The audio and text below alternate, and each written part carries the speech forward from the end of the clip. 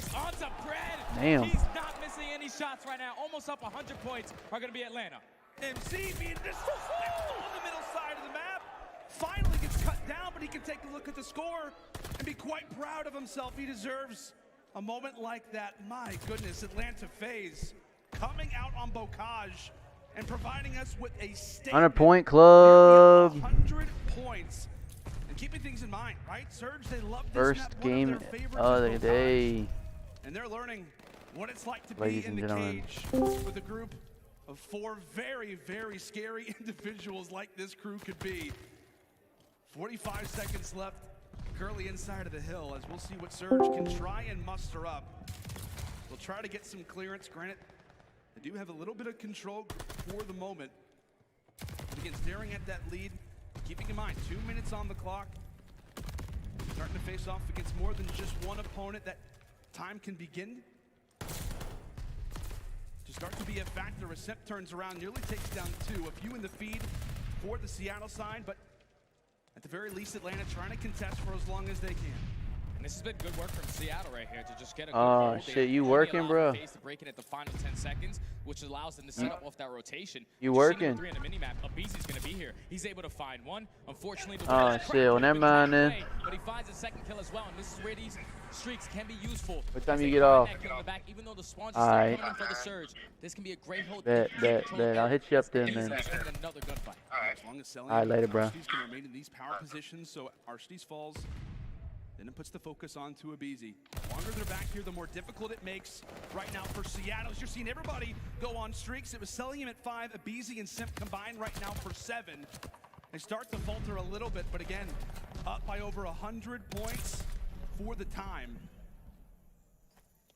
Seattle, a moment to breathe, a moment to try to collect themselves, to try and strategize on what to do next. And Mac, not just thinking about the current hill, but trying to think pretty much what, nearly 3 hills ahead of the game. Mac just got Atlanta some break fucking on COD timing.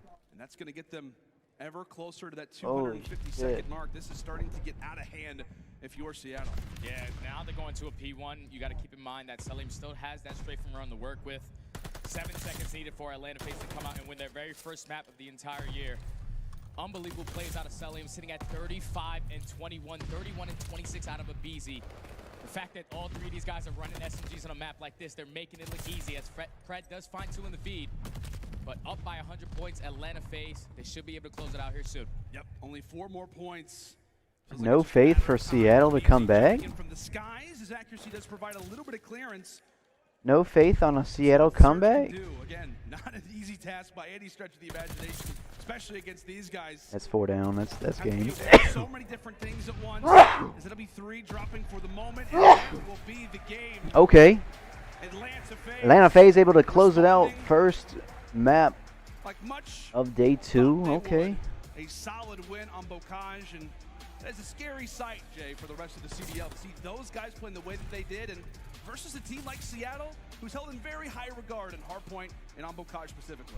God They just damn, didn't dude. have the success that they did yesterday on that P1 hard point. He Atlanta FaZe were is not getting gonna so allow you big. to get 86 points off of that middle hill, but they just took off at that second rotation for P2. They were able to hold it basically for All right, 60, Surge, time and to then once regain. Selim was able to Y'all work on got that the first speed, one out pick the up those way. streaks, it's all about Yo, just is it winning those rotation Control gunfights. Once next? they did Because, that, dude, it was Control pretty much sucks, in the bro. bag, man. Just great work from Atlanta FaZe from top to bottom, and that actually scares me because the Surge, we saw them yesterday on this map, and now that they're down 0-1 in this series, going up against the best team in the world, they have to play them in Search Yo, I and need a new Destroy. chair. And that was Atlanta FaZe's probably best game mode last year. Chat, I need a new chair. FaZe and Search and Destroy. And I literally got 100-point club, bro. Literally. Unbelievable. And we know how that That has shit's some, crazy. some potential to go. And speaking of what could be a future highlight, let's go ahead and take a look at a few of the more memorable moments from Bocage. But again, Jay, you called it out well, my man. I mean, just a number of different plays, some great holds from Atlanta all the way around, and just in general, trying to handle, right, 3 different players, Simp, Abizi, and Selim with those SMGs a high majority of the time. it's a handful, and especially on a map like Bocage, it's unbelievable. Yeah, man. They at least early into the game, they started off really well. Yeah. But when they got to the second rotation, that's when Atlanta FaZe were just able to pull away with this game. Once this P5 hardpoint goes out, and you go back towards that P1, usually the Surge, they started off really well. They were able to get at least a good 15 seconds right off the rip, uncontested. But once Atlanta FaZe were able to flip those spawns and got those stable side, you see the score right here, 125 to 84. And then look how drastically it jumps right after those two hardpoints. Atlanta FaZe, they look like they haven't missed a beat as they win the first match. Tuscan Search and Destroy is next, dude. Hell yeah. Let's fucking go, man. Picking up right from where they left off in the Cold War season, but a great win here on Bocage, 250 to 150. But now the focus comes in toward that Tuscan Search and Destroy. And, you know, we talked about it coming into the series, how big the momentum could have shifted if the Surge walk away with that map. Of course, they had the ring ceremony. Sometimes, you know, that could hype you up, but it also maybe psychs you out coming into a game. Maybe your mind's not necessarily focused on what's right in front of you, but for them to walk away with that, I think it takes the air out of the tires, if you will, for the Surge, and they're going to have to rebound coming into this next one. Yeah, and this next map is going to be huge, man. Yeah. I feel like we watched them play it yesterday, but they need to slow the game down because we know what the Tiny Terrors are capable of. Late flanks through P5. They have to just make sure they're keeping the map simple, make sure you're taking control of middle map on your offenses, try to work that bomb ASAP on that A-bomb, because if you delay it, you allow Atlanta FaZe to potentially make some plays. Yeah, and like I said, you gotta be aware of the sniper. Yeah. You gotta be aware of the sniper. Simp's gonna do some things. I feel like, do you think we have some highlights? 100%. 100%. Especially what we saw Clay do yesterday. I mean, that was unbelievable. The 1v2, the way he was holding down field side. You like their chances. That's without a doubt. We'll have to make sure that maybe Slasher, if you guys are not watching this whenever he pulls out the sniper, but hey, you know, we'll do our best. Oh boy, let's go and take a look at what Social, how they're reacting to that first map. This one coming through from Chris is Selim with the beams. Look at that smile on his face. He's gotta be feeling great. Like I said, you're on Bocage. You have the Tiny Terrors running in front of you. You got Arstees behind you. Like I said, MacArthur, Jovel. He's unbelievable. Great head of hair as well. Hardpoint, he's sitting at 4th. S&D at 7th. Control, he's at 2nd. He's like one of the hardest kills ever in Call of Duty. And the fact that he's running a 3rd SMG on Bocage with Simp and Abizi right next to him, I don't think there's a way that they can lose that map this year. Yeah, I don't think so either. I mean, it's going to take a very tall task. Yeah. It's going to have to require teams to really do their homework, to really do their research, and who knows, Jay? Maybe teams are already pulling out those notebooks, pulling out those pens, and trying to see exactly how do they do that. It's not going to be easy for anybody to recreate it, but at the very least, you can give it your best shot. But like we said, Surge instantly in a situation where you're going to turn things around. You get the opportunity at least to slow the game down for a moment. Totally different atmosphere from a Bocage hardpoint, but what can you do with it? Big moment already for Seattle, and we'll get to fly in for some Tuscan Search and Destroy. Saw this map a fair amount yesterday, and we'll get to see it again. I'm excited to get into this one, man. Whichever team starts off on the offensive side, it's going to be the Surge. But look at the way Atlanta FaZe right off the rip are going to attack this. They're sending everyone at this A-bomb, and this can completely throw the Surge off. At least they're going to attempt to at least use their tacticals, but it's going to be a free A-bomb plan for the Surge. Now 45 seconds to work with, 44 retake, as you see Simp trying to work that late flank. Pred's here. Pred knows exactly where the gunfight is happening, but he doesn't have the reaction time to handle. Okay. Simp, a great first blood, and the BZ right on cue. The Tiny Terrors causing some havoc throughout the middle side of the map. 2v4. 1v4 situation here. Accuracy sees one up top fire, goes down instantly, and like clockwork, Atlanta FaZe. Nobody dies. The Tiny Terrors just picked up every single kill that round. Damn, they just got shit on. 3 on the round. So potential streaks are right there for Abizi. But just what a round right there from Atlanta. I thought that they were going to all 4-man push towards that A-bomb. They give it up, but somehow, some way, look at them all smiling and shit. And then Abizi bottom middle. Yo, they like, man, this shit too easy, man. It's like playing GBs, bro. That's exactly what happened. I hate to be in them fucking shoes, though. Be mad as fuck. This is my hill. All right, bro. See, all right. So they what? They on defense? All right, word. They got going on, man. Oh, Pred, you fucked up, bro. Going down. And also having some words.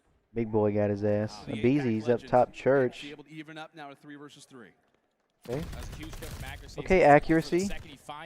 But Simp there Lamar for the out here going huge. Sib and Mac versus Selim and Simp. 2v2 situation here.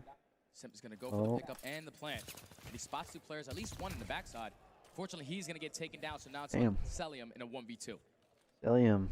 Dude, Celium's correct versus these two guys, bro. I don't know, man. Try and provide us with. Celium might clutch up, bro. In that hard point, and now called upon early. What a 1v2 would do for Atlanta FaZe's confidence. Dude, these motherfuckers are crazy too, bro. Simp dropped the bomb in his death. Lines up Mac for a moment, just happens to evade that final bullet coming. Oh my god. Can't say the same. He knows he's there. 20 seconds left. He knows exactly where No, Mac he is. did He's trying not. to challenge. Yo, Celium's fucking crazy, bro. Ring around the Rosie. Mac just above him, makes the rotation. Oh, and shit. takes him down. A Yeah, 1v2 good try. that felt like it was 3 rounds long, but Mac able to clean it up. Mac looked like a damn cheeseburger, bro. Run for their money. Just way to play it patient right there from Mac. It was a 2v1 situation. Sib over challenges a little bit, but Mac takes his time. Those are jiggle peeks left and right. Jiggle That peek. Position right there is what won him the round. Great heads up play. Old cheeseburger. Yeah, and it felt like Celium really just couldn't get out with the bomb, right? Obviously, he's trying to make his way potentially toward ramp, but All right, 1-1. having somebody staring FaZe on D. at your position. Celium felt somewhat trapped, but did a great job. All things considered. One little nades, okay. 1-1. They plant nade, so bro. far, bomb attempted to be planted. Meanwhile, Sim Oh tried to no, cause Mac, you Here, almost missed shot choked, punch, bro. but Mac's able to deliver the goods and get the trade in the end. Majority of Atlanta established toward that A side. Mac Meanwhile, got Plant lucky as fuck, bro. is going to be successful over a B. So now it's a 3v3 retake. 40 seconds left. See Celium and Abizi. All 3 players wrapping back through church. It's a great setup out of the Surge. They basically have every crossfire, or at least everything watched. First engagement is going to come in from Mac. He's able to win it versus Abizi. The trade is going to be there. Now it's going to be a 2v2. 20 seconds left. They spot accuracy in the back, but look at the repositioning coming in from Pred. He's able to hit down the alley. Takes down one, trying to go for the second. Celium's going to win it.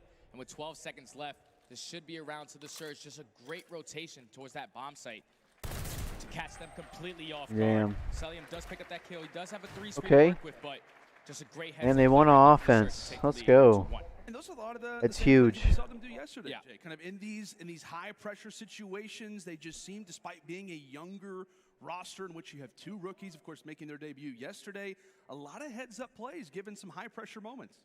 Yeah, and it was huge because once Sim picked up that kill from top church, that was Pred that was immediately there for the trade. And no hesitation, he did not go side church. He just went straight to that B bomb and immediately worked that bomb plan. He put it favorite on their side, eventually closed it out for the Surge. But now they're on the defensive side. Here we go with Atlanta attacking through the middle of the map. It's looking like it's going to be another A rush play. All right.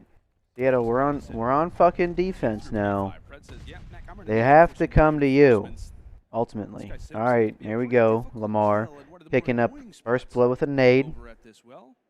So let's just fucking chill the fuck out. You got to think. Sim's got to be aware of this. He's just waiting, checking both corners. What the fuck is Simp up to? Falls down. Plant is going to be successful. Meanwhile, Arcides does get caught in the crossfire. Just a little bit to go. Okay. And there's the engagement Way to we've go, been waiting Pred. on, but You Sim doesn't check his fucking back. rookie. That's where exactly Mac can Mac, strike. way to be there for the trade. Takes him down from P5, but it's going to Damn, all bro. be on to Mac Melts. Mac 1 versus two, Abizi 25 and seconds Celium. left. Here we He go, also baby. has to go for the Oh, defuse. sees him. He's on the trail of Celium. Based off of Oh, this he kill, almost can got get some turned information? on, Takes dude. down one. Mac versus Abizi. Only 10 seconds. Where is He's on Abizi hiding? Does he doesn't check check the his right corner. He doesn't. Fucking 2-2. bot. And that's just great work from Atlanta. They had a man down right there because I'm pretty sure Arcides got naded off that bomb. But then once Abizi works that bomb plan, Simp played the late flank so patient that he was able to at least get one before getting traded. But as that was happening, Abizi won his one-on-one across the map. Celium won the one-on-one to top church. And it was just too late for Mac Melts to try to hit that late flank and get that defuse by picking up both kills. Good round right there that Atlanta FaZe to tie it up. Yeah, and really, I mean, as you called it, Sim just kind of becomes that target that, you know, we talk about fights that kind of exist throughout the remainder of the game. Pred, very primed and ready for that engagement. Great patience there out of Simp, but on the other end, it is Sib with the great and early snipe there onto Celium. Doing his best to try and shake the Atlanta camp. There's one more toward the field side. Can he go 2 for 2? Mac goes down. This Fucking is the shot, accuracy, gets a second Sib. opportunity, but All right, man. it is Pred, all it's up to you, bro. clear toward the field. 1v3. And There's now one. up to Brett. There's two. Here, and that'll be two. Damn. Find the third. Imagine. Simple be there for the exchange, but some crazy sniper play. You had the young guns making some highlight moments, but it's FaZe who grabbed their third. So right there with Sib, he opens up that first blood, but then he gives up that left alley. And as soon as he gave it up, Abizi took advantage of it, pushes straight up to the statue, gets the guy off bomb, and then just ego chows a sniper. He's Abizi. He's the MP40 in his hand. He's like, you're not going to snipe me. Easy two-piece for him. But Pret almost made that possible, but it was a 3v1 situation. You just had to be there for the trade. Sip in a great position to eventually get it. Atlanta FaZe, 2 rounds in a row now. You think they're playing right now with their rings on? No. You don't think so? That's uncomfortable. I would agree. Yeah. But, you know. What kind of question is that, bro? Even more confidence to put the ring on? 100%. Especially if you got both rings on? Yeah, but the Tiny Terrors, they have little fingers. That's true. You That's know? fair enough. It's okay, though. Fair point, to Jay. the game. They Sib fuck you, able to bro. open up with the kill onto Sib this time around. We've been waiting for this young man to pull out the sniper. Finally gets his first one of the year. As the bomb is going to be planted on this A site, you see all of Surge just taking their time in church, trying to set up at least a nade kill. But now in the 3v4 retake, they're trying to attack through middle. Accuracy evens up the numbers at 3. It's a great start in Pred. Putting it easy on skates is now it's all up to Arsenes, and Simp gets away with No one. way. Arsenes, About to another say, bro. opportunity to take down Accuracy, cannot find it. Pred Oh, falls, shit. and now Oh, it's 1v1. See, he's on the defuse. on it. Simp's not even going to check it. Accuracy, the veteran-like plays. It's a 1v1 Fundamentals. versus Simp. Nah, Iceman. I got it. That's just great work, man. Another retake. So far, every single round, the team that has won it, they have been down a man. Like right there, they get first blooded, but they still attack the middle of the map and win a majority of those trades. Pred with a huge one-on-one in the middle of the map to at least have the advantage there. But Accuracy, he's doing what Accuracy does, man. Hop to the defuse, clutch it up for your team. And I know, again, it's the Kickoff Classic. You know, when we talk about, it's the first event of the year, but little plays like that have got to make you smile if you're a Seattle 100%. Surge fan. To see Pred doing things like that in the middle side of the map, as we said, it's early. Have whatever All right, conversation 3-3. that you like, but little reactions like that Seattle's on O. got to make you feel quite Dude, Abizi's good. already pushed up Potheady, bro. Quite a bit of noise happening over at Field, but when in reality, the plant is actually going down over at B. Atlanta officially getting the indicator on their screen. Had to focus their attention toward the other side, and Pred picking up right where he left off from the last round, finding 2 to kick things off. Sib with the third. Arsene's the final man alive, and Matt cleans it Wow, up. they won the O. Debate over at A, and Okay. the plant successful at B. That's beautiful work right there out of the Surge. They had Accuracy go left side towards that A-bomb. These look Use his sad as tacticals, fuck. basically cause some havoc on that side of the map to keep Atlanta FaZe there. And it allowed his teammates to just push straight through B, allowed him to set up off the rotation, and Pred, sitting in their back of the spawn on that head glitch, finds an easy 2 kills. No one dropped right there from the Surge. That was just a great play call from them. Yeah, excellent play call there from Accuracy or Sib or Mac, whoever really wants to make the call. All these guys do like to be involved in the comms from time to time, but Surge grabbing the round count advantage of 4 rounds to 3. What can they do with it now that Atlanta sits with the objective in their hand? The smoke tossed out, and are Surge going to be aware of it? It will be, in fact, the flank. Abizi for 1 quickly gets traded. With the bomb being positioned where it is, it instantly puts some attention onto Accuracy, but he drops as well. A great kill coming through from Alec. So now in the 3v2, bomb is going to go down at this B point. You see number 5, which is going to be Sib, going to sneak his way through. Not able to pick up the kill. Damn, holy So now it's shit. all up to Mac in a 1v3. This Eventually it will motherfucker get got dropped. shit He's able on, to dude. at least Celium's make fucking it a 1v2, cracked, bro. but They the trade lost is gonna be full there. after that Atlanta happened, FaZe bro. won the round. Tied up once again. Holy Just shit. really in that moment, right, for Atlanta FaZe, you're in the middle of trying to go for that A plant, and there's a smoke. It's like, okay, let's make the wraparound, but really, I know we didn't get to see it, but that one Dude, engagement. Stellium's fucking nasty, bro. What is he doing right now? You think if Lamar wins that fight, he's probably around the tank, the pillars end. Yeah. If he wins that fight, totally shuts down the opportunity for that plant to even be a possibility.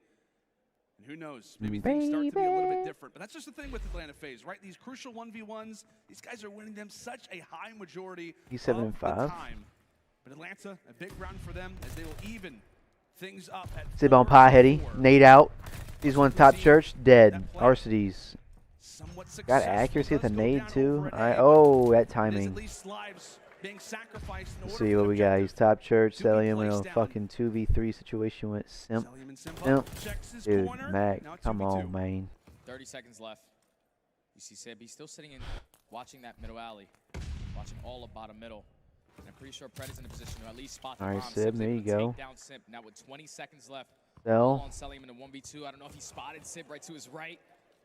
With 15 seconds left, he's going to get Go taken Surge. down, and the Surge win the round, up 5-4 now at match point. Yeah, big round there for Seattle. And you kind of think, his teammate calls that one out to Sellium, or maybe just gets lost in the visuals. A big round there for Seattle, as now they've got themselves in the driver's seat. But can it be a round 11 forced, or can Surge finally catch that momentum? Can they even the scorecard up? What a massive win this would be for Seattle. All right, Surge. Taking the Whoa. defending world All right, Surge. champions Let's see what we at can least to a do. map guaranteed, but here Oh, we they're go. playing. They're Smoke is doing out the and Pred Doug is play. on the prowl. Ready They're to try to doing find the one Doug of RCs, play. but it's the nades that tell the story. At least Oh, at the here start we of this go. bad boy. If easy, getting Okay, taken down, Simp. Sim there for the trade. 2v2. Oh, shit. Instantly into the two versus two. Half the lobby drops in a matter of seconds. Oh, dude. Zip challenging toward top. Minute left. 2v2 situation. They know the positioning of Sellium. And Simp is going to start to work this A plant. Pay attention to the minimap. Simp's going to work his way around the back, but Agnes is going to take off Simp off that site. So now in a 1v2 situation, all left up to Sellium. They knew that he was going to be sitting towards top fire. 40 seconds left. He spots one bottom middle, makes it a 1v1. Dude. Accuracy, Mr. Iceman versus Sellium. All right. He's gonna wrap towards middle. Oh, He's my able to win it. God. Huge 1v2 to keep Atlanta Oh, facing my this. God. They brought it 5-5, dude. Oh, come on. Come on. We're I wanna good. see that one again, at least at some point. Great reactions there out of Sellium. Now to send us to a round 11. All right, man. Laser Who's, focus. who wants it more, pretty is much. young MacArthur. As it will be Seattle. Oh, dude. And they're on O. That fucking We'll see what sucks. they can do. All right, Early Surge. utility tossed down toward the middle side of the map. As Sib Hot toward heady. the back alley, Oh. what a first blood would mean. Don't get naded Keep again. it the Fucking play. accuracy. It's going to be successful. It looks like it will go down without any utility causing too much of a frenzy. What else we got, man? Is Atlanta all four players up now onto the retake as Damn, the Mac. first engagement. Sellium once more sliding on in with the auto, and Arste's trying to grab some positional advantage. All right. Players continue to be Okay. traded out.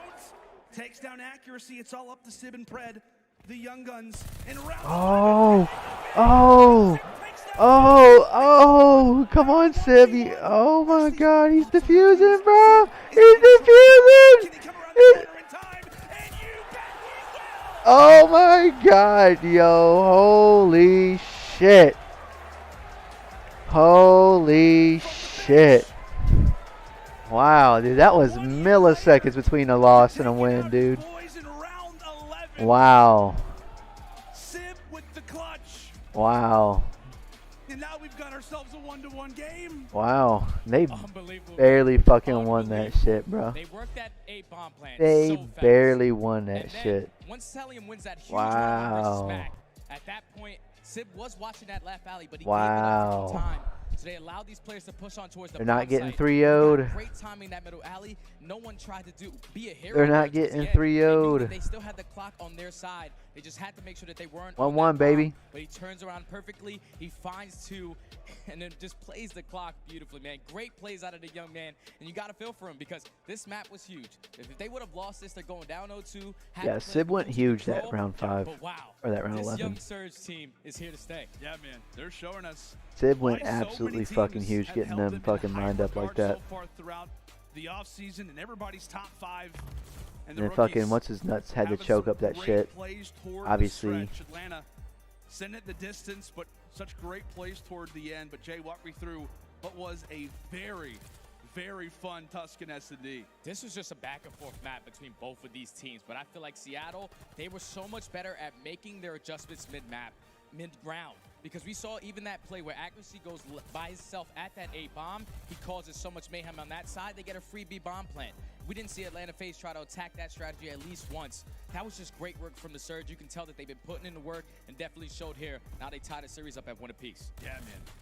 Like I said, we get to see that play at the end there from Beautiful Cell. too. And like I said, Sib, some excellent plays here toward the stretch. As we said, it's not just 2, but it's in fact a hat trick in this round 11. Takes down Celium, takes down Simp, and takes down Arcides. To give Is the his team a STG not lifeline meta in anymore? this Like, I'm series. confused. Kabuto control. Why's It's gonna be everyone up using next, a but fucking like you said, man, automaton? Seattle Surge on the brink. We talked about how important that first hard point was. They needed to take it if they wanted a chance. We come into the Tuscan S&D, comes down to the wire, but they're able to secure it in the biggest of moments. Sib, You know what I'm saying? Like, what the it's gotta fuck? feel good, right? It's gotta feel good. 100%. I know that he was on that stage right whenever they won back in Cold War Yep. last year. He was on the stage, you know, dabbing the guys up, telling them congratulations. That has to feel pretty sweet. Yeah, to be a substitute player for the best team in the game, and then to play them the following year in your very second match, their first match, and to make a play like that to win it 6-5, tie the series up 1 apiece. The young man's here to stay, man. I'm glad that he's in the league. Yeah, that's without a doubt. There's a lot of people talk about how, it's gonna be difficult to kind of handle this guy's ego or the attitude problems that he has. But I've had a few opportunities to talk to the Seattle Surge GM, and he's like, we haven't experienced that, and obviously teams have clearly overlooked his potential. And as we said, the rookies, everybody for the Seattle Surge really seems to be ironing things out. But folks, we have got ourselves a 1-to-1 game. Seattle versus FaZe. A great one, all ready to kick things off. And when we come back, it is time for Kabuto Control.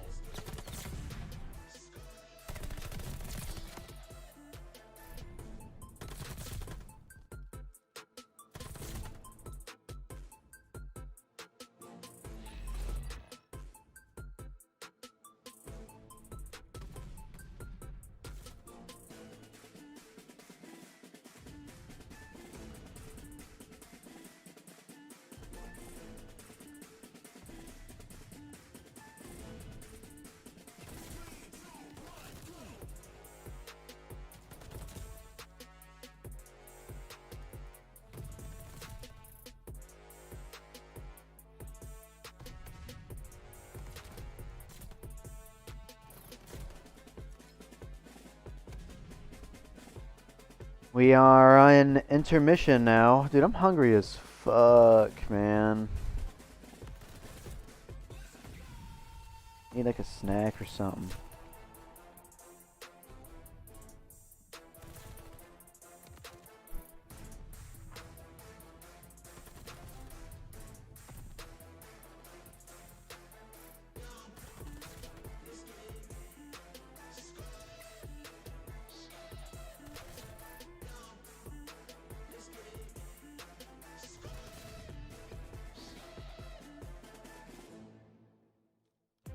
Yo, what's Bitcoin at now, man? What is Bitcoin at now?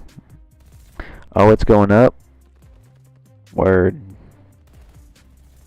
Dude, I bought in when it hit 32, and I was like, dude, it's too good not to be true, man.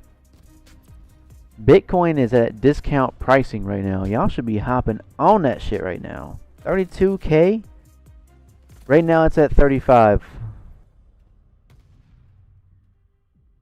Yeah, bro, it dipped hard as fuck this month. Holy shit. It's crazy. And guess what? It's gonna peak back up around my motherfucking birthday. It's gonna hit peak. And I'm gonna fucking cash out. It's gonna drop again in the middle of the summer around fucking 4th of July, right? And then it's going to start right back up. It's going to be the little fake out right there around the end of September. And then it's going to fucking peak right there around motherfucking Halloween. We gonna cash out again, bitch.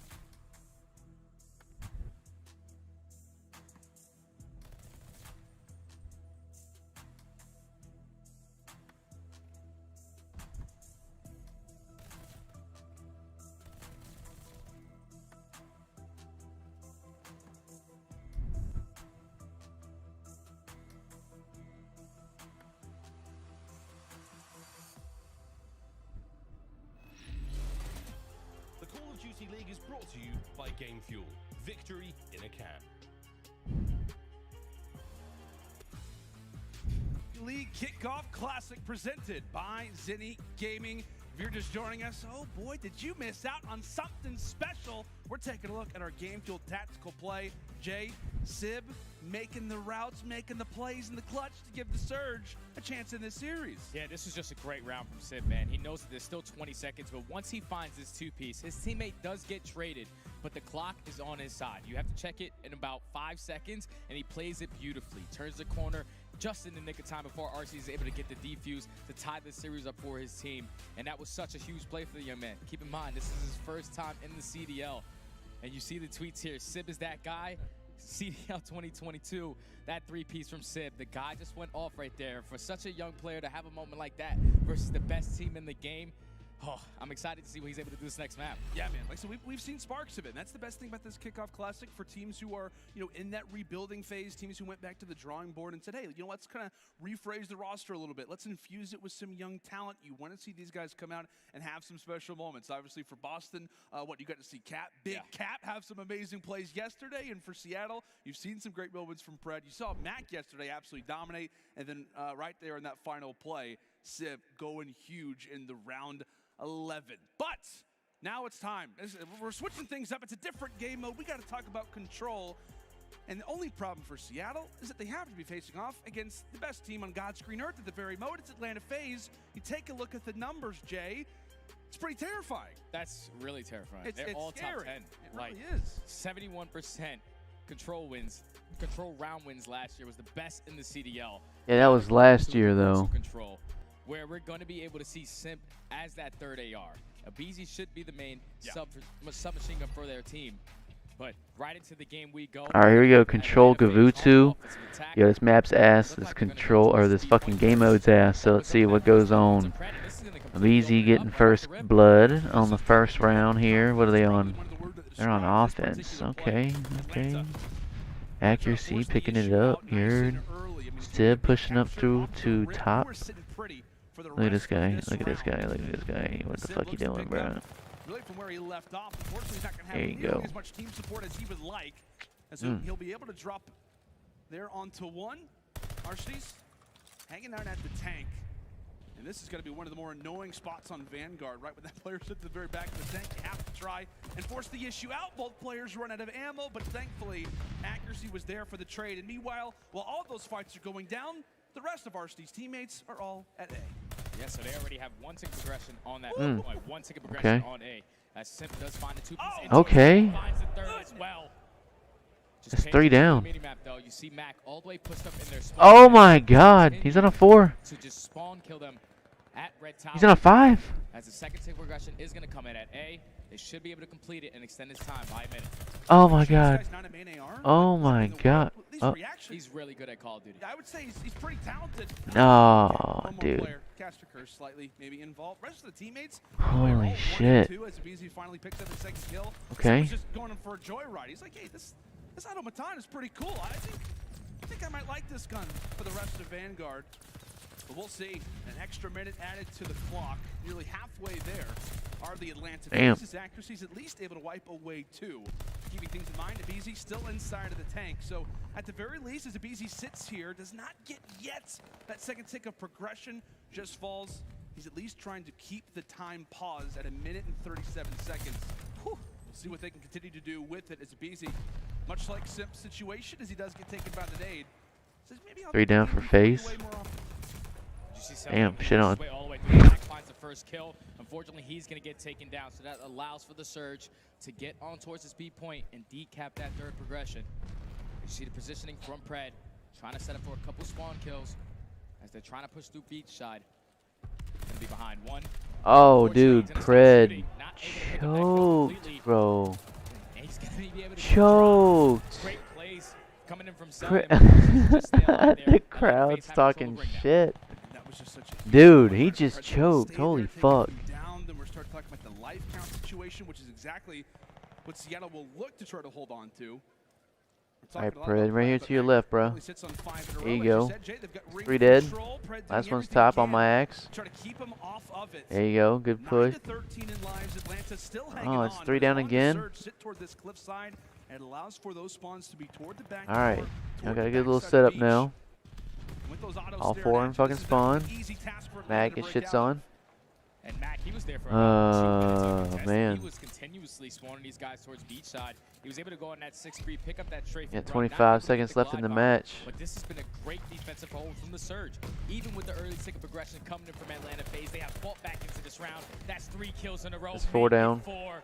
2 players left for Atlanta FaZe. The first round is definitely going to go in favor of the Surge. Yeah, it absolutely looks to be that Wow, way. Surge Two win the players fucking gonna be first Sheldon round and of the Sim. 3rd map. Let's go. Not really on any streaks at the moment, but maybe don't want to feed any kills, given how that round 5 could possibly go if we can end up going the distance. But a well-played round from Seattle. I mean, based off the way that round started, Jay, Atlanta FaZe getting as much progress as they did at B. Then we talked about how bottom ship, they're able to get that one fairly early. Simp goes on the spree, nearly earns the streak.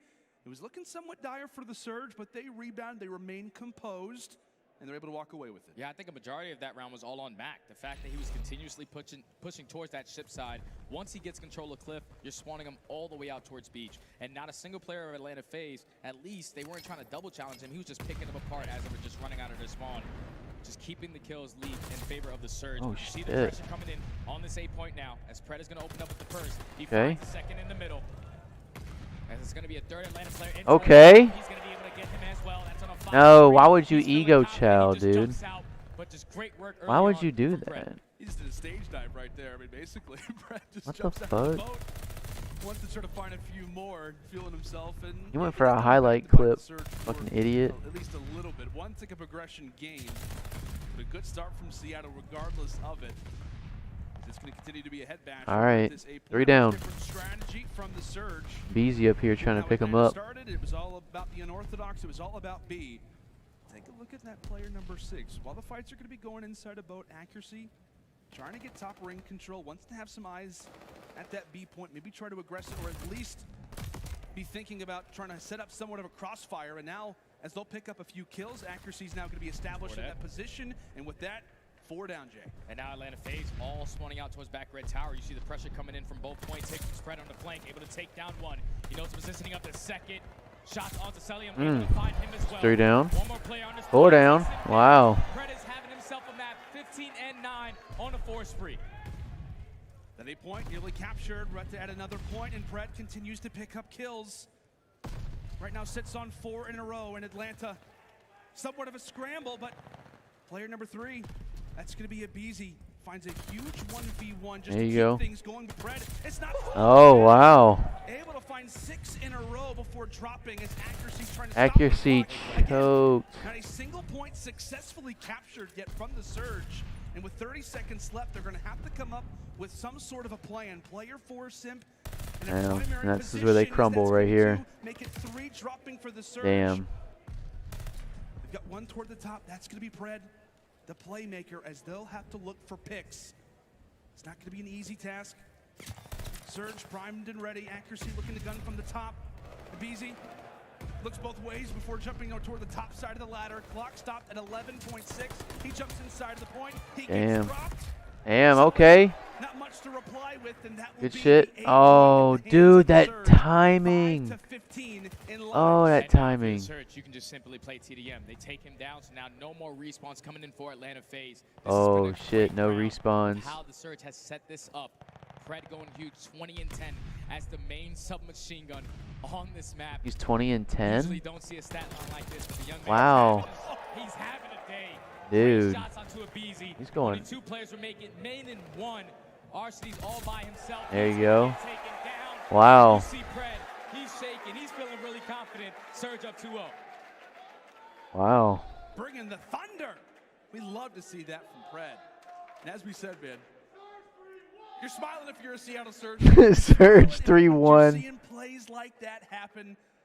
Some great plays coming through from Predis, who remain with that streak coming in. Imagine toward they this round 3-1 the number 3. fucking Atlanta FaZe. Gonna have to come up with a different plan of attack, as this could be their final round here on Gavutsu. Very well make I would imagine that phase is like, alright, let's quit fucking around. Fast push toward B, and that's not the way to start. Was this one Let's off? let's show them what we're made of now. They had the little Let's fun. have that straight front to work with. Let's Even when he fucking drops reel it the series, in. find two of their own. As But I Sib want to gets see top the chip. upset happen. This To be is where it honest, gets I scary want it for to Atlanta. happen. You're I allowing want them them to fucking control, 3-0, still man. having control. Sib still In picking a up kills there. fucking control. They find another two in the feed. Atlanta FaZe, they just need to get together, play these trades, and get on this 8 point. Ooh, Sid. 4 down. Good shots there with the pistol, at least to make him weak. So 4 down, a moment for Atlanta to really sink their teeth into this map and really start to establish themselves. So they've got 2 at A and 2 at B, specifically Abizi. Gonna try to cause some problems inside of that cut. Pretty much do a similar play to what we saw Pred do last time around. The Pred able to handle Abizi. Meanwhile, that A point continues to move on forward. Now the early engagements coming through from Seattle as Sib. A great two-piece there with the auto and bottom ship. This has just been great work from the Surge. They continuously just putting the pressure on towards Shib, winning a majority of these trades, and it's only 40 seconds left. 1 tick of progression in at this 8 point for Atlanta. They have to try to break through Clip, Okay. but Mac is going to be here causing mayhem. As he takes down one, he will get traded.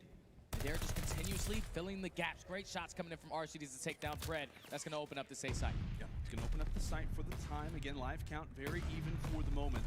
No Yeah, progress it's done at B, but pretty even. FaZe, given the time that exists right now on the clock, 27 and some change. They do not need They to will have to capture focus this themselves fucking here, so A.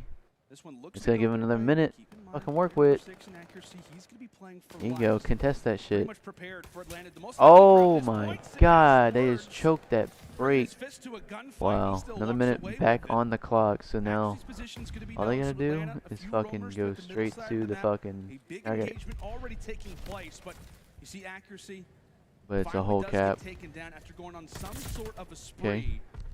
And Surge 3 down. trying to clear out this boat to make sure no long routes happen throughout that green side, Jay. And now Surge up by 1 kill, a minute left on the clock. You see Atlanta FaZe trying to attack this through ring. Play D, bro. Play D for the win. Play D for the win. Do they know the positioning of Sid? Damn. Might be able to cause some problems. He's able to take down one. The time is starting to dwindle. Accuracy, all you have to do is play your life. Don't over challenge here. Yeah, this is tough. It's just going down so quick. Atlanta FaZe have to make a play here. He's potentially the one to make big it. win. Sib nearly turns. 35 seconds left. Atlanta. A plan of attack has to That's be 3 here. down. It's This gonna is be where 3 they down. break. Sib off of spawn. Everybody from the Surge tossing as much utility This one. as they can. Traded. Meanwhile, Abizi's able to drop 2. 1 sip, and RC's taking down players right off the rip. Traded. As the clock will be paused. Surge. Damn. Where They're they gonna break have to right do their here. best to try and retake this. Abizi finding a few from inside of the point. Surge got to Meanwhile, retake. They're halfway tossing through out it. some shots. Okay, they got him dead. They take him off. Over at P1. They do They get take him them off off the for the point. moment. That's Gets them off the 3 point. down, dude. Oh shit. He's the last man alive, but he's not Oh, even shit. near the point 2. right now. A 5 versus 3 in terms of lives, and RCDs cannot afford to fall. Oh He gets my picked, God. and of course it's Fred. Oh. That's Oh. the Oh. three. Now it's No 2 versus way. 2. 8 seconds No left. way. Atlanta, can they get to the No point? Can they get way. here in time? Mac, Beezy's he's gotta the only go player huge. alive. Just have to kill the guy on the It's a cross. 1 versus 2. Just has to That's kill it. one. That's game. That should be the round. What the fuck, dude? We thought Atlanta FaZe would come with some fire on Gabutu control, but Surge, full of surprises, off of the round 11 clutch, come through in control and walk away with a 3-0. Now up 2-1 in the series. Just great plays from the Young Guns. Pred is running a submachine gun on that map. The guy was able to go on 4, 5, 6 frees, in and out whenever he wanted to. And right there at the very end, 5-3 remaining in lives count. The guy finds a 3-piece top ring to even up the numbers. It forces Mac to only pick up that 1 kill because 1 player is coming all the way off spawn. As long as he kills Abizi, the round is going to be done. That's why you see Mac take his sweet time on just playing that cross. But just an unbelievable performance from the Surge, man. This team is the real deal. If you would have told me, right, that we were talking about coming into this series, we were being realistic with each other. Yeah. Like, if that Bokaj hardpoint does not go their way, 1 in 19. this is going to be difficult. And the way that they have been able to perform in the Search and Destroy to clutch that, the way they look on Gavutu control, with Pred going off the way that he was, 31 and 19 with an SMG a high majority of the time. Yeah, that's 4 non-traded crazy. kills. Have yourself a map, Brett. That's unbelievable, man. Now they are confident, up 2-1 in the series versus the best team in the game. And I know their coach, he's probably going insane. Phoenix is definitely going insane right now. But for these young players, man, in such an important series for this organization in general, they haven't really had a lot of success for the last 2 years. But to start off the year the way that they are now, oh my, I can't wait to see what they look like going down the line. See the smile? I can't help it. I can't help it. Neither We can didn't I. think we would even be in this place given how the first hard point went. Like we said, Atlanta, they just got their rings. They just got their, they just had a ring ceremony, and Surge are here to spoil it. They're here shitting on their What a story. they're shitting on their ring Those who are ceremony. believing in the Seattle Surge Like, team, fuck all those y'all, we coaches here who, for by the way, business. We're making power rankings. Listen to those guys. They're coaches for a reason. Yeah, they gotta They're be. pretty smart people. Gotta be. And just the way that the first map went, keep in mind that that was a map for the Surge. Like, we watched them play yesterday, Right, dominated exactly. it. The fact Dude, that they lost the way fucking that they did and were tore able to bounce shit back in that Surge up destroy, winning on this such a map. They close game, 3-0'd 'em and on then this to get map. on Gabutu, control and Ace dominate the didn't way win that a they did. single They side. They defensive haven't hold. lost a control They round. have it. They have it. But Pred Pred on a went map huge, like bro. Gabutu, with the I don't know why he submachine gun in his popped out like hands, that, though. left and right going on 4 Fucking sprees, idiot. 5 sprees, always finding himself in the opponent's space. This guy was the playmaker, and he's showing why he deserved to be here. Oh my gosh, yeah. I mean, this spree in general, you're up 1-0 on the attack. A massive round for Surge. unbelievable right They're able there. to secure it, and then when it comes down to this, he takes down 3 in a row and then sets up Mac for the 1 versus 2. We gotta talk about. Yeah, this Brett dude thinks he's so fucking big. representing the APAC region. I mean, promise you. the He's statistics just sit on there this just guy from like- the APAC side is unmatched. Jay, he's won 17 Challenger Cups. He won back-to-back APAC Challengers from MW, won it in Cold War last year. Everybody has been waiting for this guy, and he has turned up at the biggest moment possible and versus the best team in the game. He's the real deal Holyfield. He It's is. plain and simple, man. The guy is showing up today. Pred, you see right here on socials, Pred, Rookie of the Year. It's kind of early for that. It is, Kind but of hey. early. But so far, he's starting off to a great start. He absolutely is. Great call. Shit, this is his first time. He's from Challengers. At the end of the season and see if that's the case. I didn't know But, that. I mean, you got 2 players for the Seattle Surge crew specifically, and it's great, right? Because we're not just talking about Pred. Obviously, we are right now, given how the Gavutu control went. But I mean, there was a number of different excellent moments of which Sib was able to dominate in the Search and Destroy. Yesterday versus London, he has the huge clutch in round 11. The flipping of a script, if you will, for Seattle, given how the last 2 years have gone. I mean, the front office, the coaches, the GMs, everybody has got to be so stoked with the way that their team is playing. But the job is not done. You can never count out Atlanta FaZe by any means. Being up 2-1 What is the great, fuck? but the job has yet to be finished. It's yet to be completed. And now it's time for Tuscan Hardpoint. Oops. This is going to be a map between both of these teams. Now Atlanta FaZe find themselves with their backs against the wall. They need to try to come out here and win this God map. damn it. Forces. I was not expecting that. No, yeah, But the we were kind of Surge- assuming that was going to be like an auto. Yes, you know, auto 71% Right. round win last year. They had every single player top 10 in KD for the mode. Not only that, but FaZe last year in Cold War for just in general control, that was the best that we've ever seen a particular team at any game mode in CDL history. 80% of the time, they were winning controls. They come out in their very first series. Granted, not 100% official. It's the Kickoff Classic, but still, that's going to be shaking up the Atlanta FaZe camp. I mean, 100%. given how dominant they were in this mode last year, to come into this, thinking, hey, we're gonna walk away with. Would've this been series, great we're if you confident, played thinking like something about that the next match as well. last night. Vanguard. Yeah, I know, right? It's a different year. But we too gotta bad talk I about was one guy in faded as specific. fuck. I feel You like heard this me? moment, talking about a few different players. I mean, what we've Sib's had his moment. Pred has had his moment. I feel like it's just a matter of time before Mac. Yo, should I start streaming on YouTube? Yeah, Mac had his day yesterday. I'm pretty sure he was sitting at like a 1.24, and that's it Scoops. right there. Day 1, top 5 KDs. You missed it, man. Fucking 1.43, but Mac, Surge just he was fucking really pooped starting to play, at on least early into that FaZe, Gabutu bro. control, 'cause he was continuously pushing that ship side. Like I said, when you push towards Cliff, you're continuously spawning them towards Beach, and Mac knew exactly what he needed to do to allow his teammates to get pushed up on the map, to take control of Ring, to keep control of the middle of the map.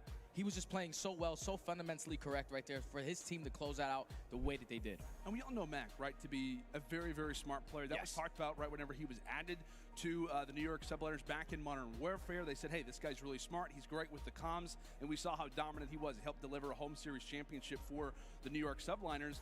Then comes into last year, you know, kind of flies underneath the radar. There's some rumors that he was going to be dropped for a certain time in the midst of the roster drama that happens with New York. Does not rejoin the team coming into this next year. And then there are some questions, right? Mac had that, I think he had like one crazy stage, like back in stage 3 or stage 4. We all remember like the back-to-back 40 bombs that he dropped in that one particular series in those 2 games of Hardpoint, but really didn't have a whole lot of discussion about this guy last year. And for him to come out the way that he has, he, I believe he also denied different roster spots, asking him to be the flex. He said, no, I want to run an SMG. Stock was low coming into the year, but Surge, they just continued to be on top of things, grabbing rookies, grabbing a vet at accuracy, and a guy like Mac, who's got all the talent in the world. Yeah, he Big looks like scoots. he's got an MW form. Like, he's so confident with this SMG in his hands. And Can you hear me? Gavutu, when he has to pick up that AR, he has the experience because he did it last year alongside Clayster. So the guy's just ready for any given moment that he needs to be able to step up for the team. You see his control KD at a 1.05. That was last season with New York. But right now, with his SMG in his hand, he's been playing lights out since this tournament started. Yeah, he absolutely has. Again, he was causing tons of problems for the Ravens yesterday. And we'll see what he can do coming up in this next Hardpoint. Got to check out some social media. Shout out to Infinity, by the way. Also says, seeing Civ and Pred do so well on this Seattle Surge roster is heartwarming. Some serious talent to be found in Challengers. Cannot agree. Great EU Challenger caster in Infinity. He's been able to watch these guys a very, very decent amount, and to see the talent on display from Challengers, it just goes to show that it is working, right? Whether from Europe, whether from North America or APAC. Damn, my shit. My setup fucked up, bro. And the young talent has elevated the Seattle Surge, a roster not often in positions like this. Now to being up 2-1 versus the defending champions. Here we go. All right. Tuscan Hardpoint. Let's see what we got. Atlanta better turn the fuck up. And they're turning the fuck up. That's 3 down. That's a good start. They get 3 down, already 10 seconds uncontested. They ain't fucking around. You see what Seattle are doing. They do not want to try to flip these spawns, but they are able to find 2. So now the pinch is going to come in from the middle side and from church side. But RC's great shots, able to find 2 on the long side of the map. Abizi with the 3rd. And so far, this has been a great hold from Atlanta Face, uncontested. Yeah, 27-0 start. Surge may have to just instantly start thinking about some rotations, realizing, saying, hey, I think this P1 may, in fact, not be going our way. As RC's now sitting on 5 in a row, does end up getting picked off. But take a look at Simp, who's already found himself at the next hard point. The early engagement reverses Mac. He's able to take it. Simp there on the return. At the very least for Surge, that's 1 wave down. Still very many Atlanta FaZe players trying to hide on out. That'll be 3, make it 4. At least in terms of the feed. Great plays coming in from Seattle, but you still have plenty of players lingering around Church. In fact, they have spawns now as well. Yeah, one play that I really want to pay attention to on this map is going to be accuracy. He needs to make sure the rotations are there, because that's what was lacking, at least the first map. Once they were spawning out and they had to try to break in, Atlanta FaZe was so good at just holding it down. So he's getting snaked. Surge, so far, keeping the spawns in their favor, almost being able to tie the game up. But with 25 seconds left, you got to start thinking about that rotation. You see accuracy on the mini-map. He knows that P3 is a money hill. And Seattle have to be careful as well, because they're still spawning toward the backside of the field. So the last 15 seconds, as Celium tosses a nade from the middle of nowhere, it's able to land. So that means that Civ has to stay on that point. Early rotation is in. Celium wins 1 versus accuracy. Abizi takes down Mac as well. FaZe set up for one of the better hard points that we have in this game. Breaking Fountain is no easy task, especially when you have all 4 Atlanta FaZe players blocking it down. But that's a good way to start. As Civ is going to win that gunfight towards Roof side. So now you see the pinch starting to come in. All these players from Atlanta still spawning in the back. Civ going to attack through top fire. He's able to take him down, and Surge able to break right through the front side. Surge are taking the lead. Starting to spawn out towards Roof. They're trading back and forth. Time still in favor of the Surge. I want the Surge to upset them, bro. They got to win this hard point for the win. Good push from the Surge to not allow Atlanta FaZe to get all this time. And you just see they're continually throwing a body at the point, not trying to allow for Atlanta to really regain too much health, regain too much HP.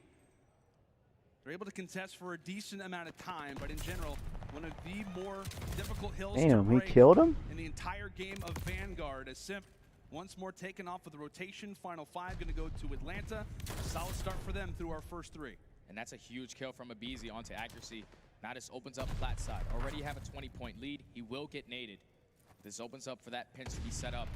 You see a couple players from Atlanta spawning in towards the middle of the map. They do have top church control. Here comes Simp, able to take him down. That's going to be 3. Last player is going to be Sip. He Almost drops, shit on that fourth Atlanta dude. FaZe break in. You have to be careful of player number 1. Mac aware of it. Does not want to try to give these spawns up. Does not really want to allow for anybody to push toward the backside of church. Is he going to expect anybody in the field? He's not. Great clearance gained there from Atlanta. Sib is able to going huge. take down 2. He'll head toward the top side of church and look to establish a pinch. This is great work from the Surge. We'll see if it can work out for them. A few fights happening in pretty much every direction. Damn, they know good exactly try. where Sib is lingering. He falls as well, and Atlanta continuing to walk away with the majority of time on these hills. They just have to win a rotation gunfight. Like right there, when Abizi gets that kill on accuracy, it basically gives up flat. It breaks the setup of the Seattle Surge. And off the rotation, once again, they're not winning these initial gunfights. It's going to be a clean 3-dead. Sib with a huge gunfight onto Sib, but it's going to be immediately traded. So Atlanta FaZe are going to be starting with initial time here. No idea how Sib took that gunfight, but P5 is an interesting one. Command Center, here we are. Get your nades cooked, get your utility ready. As Pred taken down 2, runs right through the wall. His accuracy takes down the 3rd. Celium, meanwhile, still alive on that 5 spree. Now make it 6. MC, he's gained the strafing run. See if he can continue to add on a glide bomb with it. Can he go for 7? Yes, he will. Atlanta FaZe putting in some pressure from the front. Celium continuing to be a menace. Now on 8 in a row. Great clearance and great teamwork from Atlanta in such close quarter areas. That's now 9 in a row. Finally gets cut down, but with 10 seconds left, you gotta be thinking about that next rotation. And after our first side, it is Atlanta doubling the score of Seattle. Wow. And now, going into the second rotation, Abizi's gonna find another 2-piece. Starting to crumble. Surge were only able to contest this for about 4 seconds. Of the initial start of this game. 4 down. Abizi just slaying around the middle of the map on a 3 spree. And they're getting warmed up now. From the Surge towards the backside of Church. Accuracy finds 2, but for them to get back in this game, the communication has to be on point. So let's go into a listening with Seattle. I'm aiming their close left. Push out. Oh, I stopped shooting. Where'd you go? Watch outer. Chris was one shot. Dead. Chop my dolly. I'll get left. Go. I'll pick him in. Top broken. P5. P5, 100%. I'm holding P5. I got first guy. Hit out. There you go. That's a light shot. They need me. Someone has to get time, guys. I'll get it. back up. Get the back if you can, maybe. Behind you.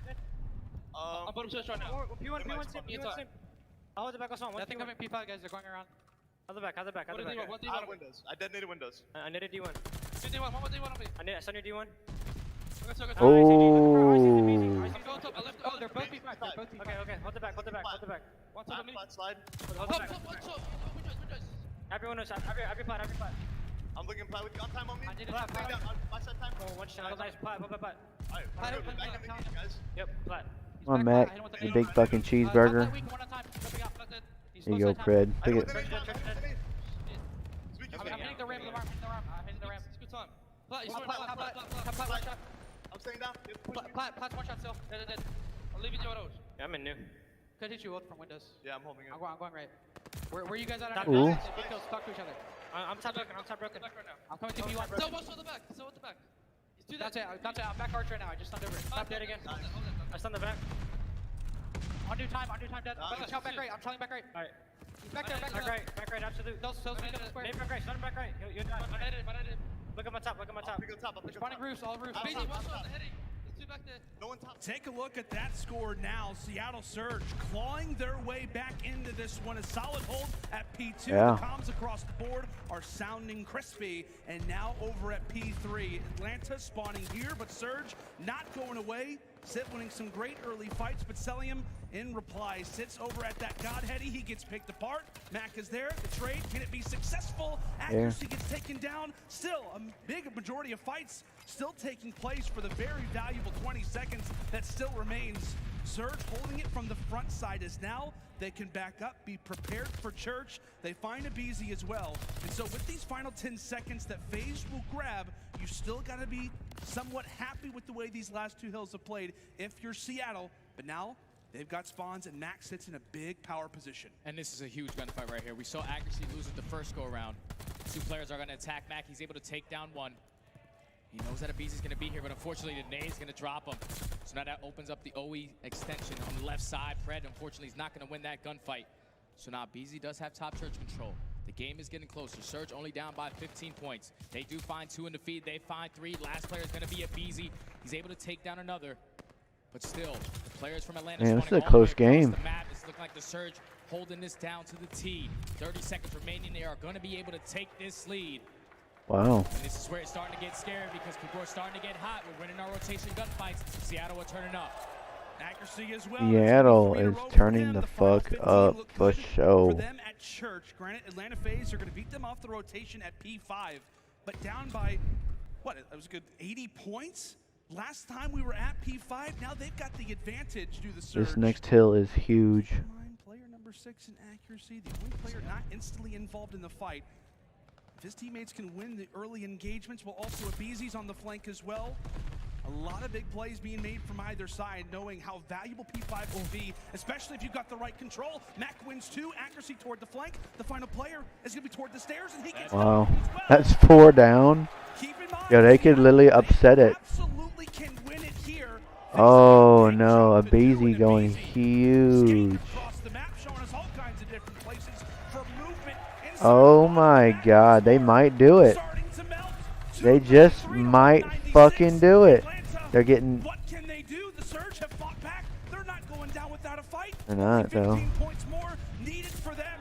P5 Let's go Accuracy. going either way. Accuracy. Oh my god, he went fucking huge right there. Surge cannot win it here, but Oh my god. a few more points needed. Are FaZe gonna go down? Oh my god. Oh my god. More second, and Oh my god. Oh my god. Oh my god. Oh my god. Oh my god, the upset. Oh my god, the upset. are you kidding me? There is something about this stadium. There is something about this franchise. Holy shit. Has Atlanta FaZe's number.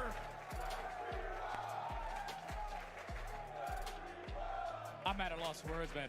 Holy shit. We've been here before. Holy shit. Top to bottom. Clean sweep. The going into the year. upset. 2 rookies stepping up to take down the best team Wow, year dude, long people's last year. monies is And the way fucked. that they got it done. 6-5 search and destroy. That's what you're talking. That's what I'm talking about, And man. to be down 70 points in this hard point and to just dominate the way that they did. Dude, I that told you, was the first fucking half of the game, crazy. They were not winning their rotation gunfights. The second half, we saw them set up properly. Sib was early to P3, causing so many problems for Atlanta FaZe. Every single time Atlanta FaZe was set up on the roof side, they could not get a good chunk of time there. Seattle Surge, they were just not going to let this one get away. Everyone turned up at the right time, but the young guns, Sib and Pred, 31 and 20, 32 and 25, 20 plus non-traded kills. Seattle Surge, oh man, I'm excited for this roster, man. They just put the entire CDL on notice. As we'll get to take a look back at some of the highlights, but again, it was the start for Atlanta, up 60, 70, 80 points, somewhere around there after the first set of rotations. And Jay, something clicked, something changed on this second side. Again, they were down 70, down 80 points, and I don't think Atlanta gained more than 40 or 50 throughout the entire last 5 hills. Atlanta started solo pushing a lot. They were just getting picked off one by one, leaving players to be the only player up. Like when Abizi was top church by himself, once he gets taken down, all of his teammates are spawning out towards middle. You're just allowing Surge to get fully set up. They know where you're spawning, and they're gonna get the job done. Early into this game, though, we saw Selim go on an 8 spree, and he was really taking off. But when the second half of rotation started, Sib and Pred really turned up off the rotations, winning huge one-on-ones across the entire map. But to really come back in this That game, shit was such a fucking young core crazy. roster, Alright, I'm gonna make some food real versus the quick. best team we had all year, the confidence with this team is going to be insane throughout the rest of this tournament. Seattle Surge spoil the ring ceremony. The world champions come now into Vanguard and lose their very first series on LAN, and to a team that did something similar last year at the Stage 5 Major. Granted, a totally different roster, a totally different team in general, but the Surge do it again, winning this series 3-1, and that's it. That's all we get for Atlanta FaZe. We were hoping to get a little bit of a teaser in this match, maybe setting it up for the next one. But the fact that they come in, really only win one map and get knocked out, if there was ever a doubt that the CDL is more competitive than it's ever been, I think this series is a good prover for that. 100%, man. Like, and if you're Atlanta FaZe, I promise you, they would never crumble like that again. Usually when they have a match that like this that happens to them, they always come back bouncing strong. But just the way that Seattle Surge played, man, I know that the coaches and the players had them ranked 4th. I have to put them in my top 3 right now. They're playing so good. Yeah, absolutely and incredibly impressive. What a wild game that was. A massive props to both Seattle Surge and Atlanta FaZe for what an incredible series that it was. We're going to go and toss it now to Blaze, who's there with our Game Fuel Victory Spotlight. Yes, Lando, thank you. We're in with our Game Fuel Victory Spotlight. Seattle Surge came out to play spoiler today. We got Pretty Boy Pred on the main stage, his first LAN event ever.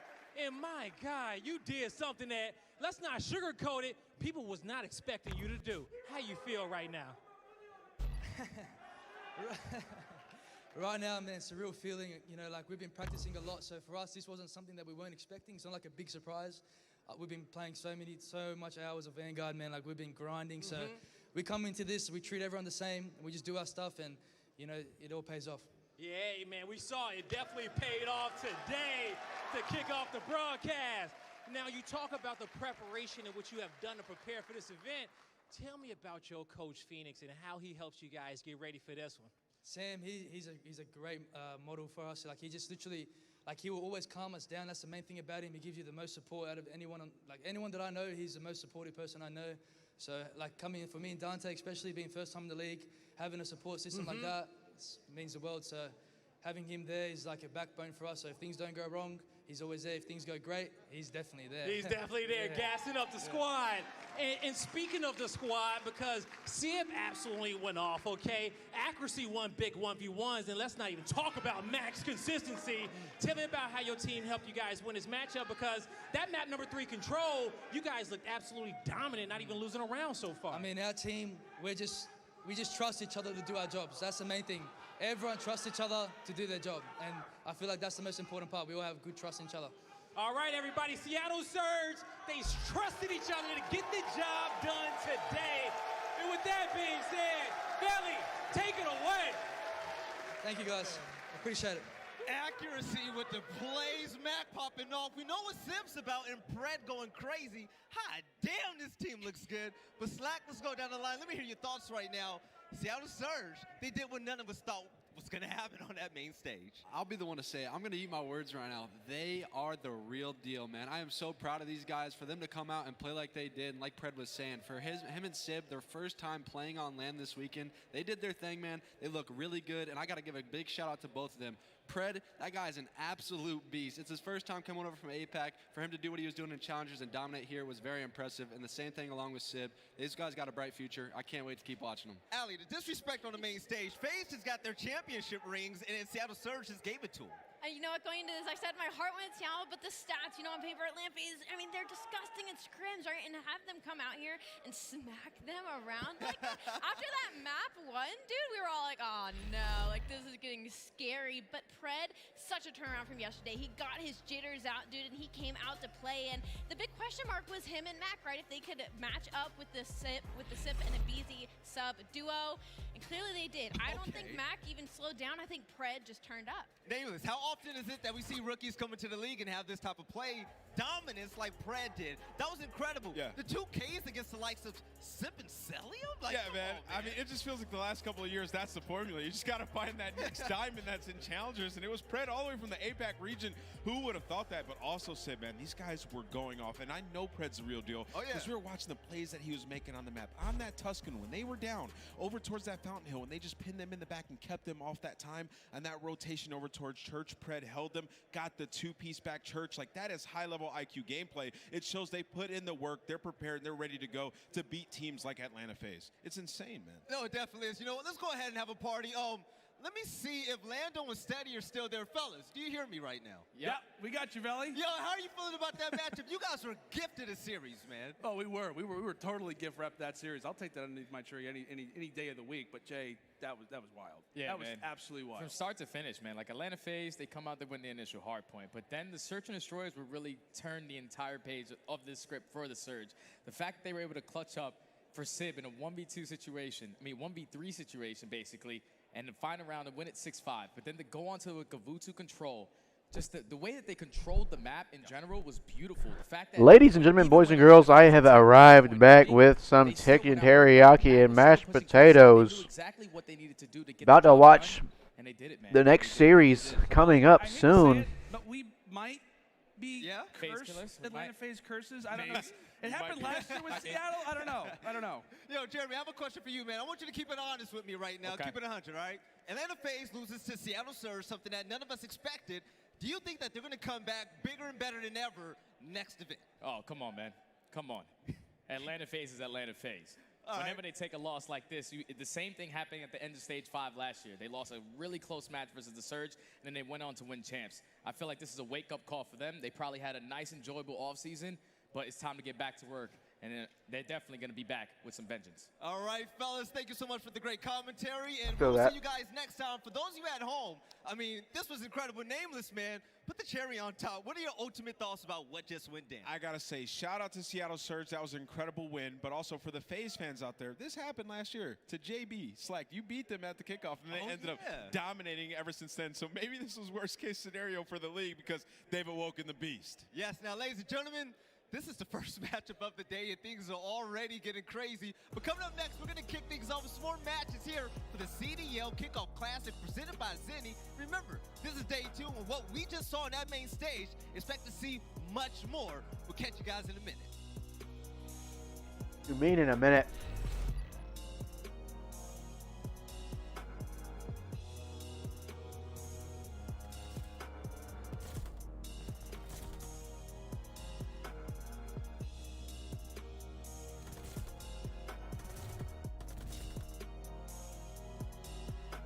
It went ham.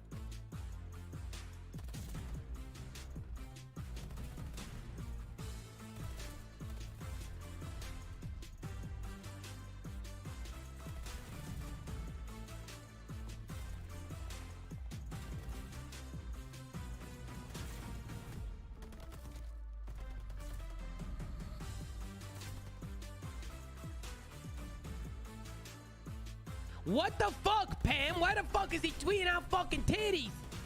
What the fuck is wrong with this guy? Holy shit, check Pavard's tweet. I already looked at it. I already fucking looked at it, man. Fucking hell. Sheesh. We got Chase coming in with a 5 months deal. We got Christoph coming in with a 3 months. We got McLovin coming in with a 9 months. Let's give it up for everybody in the chat showing up for the one time. Let's make some fucking noise, ladies and gentlemen. Come on, baby. Seattle, oh my god, dude, Pred is fucking godlike, dude. Dude, Seattle Surge might be the face kryptonite, dude. Holy shit. Fucking hell, fucking hell. What is this? What is this?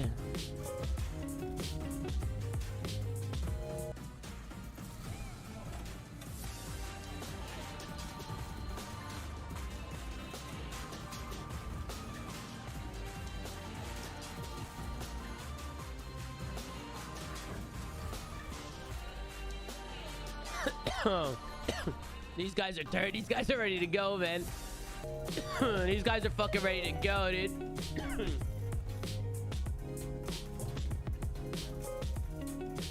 Dude, that is actually comedy, though. That actually is comedy. This is a funny fucking meme. That's a funny fucking meme, though.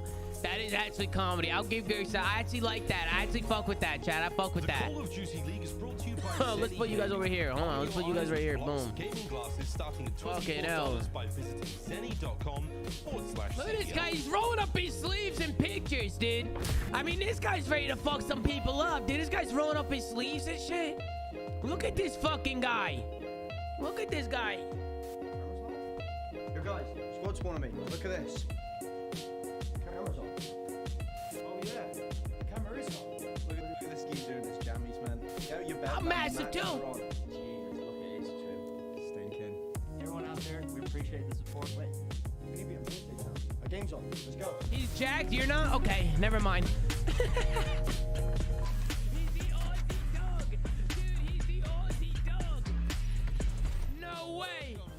Welcome back to the CDO Kickoff It's Classic. the fucking Australian dog. The beautiful I don't think I've ever seen a day. The barbecue was good, and the plays on that main I'll go as he stands at the chicken nugget with a drop of Welcome back to the Analyst Desk. I'm your host, Belly Rocket. What the fuck is that? My girl, Alley Cat, and the GOAT Nameless. But let's go ahead and talk about this matchup in front of us.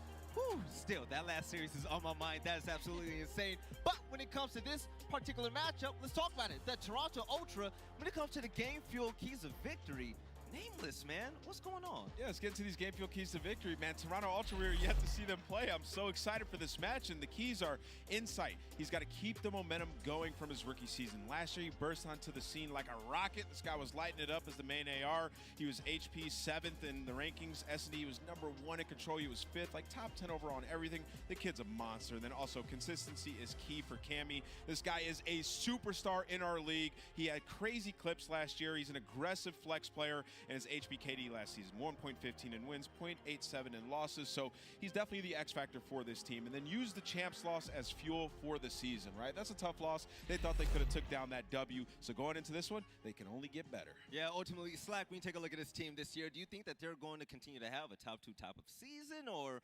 what's your thoughts? I think so, right? Last year they started a little rough. It was kind of like a rough patch for them figuring out the teamwork and getting things going. But I think over some time, they'll be able to figure it out, and I'm excited to see what they can do at this Kickoff Classic. Yes, Allie. Let's talk about Insight for just a moment. I mean, Insight's been popping off. Do you think that this year he's going to be just as big as a factor for this team? I mean, at least in S&D alone, I mean, you look at without it, they go into negative, you know? And so that's all eyes are going to be on him going into this S&D. And this is a team that is stuck together. And like you said, their teamwork is on point. So should they continue it, I think he'll be a big factor. Yes, now Toronto, they lost last year in the finals against Atlanta FaZe. And Tina, we just saw lose to Seattle Surge. But they're going against the Florida Mutineers. And Allie, yesterday, I feel like Florida Mutineers, they're going to have to come off of a hot start, just like they did yesterday with Skies dropping 45. What is your opinion when it comes to the game fuel keys to victory? Honestly, I think Florida should just keep doing what they did yesterday. They need to come off to hot in S&D, especially with the likes of Insight on the other side. They won map 2 in SD 6-3 yesterday, but they were 2-7 in First Blood. So maybe the aggression out of Skies and Awakening, we need to see them winning their ones, you know, and we need to see them winning that first engagement and then get better at road to hitting. They are really not getting that good at breaking these hills, and they won less of half their rotations. But again, they still won, and they were outslaying by a lot. So I agree with that point a lot. And Big Weight, he just needs to keep doing what he's doing, man. What a debut yesterday, and obviously hot off that momentum, dude. He's going to come out and fry. Yo, Nameless, you think we're going to see another upset on that main stage? I mean, it's tough to call, right? Because we haven't seen Toronto. We know that they took a little bit of a break, haven't been practicing as much. But when it comes to Toronto, their teamwork is just on another level. So, you know, they play at Creddy's, right? Like, Bance is going to be in corners. He's going to be in your face. He's This is a play Creddy corners as well. team. So it's really going to be on the Florida Mutineers. Motherfucking Creddy's. SMG, Awakening with an SMG on those smaller maps. Like, not get annoyed by it. Play together. Get those trades. That is going to be huge. So we will learn a lot about this Florida team and how they play against Toronto. But you know what? It's enough talking from us here on the desk. Let's throw this over to the main stage where your boy God Blaze is bringing all the hype, and he's ready to introduce the teams. Take it away. All right, let's see it. Call of Duty fans, what a day it has been so far. It's time to keep up the action. Let's get our second series underway. With that being said, it's time to bring out the best boys in the business. I give to you, Toronto Ultra. Oh, they're booing him.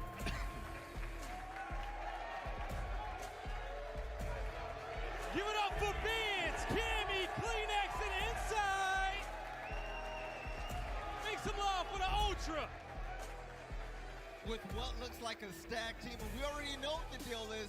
I'm loving Bance on this roster, but who is your player to watch? I can't wait to watch Cammy. Last year, he had a crazy season the entire year. I know he's going to do it again. He's such a flashy, fun player. He's going to pop a lot of three pieces, and I can't wait to watch him. Blaze, this is Toronto's first time on the main stage in 2022, but who are they ready to take on, man? All right, Toronto's ready. Kleenex, dude. What the fuck kind of name is that, bro? Calibus fucking... What the fuck? I give to you the Florida Mutineers. All right, who's on Florida? Oh shit. Okay. Show some love for Awakening. Fucking Dave Patty, bro. Skies and Vivid. That's the Mutineers. Big Wake joining the lobby once again. I'm ready to see the pop-ups go down. Allie, who do you like on this roster? Who do you think is going to have a big impact? All the way across the board, man. Honestly, I talked about Vivid a lot yesterday. I loved his positioning. Yeah, Vivid's fucking a monster, yo. Big numbers. The route man certainly got paid, dude. He filled the holes for his team, and again, Dave Patty in that main AR position. He clearly played lights out yesterday, and I'm just so interested to see what he'll do today against a team like Toronto Ultra. Blaze, we're tired of waiting, man. Let's go ahead and get this thing started. All right, let's get it started, because as we know, anything is possible today, and with the best fans in the world in this venue making all this noise, you guys are in for a great series. Let's get this second one kicked off. All right, welcome back to the desk. And Nameless, I talked to Allie about it. I spoke to Slack about it. But who's going to be your player to watch on both of these teams? Well, I'll be looking at Big Wake. I mean, we saw him going off yesterday. I haven't been able to call him Big Wake in quite some time because of how he's performing towards the latter half of last season. I'm looking at him today to continue what he was doing yesterday, man. This kid is a force to be reckoned with. When he burst onto the scene, he was frying everybody. His awareness was level 99. I need to see it once again today. Yeah, now Slack. All right, both of these teams, man. I mean, is there a clear-cut winner? I mean, Toronto Ultra looking at Damn, he just got kidded by Nameless. clapped, right? I'll be honest. Based on what I saw in the last series, Atlanta FaZe kind of came out of the gates hot, right? But then they slowed down throughout the series. I think it's a new year. It's a new year, right? We're gonna see Toronto going. I don't know, man. I'm liking this Florida team I saw yesterday. I expect big things out of them again today. All right, Allie, what's on your mind, girl? Dude, I'm just excited to see What's Toronto. on your mind, girl? I've seen literally nothing from them. Literally nothing except maybe like a Is it- handful of scrim it is stats, dick? right? So like now it's just a big question mark of are What they he was frying thinking. at this game? According to most coach power rankings, they're still top 2, top 4. So yeah, I'm just interested to see if they're going to perform that way as well here today. The biggest thing to look out for in this matchup has to be Insight versus Dave Patty. Like Dave Patty yesterday, he had a great performance in his first series, but he's going up against Insight, who can be extremely annoying to play against. Like the guy's shot is incredible. He plays those annoying spots. You saw the spots he taught us last year. Like Raid has been out for 10 years. He taught us the tree spot. So like Dave Patty, he has his work cut out for him. It's a big dog he's going up against. All right, so now let's go ahead and do predictions. Now, for you, do you think that Florida Mutineers are going to run away with this and have a repeat of yesterday, or do you think Toronto's going to show the role what they're all about, Slack?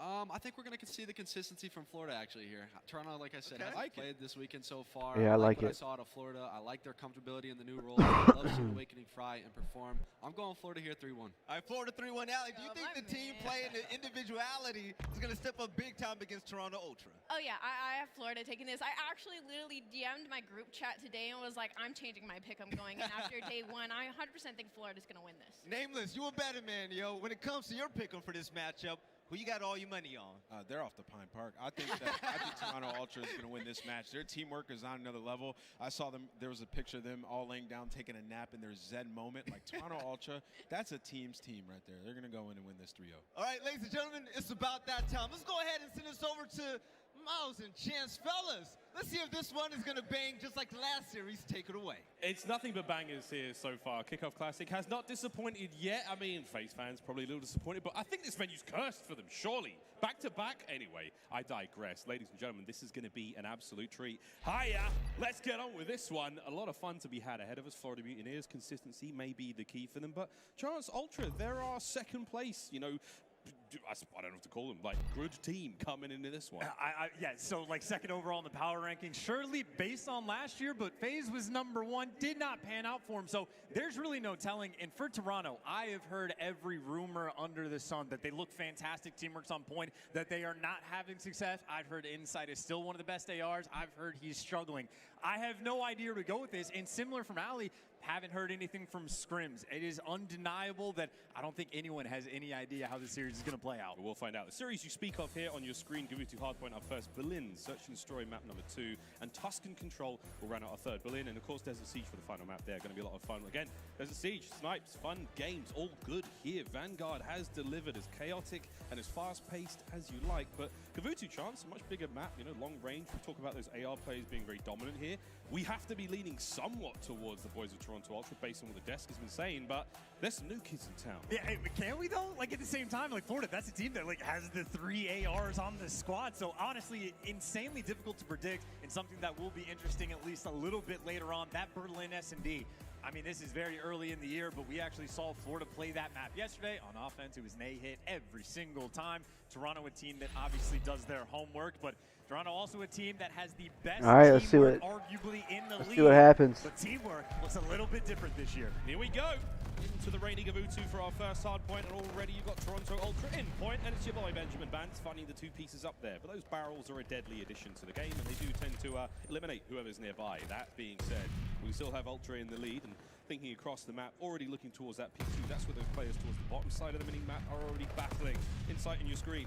Potential Rookie of the Year here in the CDL. Didn't necessarily walk away with the award here in this very arena the other night, but he's looking fine so far here on Vanguard. And this is a great way to play it as well, right? Insight just playing around the information, staying safe away from the nades. He can play inside, and now he's on a 4 spree, getting fed by his teammates. Admittedly, maybe not a ton of time they're able to collect, but the hill effectively has been perfect. Even gets the one-on-one inside the hill. For Insight, it does not get better. And even on that rotation, well, Toronto, they're going to be set up at least earlier on towards this new hill. Skies took a tumble somehow, some way. And Kleenex finds to Toronto. The rotation is perfect. All good. Over towards the point we go. Plenty of time for them. Insight keeping the spree alive. You know, I walked past him backstage yesterday and said, hey man, how you doing? How you feeling about the game? He goes, oh, I'm not very good at this game. I'm a bit shit. And I was like, well, I don't know, mate. You're on a 6 spree. So let's get with it. The hard point time's still ticking their way. Mutineers have yet to get involved. And this is just perfectly controlled. No one's overextending. They're playing it so well. Insight has been established. Wow. This has been Muhammad Ali, and now he's pushing out the spawns. He's going to be flanking too, potentially, right after he gets the calls out from Insight. I don't believe Insight connected with at least the glide bomb. Oh my God. With the 2, And look at the score line and the rotation as well. He just got Toronto, one this fucking has been point. Perfection. Yep, flows like a butterfly, stings like a Benny B, and now we still have hard Benny point over the way B. of Ultra. Rotation now going down. Mutineers, they're going to be in position to make something happen here. Vivid flying forward as we go over towards the amphibious little lander. That's going to be an open hard point for now. Both teams going to contest at range. First in, best dressed, Florida Mutineers. How long can they hold it? Oh my word, Cammy right off the top. An easy kill for him. Inside at range takes care of Skies. Up to Dave now. What's he going to do? And the answer is nothing. It's another 5 here for Kleenex. This has been picturesque. You can't get this 6, but everything Toronto has done. This is textbook of how you want to play Gavutu hardpoint. Again, every rotation on point. They're not being hyper-aggressive. This is controlled gameplay. In Insight, 8 kills already. He's got the coverage around the point, and this is the teamwork that we were expecting from Toronto Ultra. They have picked up right from where they left off, and now the question is for me is, how are they going to approach this break on the Money Hill? They got 3 players right now trying to push through P1. Map control going the way of Florida Mutineers for the next hard point. Toronto, though, a team lauded for their brilliant teamwork and communication. Well, let's let them do the talking for themselves. Go for a quick listen in. Toronto Ultra. Go right up here. Awakening's at back truck. Awakening's back truck. They got time here. James got streaks. Yeah, I have a streak. I'm trying to get a kill here. Yeah, go. Nate top to the right side. Toby, Yeah, right I'm side. doing it now. Quick at it. Deep by me. I didn't hit him. Wait, I'll hit deep right. Fucking. Wait. Great call out. I'm just blocking cliff still. It's Wait, top, I've got top, kills. Dude. Here, one more. Just move it to the back right. Block it. He spawns out. Block it, they spawn. No, top Skies top weak, and then one's back left. Gonna be behind us, but. That. Nice, good chip. You still blocking right? Yeah, let's top. Yeah. Okay. Guys up top. You back dead. Left side time at top. Left side time at top. Paddy weak on the left side. James nice guy. Kill you on time. These are weak. Guys, go left. Yeah, on left, awakening. Go noob. Book the corner. Oh yeah, he's mid. I spawned him. One shot boat. Awaken on old. You got a streak? Yeah, we got a streak. Let's play this old. Someone go left. It's already left, bro. Already left. Right side, yeah. Already left. Top ring. And one top boat. I spawned there. Bro. Oh, we spawned out. Wait, he was on the right, bro. Look for him, man. He's still top 3 now. Oil top boat now. He's top boat. Top out, shut up. Give me. Vivid, absolutely. Gobble, absolutely. Okay, yeah. One's cliff, awakening. Go on top out. I'll see it. Low. That fuck. Nice, that's 2. One was left, one in time. He's in the mid box on time. Need him on the mid box. The mid box, one's top green. S2 tank. Yeah, oh, he's top P5, bro. Top P5 down, Paddy. Clean comms in a developing league now here for Toronto Ultra and Chance. The crowd couldn't hear it, but tell them how good it sounded. I mean, it was absolutely textbook communication. They're also out here teaching, right? You hear the comms when they're trying to break that hill that say, inside, are you blocking it? You can block those spawns from P1. It is like a line side block. If you're actually looking at the spawn location, it will force them to spawn behind you. If you ever look away, well, they get a spawn right in the back. So Toronto, they certainly know how to play this game. And again, everything so far has pretty much just been picturesque. You couldn't ask for anything more. Yep, all good so far. The Vance 15 and 11 now on a 3 spree. Back over towards the first hard point we go. And again, it's back into the rotation. Doing what they possibly can now is Dave Paddy on the far back side of the map. Kleenex cuts him off, catches a big wake as well. Can he find Skies? No. Big shots there, but still hard point hands in for Toronto Ultra. A few players now making their way in through the center of the map, coming from Florida Mutineers, but Vance once again, clean reads. Can he take care of big wake as well for the 5th? As the teamwork so far flowing right now, and Dave Paddy from the top rope trying to push Vance back, but it is just enough as he will take him down. The pressure still mounting shots. He's got a solid hold here still from Ultra. I'm just waiting for Florida to force any sort of pressure onto Toronto. It is seemingly just every perspective we see from an Ultra player. Casual, just pre-aiming, waiting for the gunfights to come to them. The double challenge is on. It's 4 down. And I think really they are just taking Florida to task. The teamwork has genuinely just been that good.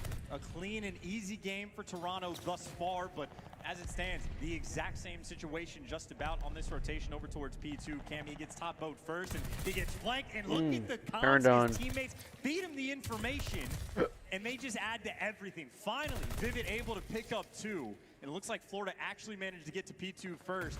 Maybe a moment, a respite, a breath of life for them to try to get back into this game, but as it stands now, down by 90 seconds. Couple of sweet kills though, helping them out. Awakening can't quite catch the other one. There's one more invader on the outside of the boat. There's going to be Insight trying to make his way up top now. Vivid with a good line and the bad timing. Here he comes. Catches him out. Another one up top. Vivid wins the second. Great job out of Vivid, holding onto the spree there for a few moments. That was a 5. Gives his team a nice bit of time, but Kleenex, the Great Dane now, trying to make his approach through the bottom side of the boat. Awakening once again from the top side of green. He's going to find those kills as well. It's good work out of the Mutineers. Pulling this one back slowly but surely. And after that clean 4 down, right? Well, the main thing you have to do for Florida is worry about that rotation. Vance, I mean, he might not know it, but he can just fly on through. But Dave Patty actually is there to watch the cross. So Florida not letting anything slip by. We talked about how perfect Ultra has been pretty much throughout this entire game, but Dave Patty winning another big one-on-one. They were down by 90, but now you got a 5 spree. Now you got the clearance on the hill. You're pushed out P1, and even look at number 8. They have cut off the middle of the map. All their bases covered. This is set up for a perfect full 60. See how it goes, though. Pressure now on Dave Patty. Top mid cleaned up. Still hard point going the way of the Mutineers. Will it be a full 60? Let's find out. Ben Bance, he and Kleenex now approaching the hard point. Awakening. Potential cut of kills here. His teammates, they're finding them, though. Awakening finds one up top. Cammy, though, from the backside, a nice 2-piece for him. Into the hard point he goes. No, Awakening shuts it down once again. Can Bance take care of Awakening? That's hard point. No! Awakening once again finding those kills. He's holding it down now, keeping the Mutineers with a foothold here on the beach. An interesting spot, by the way, as well. You actually flip those spawns, so you don't get the full 60, which isn't great, but if Toronto Ultra are spawning on the right side of the map, at least that grants you that rotation. Now, the first go around Florida, they did get the full setup, and it was about 30 seconds before Toronto found the break. Obviously, with this situation in Florida, they cannot afford to have the same thing happen again. They need to win these gunfights on P1. Number 7 on the minimap, Dave Patty, he needs to keep control of that boat. You cannot let these players pass. You need all of this hill time. Skies in the hill. Dave Patty, current captain of the ship, trying to hold these players down. Oh, Benz has managed to slip through. There it is, the damage already done. He's made it in. Can he find any more in the back line here? Vivid's up next, does win it on the backside. So, safe as you like. Cammy and Co. now making their way through the beaches as they storm forward. Can they find anything? Sky's up first. There's the shots as Cammy gets much closer, but the pinch is there. Good work, Mutineers, good comms. Holding the point down still. Bance from the back line, can't get anything done. It's 4 dead. As you can see, the spawns, though, as tight as you like, and look how close they are to the hard point. Ultra, this is your opportunity to get in there, but you have to slow down the hold here from the Mutineers. It's been ideal. 1 player left, and then you should be able to call it quits. Spawns are still there, and Toronto, as many kills as they've got. What a battle, and how long it took to get in that point. I mean, we heard in the comms, they taught how to break this hill. They just do the exact same thing again. Someone was able to break through. I think it was Vance on the cliff side. Unacceptable from Florida. You have to make sure you pick up that side of the map, and as soon as they block those spawns and then secure them for the back, the break is that much easier. I mean, that is 2 back-to-back money hills that Florida just could not handle.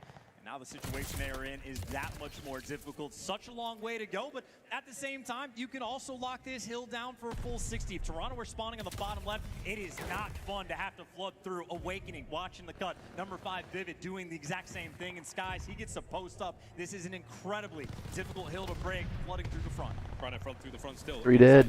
Cammy kills all around. Insight's That's 4 down. In a row, and that could be enough. It could be enough. Indeed, Oh! managed to get themselves that bit closer to the win here. As Insight's They got 13 seconds. Oh, that's it, dude. That's the nail in the coffin, bro. That's game. Small opening, they find all the kills. Toronto, GG. every single hill that they needed to break, they GG. get the job done. The stamp on the game. Map number 1 for Toronto, and I gotta say, they made it look easy. At times, it was a little shaky. They took their sweet few moments getting in a half. Yeah. The breaks were Oh, good. at moments. But hey, man, it has to be said, a team with such brilliant teamwork that we gave so much praise to in that 2021 season. It seems they've started things off in the right way, Charles. I mean, really, that game, I think for what the first half, Toronto Ultra basically didn't deal with any sort of pressure, built up a very nice lead, and then the second half was almost the opposite story. They had to deal with the pressure, dealing with the breaks, 3 hills back to back to back, and well, every single time they're able to get through. So that answers a big question for me. How good is their teamwork going to be? That was completely on point. They have not lost a step. I think the only step we could say they possibly lost, and again, this is kudos more to the Mutineers, the slaying compartment. They really picked things up in the second half of the map. More kills for them as we look across the stats here. A bit of a slow one from Skies at 15 and 26. I think Insight as well, he started things off really, really hot. It was a nice spree for him, 6-7-0, and at the end, 23 and 17 for him. Big work all around. And even looking at just those non-traded kills, right? Most players in the lobby, and this has been typical, are very close to their total kills. The non-traded right around that same ballpark. Skies, though, only 8 non-traded for the 15 total kills, so half the time he's getting 1, immediately getting killed straight after. So bit of a low-impact game, but also the hill time, it is worth pointing out. Had to give me some Oreos. Super sponge inside the Might have to go back and get the whole pack because these motherfuckers are delicious. Get that main AR inside the hill, let him just be the laser beam, and everybody else gets to clean house. You know what I'm saying? Just perfection from a game number 1. That hill kitten was purring indeed. Look at the highlights now from that opening match here on Gavutu. Why are you shaking your head? I think it's a lovely term, as Toronto Ultra will take the lead here in this series. Mutineers, though, plenty to be seen from them still. We've got a long series ahead of us, and again, if you have just joined us, it is a single elimination tourney, so it's a best of 5. When you lose, you go home, and we don't want that. A lot of the fans here in the crowd. We know there's a lot of Mutineers fans. We heard you at the start. You guys are real loud.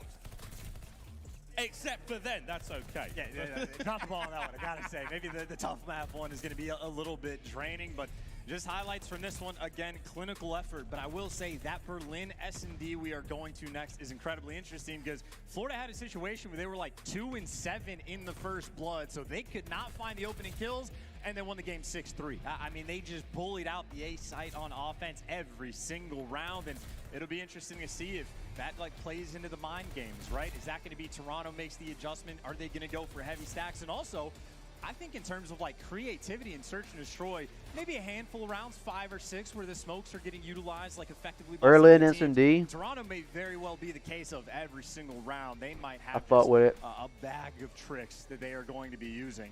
Certainly one of the most creative teams we had last year in Cold War. Yep, Berlin, Search and Destroy coming up next. Of course, we saw the Florida Mutineers play the LAG yesterday, and it was a 6-3 victory for them. A lot of love towards the A-bomb site there, but chances, you said, a lot of love towards the cuts as well. So good-looking gameplay from them. We'll see if they can repeat that against one of our more cerebral teams here in the form of Toronto Ultra. Tuscan Control as well. Excited to see how that one goes. There's some great control games already. It's been a hot topic here when it comes to Vanguard. I mean, yeah, the interesting thing about Control this year is it seems like almost every single round is going to play out the exact same way. Like a minimal amount of variation of what you're actually allowed to do on the offensive rounds, and both these maps are fairly defensive-sided. I want to watch Toronto play because they would be one of the very first teams to sort of figure out the game mode, break it down, and with the limited amount of time that these pros have had on these maps, Toronto Ultra potentially, they have been ahead, but looking at Insight, Jamie Craven from the last season, I mean, balling out in Search and Destroy.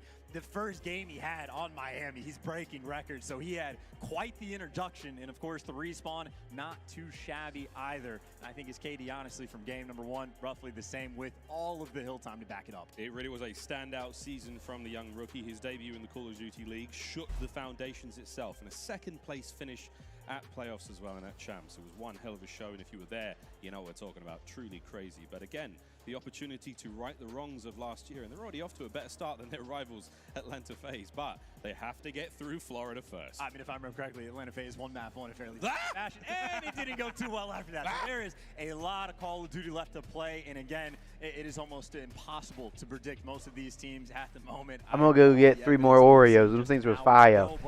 Berlin, I would say it again, we watched Florida play it yesterday. I'm very interested in to see how Toronto responds, or if they just try to play their game and go for more standard setups on defense. But I am expecting Ultra to be very keen on utilizing the smokes, potentially more than any other team. Let's see how they go. Ultra AF has been the hashtag for the longest of time. Let's see if they can bring it in game right now and push the lead to 2-0.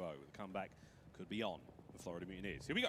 Over towards the A-bomb site, as Florida loves to do. Is it an easy read from Ultra? They've sent 2 players on the alley side on the defense, playing that little slow Ben Bance in the cuts now. Timing not so good. Awakening first blood. Oh, they just sat there and waited for it. That was the trap. And here's the bait for the trades on Insight. Insight with the snapper, but he does get traded out. And once again, Florida, I mean, this time they get the first bloods, but bullies. Oh, dude, I missed the first opening. Fucking. Who got it? Florida? They have not mixed this up at all. And for good reason. They'll take home S&D. Pretty much every single offensive S&D's more methodical. Kill there. Cammy finds himself on the wrong side of the tracks. Dave Paddy lying in wait. Young rookie once again making his debut into the CDL. His first event for him has gone pretty well so far. I think he's won some fans. There's a lot of talk in the analyst desk, and even backstage. Plays that we wouldn't expect to work. Dave somehow manages to make it happen. Here we go though. Ultra on offense. Bomb in hand. Benjamin Bance will be our carrier. And forward we go into this rainy Berlin night. Spots 2 on the cross. You see the route Vivid's taking. Vance did the exact same thing. It's the lack of information. So they only know where 2 players are. And the first blood Awakening actually able to pull it off down low. And Dave Patty there for the follow-up. Already a 2 versus 4. And that player able to get out with his life and Awakening. He's got eyes on everybody. Florida again, full speed ahead. Big Wake going toe-to-toe with Kleenex. Insight comes to get the rescue, and that's a big kill. 2v3, Skies from behind finds one. Potential for the second, but he's dip on out. Here comes the teamwork. Kleenex manages to get in the end. 1v2 situation, and Kleenex, oh boy, stay away from the light, my friend. He is hurt, tagged up with 45 left in the clock. Vivid and Dave Paddy, they're gonna get him. Good teamwork from the Mutineers. Cool result in what could have become a dicey situation.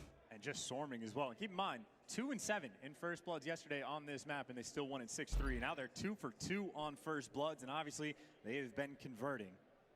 Back to the attack they go.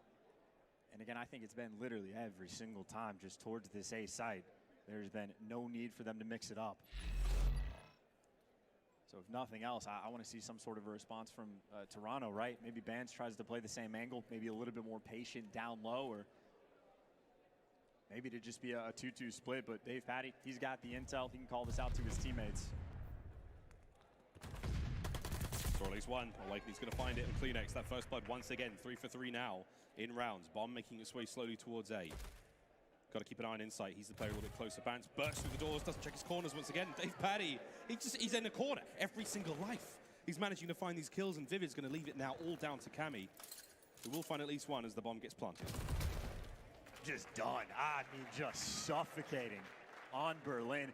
I don't know if Florida, I mean, maybe in scrims, literally have just never seen the B site, never even bothered to like mosey on over there. But if that's the case, that means every repetition they're getting, I mean, maybe the most well-experienced team over towards A, but I mean, again, they have simply just looked unstoppable.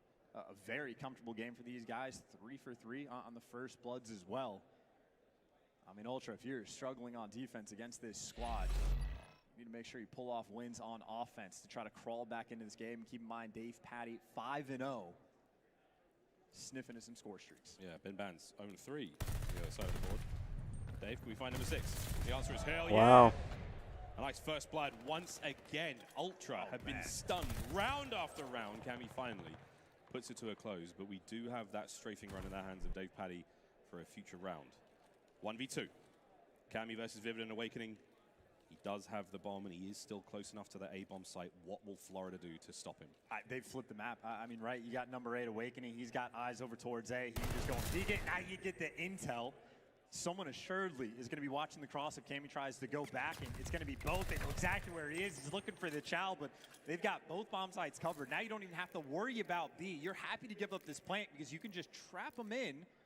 Awakening should cover to make sure he doesn't cross. You see Vivid is playing over towards the tracks, so they know they have Cammy trapped around the A site. It's about how they approach it. You can take a little bit of time, 30 seconds on the clock. Cammy right in the corner, Awakening the first kill, but the timing's got to be great. Vivid looks to be stacking up behind him. Oh my gentle Jesus, the timing on this one. Cammy wins the first, 20 seconds left, Vivid now on the hunt. And Cameron McGilligan is going to make a run for it. He is going to fly now. And here we go. Vivid's still hot on his tails. He's still making the play. And if he can find the kill in time, he should be able to get the defuse. Cammy!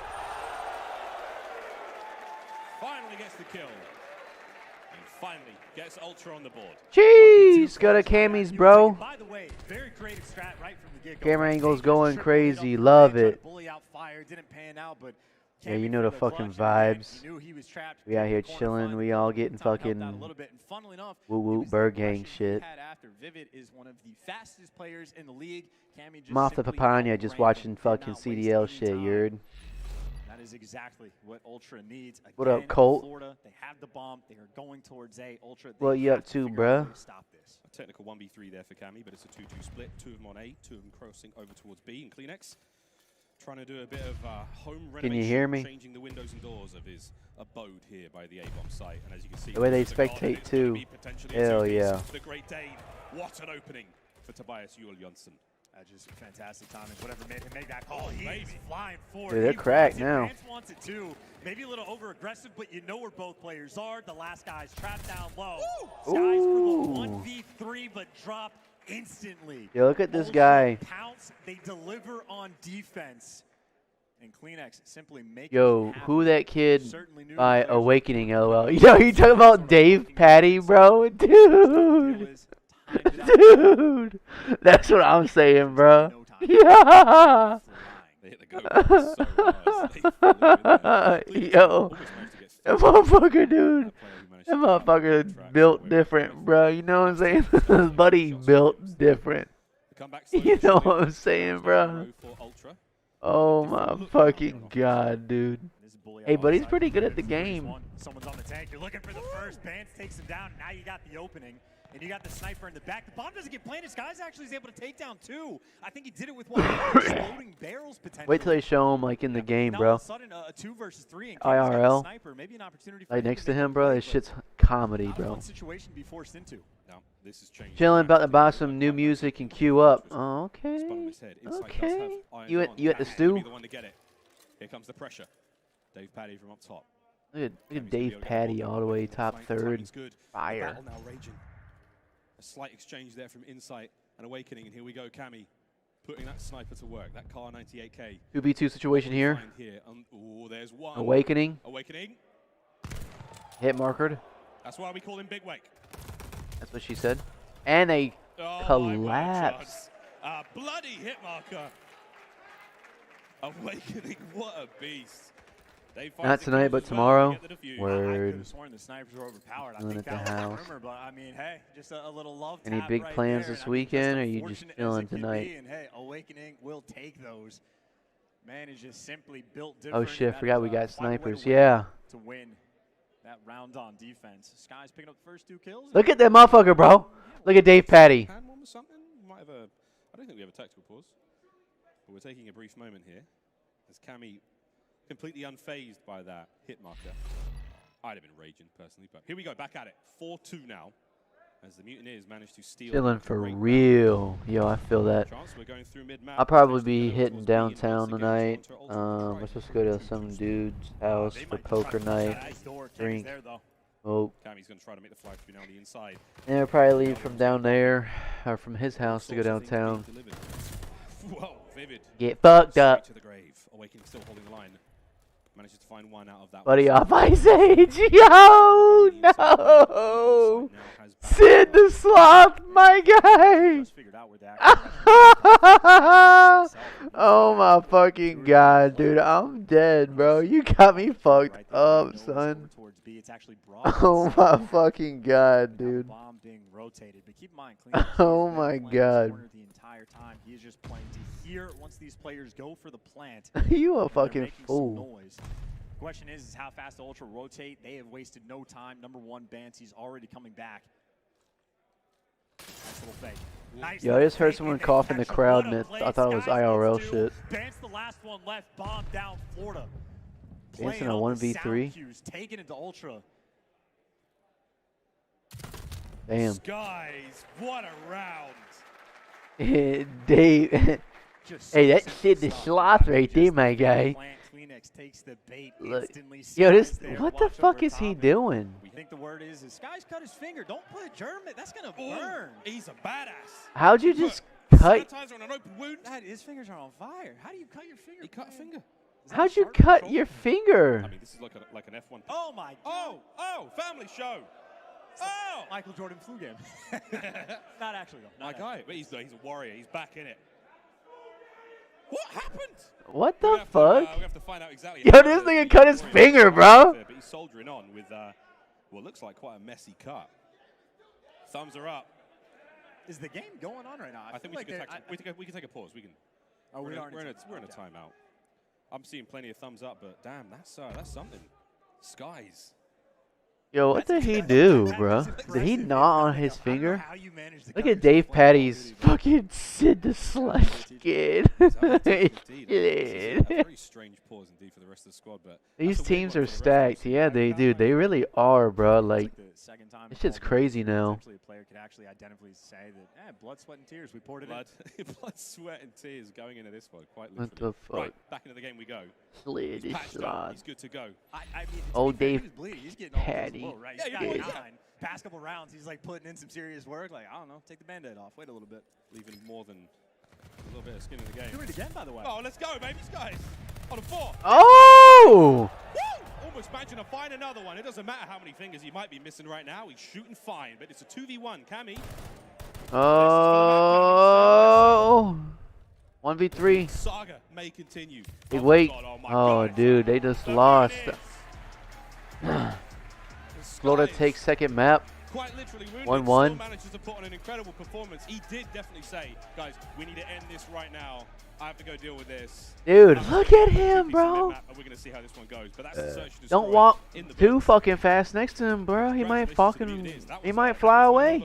They continue to be the kings of Berlin. Yeah, I mean, dominance on Berlin, I suppose. He's that's smaller the than main theme. Shimp. Again, I think one He's round smaller on than offense, they were Slim. and they started Oh, making Shimp. instant adjustments, right? They Shimp. started playing much more towards the center of the map as He's soon as smaller Ultra than was making Shimp. plays, and also a Know lot what of I'm very saying? simple things they were doing, Damn, right? Vance The went bomb 2 and fakes to 8. bait out players Shit like on. Phoenix to rack up the kills, but Dave that's Patty the went end of the 8 game. and 3. 11-5, not too shabby at all, decent amount of damage, and I think honestly is like pre-bleed. I'm just versus confused on how to as soon as fuck his fingers got cut, homie I mean, cut he his went on an fucking absolute finger, tear. bro. Adrenal spike maybe got a little bit extra juice flowing. The man literally put. Can only imagine he probably like Straight on that wound. chewed off a So fucking little hangnail bits. or some shit and this shit What a started time. bleeding crazy. What a juggernaut, Scott. I don't know, great stats yo. all around from the players. Everyone did a nice bit of work. Dave Paddy, those corners in the early rounds, he really played those angles right. Great reads there on the Toronto Ultra players. Not a bad work at all from the boys there. Look at the highlights, and it is mostly going to be the Mutineers. And for good reason. Again, the Mutineers made the appropriate adjustments, and Ultra did too, right? On defense, they started to figure out what was going on over towards that A site. Ultra also showing a couple interesting looks on offense, trying to bully out over towards Fire, but I think time and time again, Florida. You understand what I'm saying? For it. You heard me? And I think outside of the Cammy 1v2, basically no mistakes. Yeah, it looked like his nail. Yeah, that's what I was thinking too. I was like, I mean, this dude, he probably gnawing on his fucking self, talking about, oh my god, oh my god, oh my god. Nervous ass tick. Quit chewing on your fucking fingers, guys. Formidable squad, and again, very much considered lower in a lot of the power rankings coming into this one. So Florida continue to turn heads, and I'm just still wondering how he dude. himself. Task and control.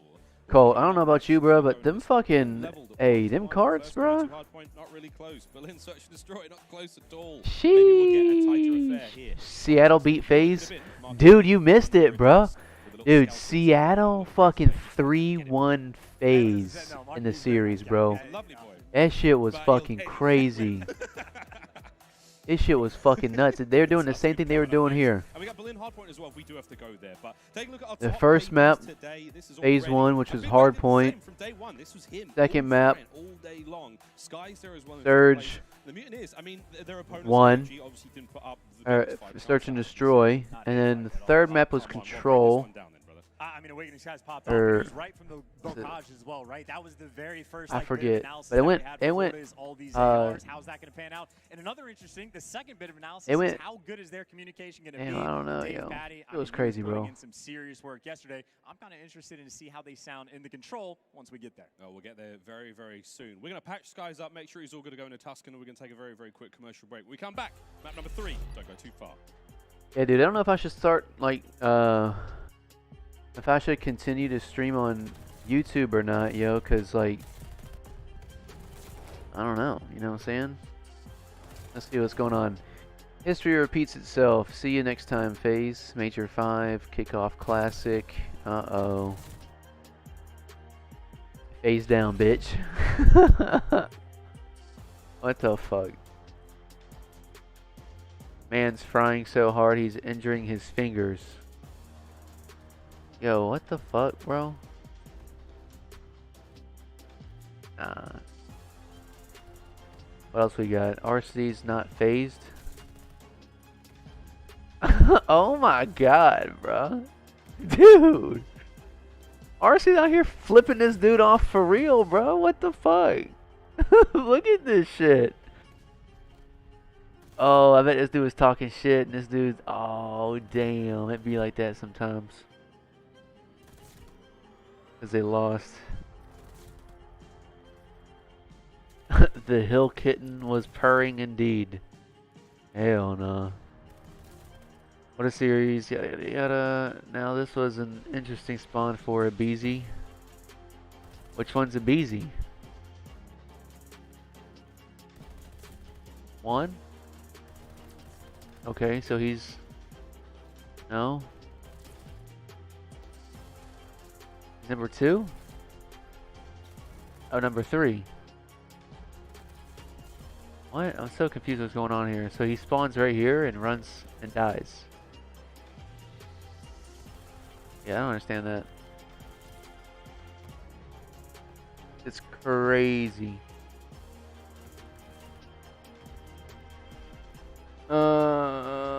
Warzone with fat and skinny. Ain't changed. What? Actually stuck? I'm literally think I'm stuck. I think I found a dead spot. Can you give me a car, please? Can I what? Can you bring a car up here, please? No. But come on, dude. Because then that would be teaching you bad habits. You need to work yourself out of this. Dude, you got yourself into this. You're gonna get yourself out of this. Come on. Come on. There's no way! There's no way to get out! I don't want to go to that. Like hop left, kind of. Give me your car! Why is your bullets on fiery, kind of? One eternity later. Guys, please, dude. I found a dead spot. I can't get out. I'm stuck. I'll protect you, but you gotta get out, okay? I'm stuck between like 2 pine trees and rocks. This is terrible. Oh, let's go! Hey, let's go. Let's go, Timmy. See, you're stronger because of it. It's a Miyagi. Let's go. What a fool. Nitmax is a fucking fool.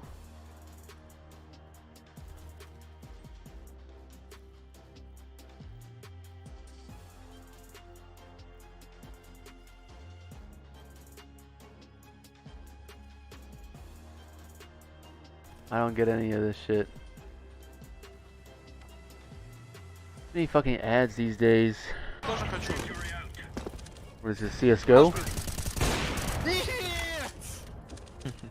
Я хочу. Нет, я хочу. Эй, туфли хочу и iPhone хочу. Ramp. Так и запишем. Damn.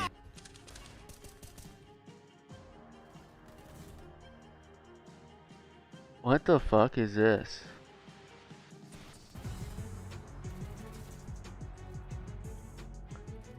Great day to watch COD. Ooh, I'm just here for the e-girls, you know what I'm saying? So let's do a little creeping. Okay, this is your profile picture. You got some blonde and brown hair, a necklace here, you know what I'm saying? A little nose piercing here, a little high eye coverage here with some booby action. I'm Kendall. Insta is Gracka Berry. Octane Sam. Oh, is this Octane's girlfriend? The Call of Duty League is brought to you by Game Fuel. Victory in a can. What the fuck?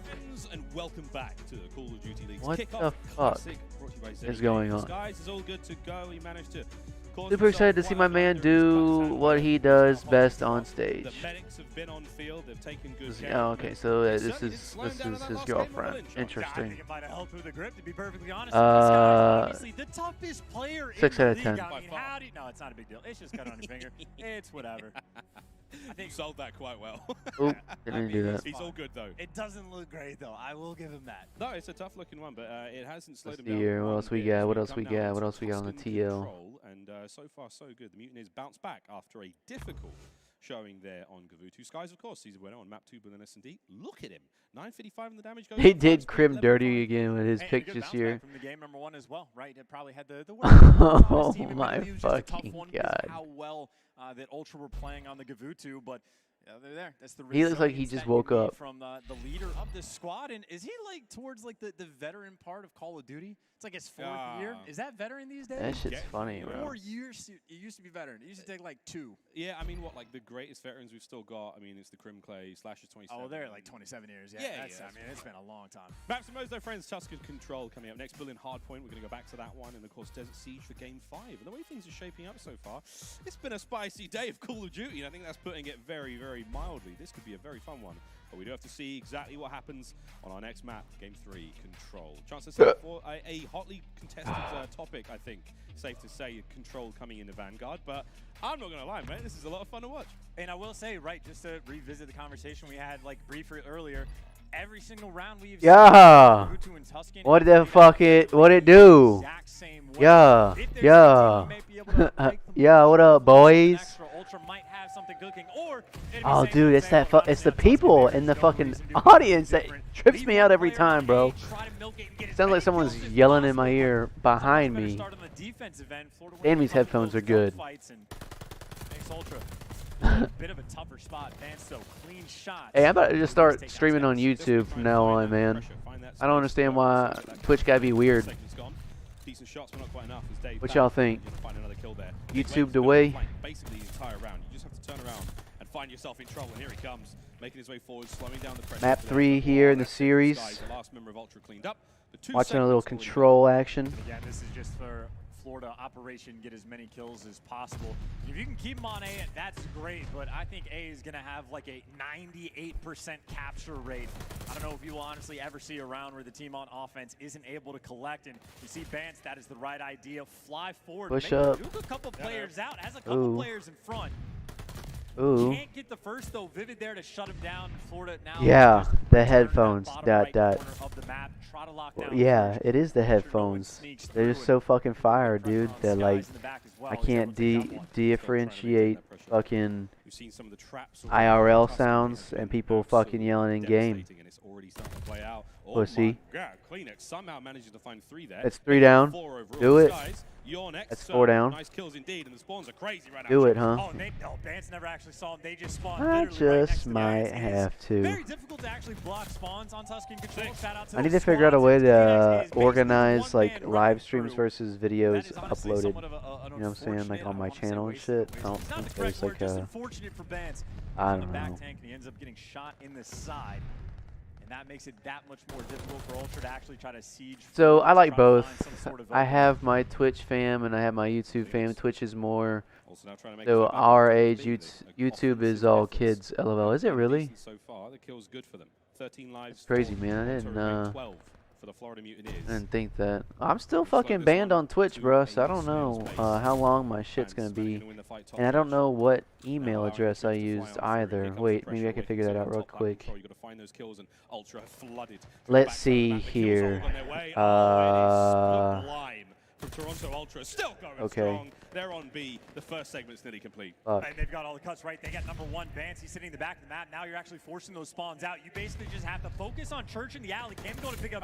There's 1, there's 2. You got the collection. Nearly 2 ticks have come through. He can't get the 3rd, but Vance is still here. He needs to slow this push down to buy his teammates time. Meanwhile, Skies nading his teammates. Vance can only get the 1, but that buys at least insight time to get over towards that plat positioning. And obviously, 8 versus 2. I think Ultra have done enough. They've done enough, but crazier things have happened. Awakening, what have you playlists? You know. Goes down. Stop. The capture continues. Kleenex does push it all the way to Skies. Now Skies, lone man left. Trying to log into this fucking email. It should be their round, and it is. Ultra take the first. Just in an incredibly efficient fashion. I think honestly it was this. For me, it is. Vance when he's coming in through side church. At some point they had 3 players. Well, we need to start doing something, man, and we're literally gonna start playing GBs every day, win or lose. We're just gonna keep fucking grinding it out. I want to see 1,000 fucking games played by the end of this year. Stack it at least super quickly. You need a player to push all the way to the back to block the spawns, and I think Ultra certainly have the right idea. You understand what I'm saying? Go again. This time Florida's turn on the attack, and I don't care if we win or lose. I just want to get the reps in. Do the greatest job in capturing the river. Howdy, Kleenex. Oh my word, nice start from him. Once again, keeping the kills going. Leave the ego at the door when it comes to your fucking win-loss ratio, and let's just fucking go. Fuck it, who gives a shit? And this is poetry in motion for Ultra. The teamwork, the positioning right now is sensational. Over to B we go, though, for the Mutineers, Chance. And this could be a blessing in disguise, right? So much pressure actually forcing the spawns over towards roof, so you might be able to get at least 1 tick of progression there. And if you turn this into a B-cap first, Florida, they will love to be in this situation. Something we have not seen before. Skies and Waking on the hill, and Vance for the moment, he's by himself. That 2 ticks gone. Holdra, they might have just handed this round to Florida. Shoes on the other foot, and they are kicking. Here we go. Managing to get in there, draining the final side. That's it. A very shaky defense right now for Toronto Ultra. Dave, Paddy in the back line. I forget what my password was for this fucking email, man. 43 seconds remaining on the clock. You get that one segment of B, you're all good, but you still have to finish your food over by A. And Cammy, he's going to be the one leading the charge now for Ultra, trying to buy time for Bance on the flank, and it's all going fine. Bance has found himself too. Cammy now pushing the other side. The pressure is on. Benjamin Bance, it's 3 now in a row. The defense is all still good. Just lightning speed. They are happy to just send either Bance or Kleenex on these flanks, doing it quickly, and now you're just spawn killing the opponent. It's the same situation as before, though, where it opens up the bottom side of the map, and if you can capture B first, you're still feeling great. That is where the plays come in. We got, man, we so much quicker on the defensive side to flood this, but they need I get this fucking email shit to work. And And holding this one close. who else we got, man? Left on the clock. Cammy drops. It's all down to Kleenex. Oh, Dave Patty, fucking Sid the Sloth. 12.8 clock stopped. We are capturing B. Yo, Bill, you know who Dave Patty is? In these veins, back over to A they go, blessed with a close spawn. 11 seconds on the clock, chances not over yet. And this is so dangerous. By the way, Florida, they're just so heavily down on lives. I think Ultra, I mean, they just won this round off of the pace. They still have to make sure they take care of business. Don't give anything away. All right, here's the first. Now just 3 lives remaining, and I might have jinxed it. I said we're almost never going to see A not get capped. Or maybe they back off and give it away. So that is still going to be... Yo, I got banned for unmoderated hateful conduct. To open up, be like that, but they pick them apart and obliterate them. The fuck? It is. They made it look very interesting in terms of the way they played the capture zones. That early B hit worked out well after they were getting strangled at A, but the kills, man. Unmoderated hateful conduct. Permitting hateful conduct on stream from another person or an external source such as guests or viewer participation. Examples of violation conduct can include, but are not limited to, allowing text-to-speech donations on stream that contain hateful symbolism, allowing users in chat to repeatedly spam hateful slurs without taking any moderation actions to remove the messages, allowing viewer-submitted videos focused on whatever the fuck word ideology to play on stream. When did that ever fucking happen? Forward they go. Great job from Vivid. Nice 2Ps. Gonna get the I got fucking banned for unmoderated hateful conduct. Are you shitting me? These gunfights. I mean, shout out side cancels, I suppose. Oh, okay. Does not survive off the God Heady, but Like, what the fuck, bro? Ultra, I mean, just up in their face, constantly flanking. You gotta be fucking shitting me. Offense and defense. Bance can't win that one, but even still, you will have plenty of time on the clock. 2 minutes and 8 seconds. To try to work to capture Unmoderated hateful conduct. How the fuck? Cut through that mid alley. Might be trying to set something similar up once again. But they will be consistently spawning at the top level. Dude, no fucking way. Cammy though, he found an opening. Oh, he shot. Shoot. Oh, Dave Patty made it work hard for that one, but the kill's good. Still have to worry about Awakening back on the B zone defense. Good shots out of Skies there with a rat up close and personal now. Fortifying the position. Dude. Still have to contend with his player. No fucking way. And that's a great job as well. I mean, they sent 3 players back just to make sure that Cammy cannot cause any chaos in their spawn.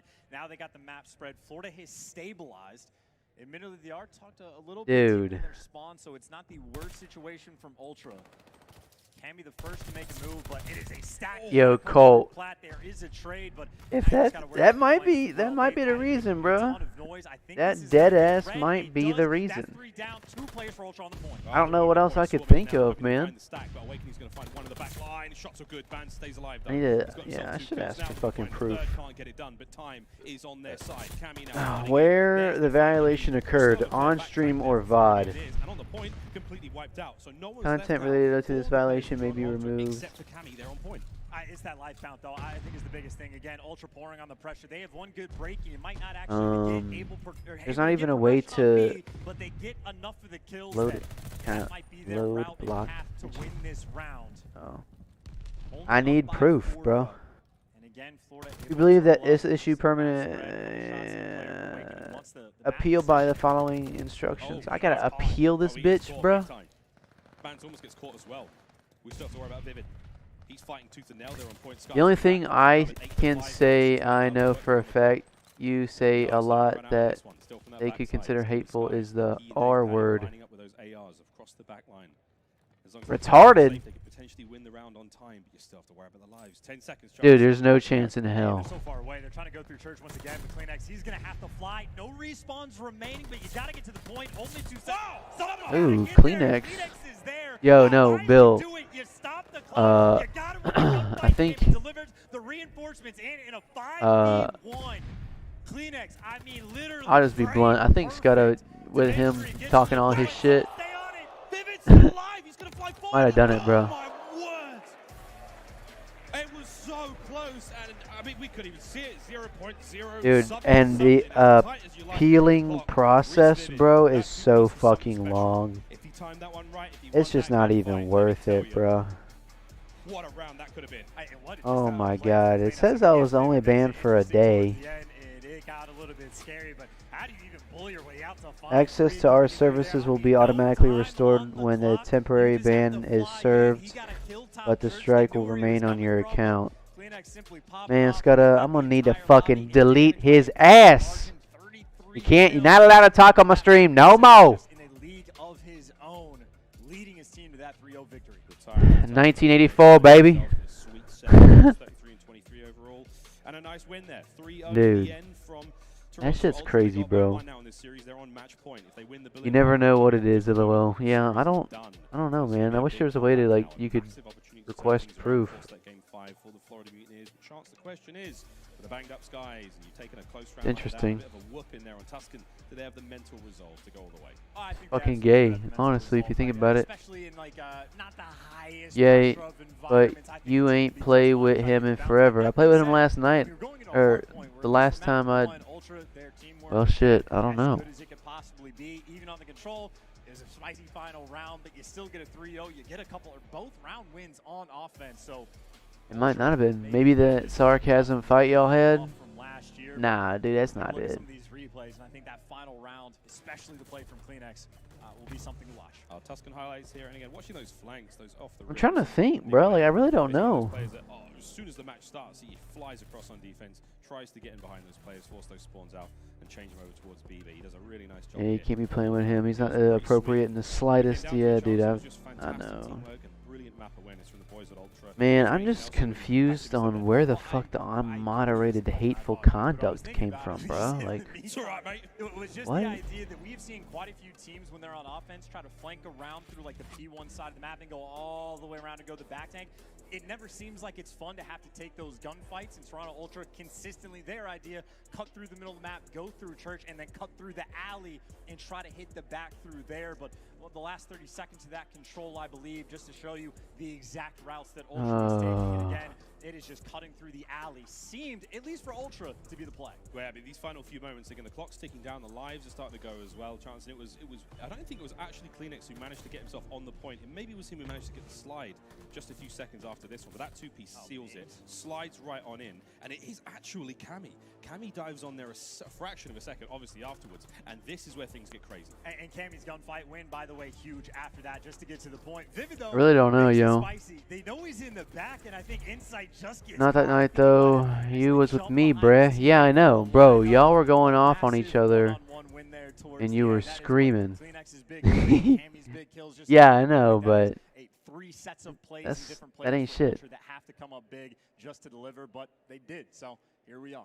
You're spinning plates in professional calls. I wish someone would have clipped it. That'd been funny as fuck. It can go wrong, and wow, we saw some madness there. Now we go to Berlin, though, Chance. We're going back to playing another hard point here for map number 4. What do you think? Crazy, because I have people on my stream scream the N-word 224/7 in game chat, and I say some borderline shit and all the time. Like I'm ripping on motherfuckers all day. Yeah, so like I don't know, yo. I really don't know. It's kind of a fucking annoying, to be honest, yo. And I think it's similar enough to Gavutu that I think Toronto Ultra tweeted out. The edge. That being said, I mean, it makes 0 sense for actual analysis, but at least on Berlin for the map too. Florida won it, so obviously a Berlin team. Obviously the Berlin team. That's how that works. That's exactly how that works. Here we go, though. Map number 4. This is do or die right now for the Florida Mutineers. They've got to push that game 5. For Ultra, though, sitting pretty. They managed to win themselves a very good control map there. Interesting to see how this one goes down, man. It's another one of those big maps. AR players go wild in this one. A lot of action we see in the up-close personal spaces. The submachine gun players having a decent time as well. You can highlight it, LOL. Let's find out. Alright, let's see here. I mean, if there is any concerns about this team is in stage 1. Can Ultra close it out? Damn. Transformational experience to turn into a different. I wonder what it was. Yeah, dude, I really do too, man. The only thing I can think of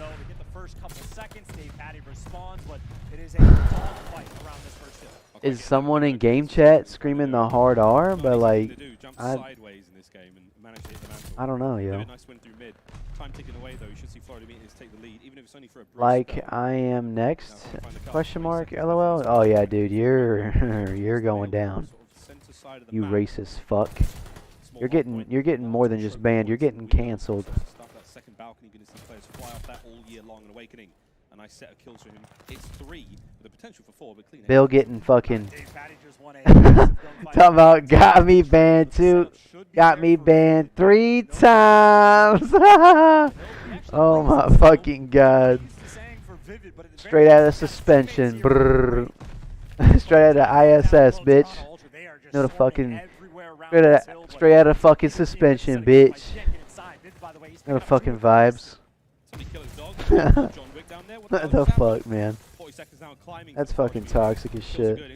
Has a lot of coverage here. He's managed to take care of that other side of the stairwell. Dave Paddy on the other side. Got me banned so many times. So many times. Toronto Ultra clean out every baby. Except for Awakening. Now from up high, trying to stop the clock, keeping those players off the point, and Big Wait gets it done. I think number 7, Dave Patty, he might have just gotten his own trades right Big there. Wait. It's like he fell and spawned right next to the player that just killed him. So that actually big just for this rotation. Ultra not able to get anybody through, and Vivid pouring the pressure on the old hill. He's able to take down 3.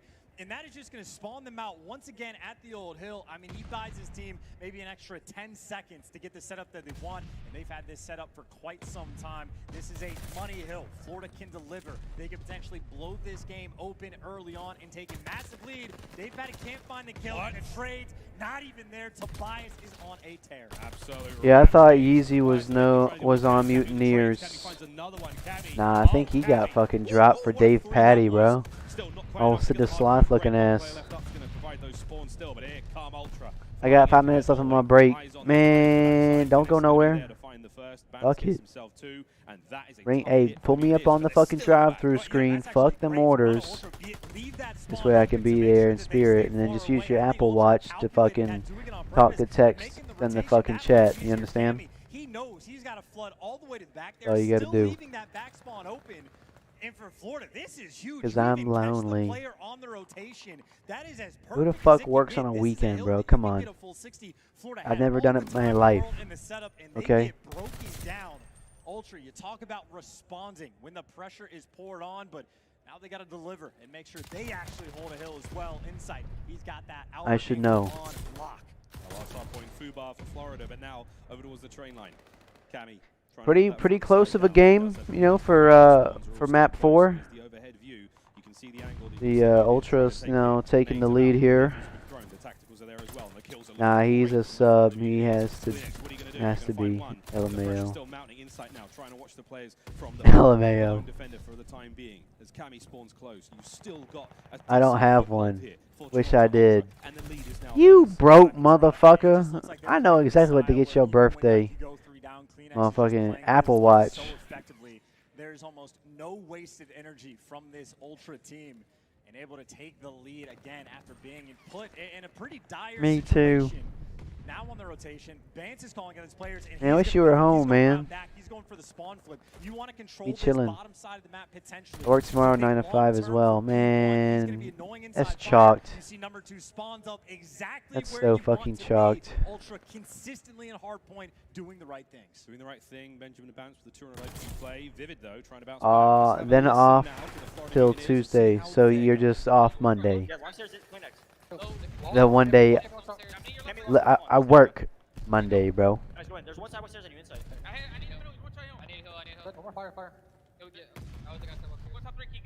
I work Monday, Tuesday, Wednesday, Thursday, Friday.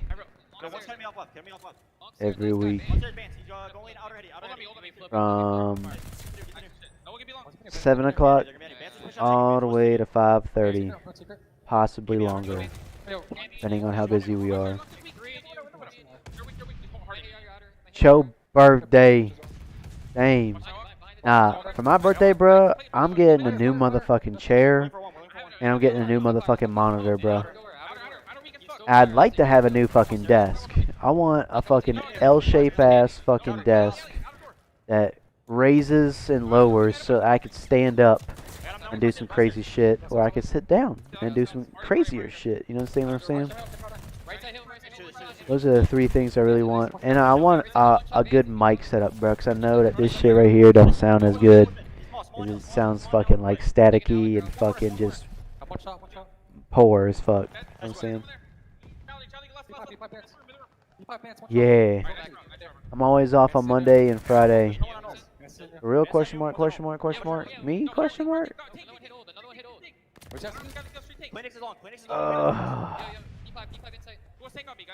Yeah.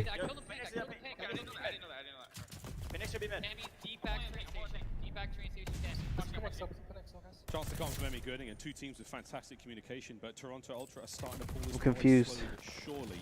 What do you make of the comms? I thought the comms were pretty solid. I thought a couple rotational kills were solid. All right, let's see here, man. We coming up into the 100 rounds. I mean, Dave Patty was putting in work on the rotation. Dave Patty. Oh, Sid the Sloth, that ass. Collapses almost instantaneously as soon as the hill is popped. Now, though, Kleenex is by himself on the point. He gets cleared out. And now E2. potentially start to pour some of this pressure on as Awakening able to pick Damn, he's just been there killing everybody, dude. Teammates too, fuck it. Finally able to open things up, and keep in mind, spawning on the left side of the map. Similar situation. Sounds nice, man. Does it? I feel like it sounds like ass, dude. So like I just paranoid. They need to be able to hold this next hill and try to keep Maybe I just need to get my radio voice back up and running again. And Ultra might take him over too fast. My radio voice is back in action, ladies and gentlemen. We have Benjamin Bonts in here playing defense, watching the double doors. Kleenex coming up, hit top pillars. Shots are fired out, and he holds a grenade. I'm so confused what I just watched right now. Cammy playing defense on point and get shit on by Big Wake. Insight still on point, holding the point down. You understand what I'm saying here? He's got two crossing now over here at pillars. He's got two stunned. We got two dead here on Florida side. Kleenex going huge here. Bance picking up someone, picking out. Oh, Bance. There we go. Pick him up there. Oh, there you go again. Oh, shit, dude. He can't even call him out. All right, I'm out. Peace. All right, Bill. We'll see you fucking later, my guy.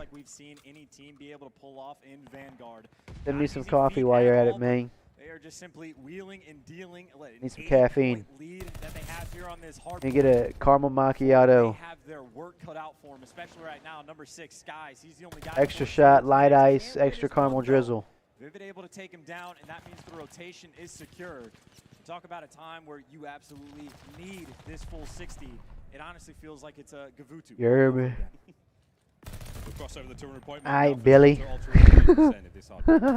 Billy Bob. Oh, William. Kleenex is going fucking off, dude. Holy shit. Kleenex saw his ankles, doesn't matter. Insight's got the kill. Ultra, a very decisive battle there, won over by Train. That hard point's all theirs. 30 seconds left on this one.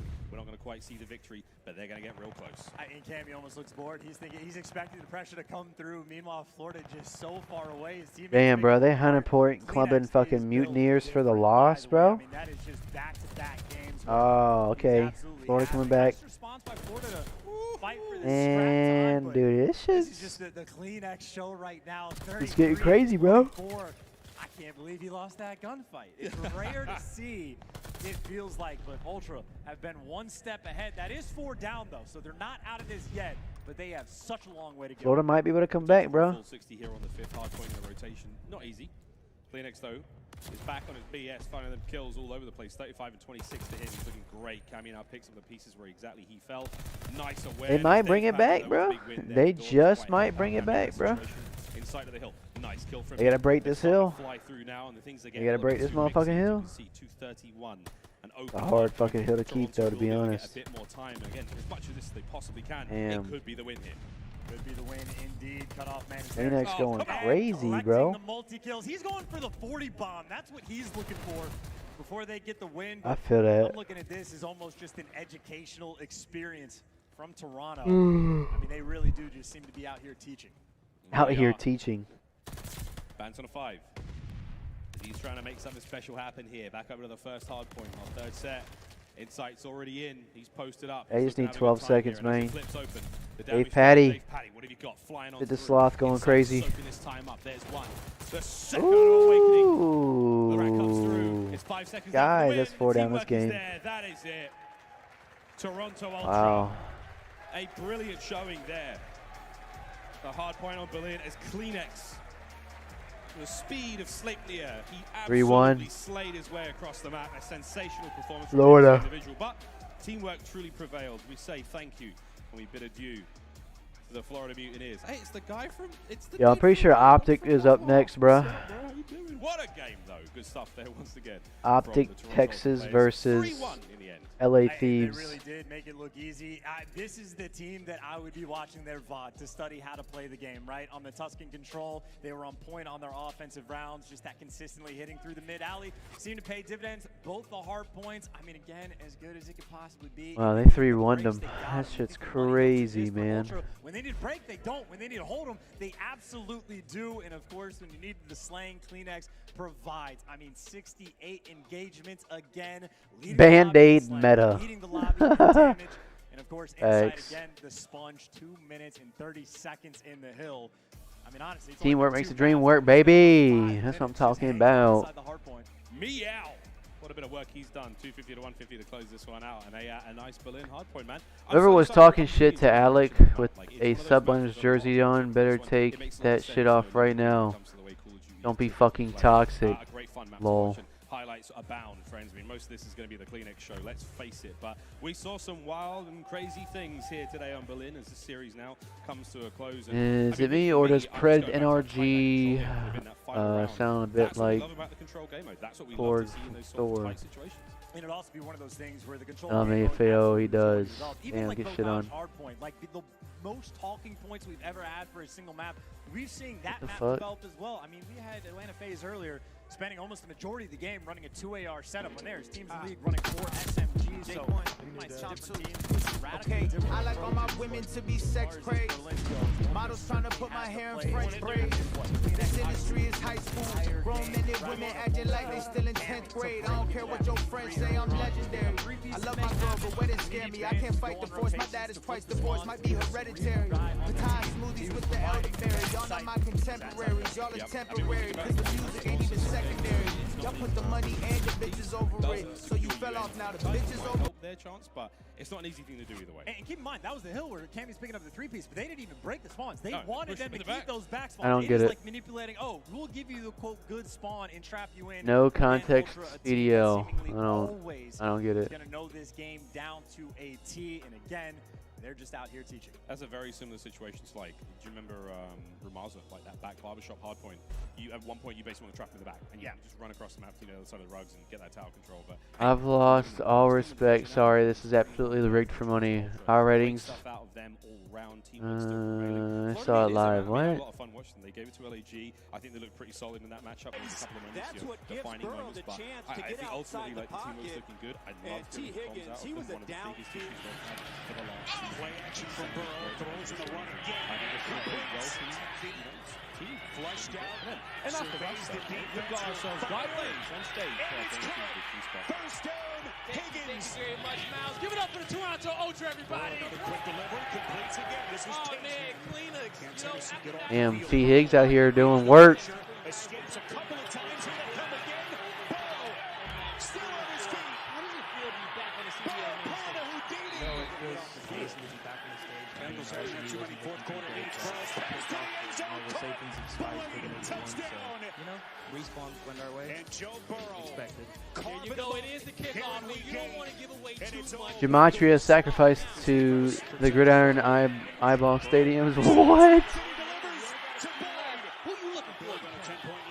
I'll probably throw out What's he talking about, bro? Gematria sacrificed to the Gridiron Eyeball Stadiums. Oh. Pretty incredible. I wonder what the fuck Birdman over here talking about.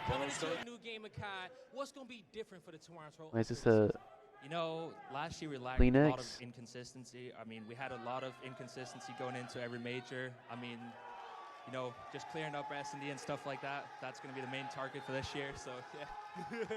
Oh, yeah. All right, yeah. And you guys look like y'all cleaned it up in that last series, and you got a few more to go. With that being said, it was good talking to you, man. Give it up for the Toronto Ultra as we get this main stage reset again.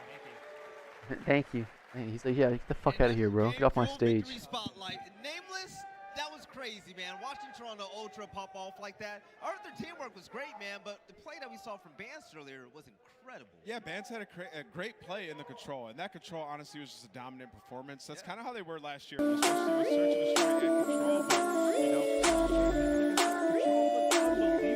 yeah, I want all your money, I want art, I want dresses for my scars. I like Gucci, Louis V. I take anything you feed. I need everything at once. Got it figured in a blunt in my head, like oh my god, I've been doing this for months. All this drink is making me fancy. All this drink is making me fancy, fancy, fancy. Oh shit, son.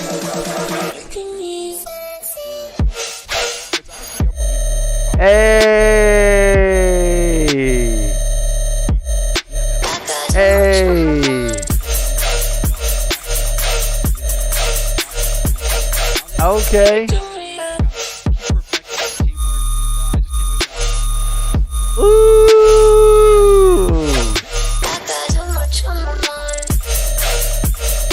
Ooh!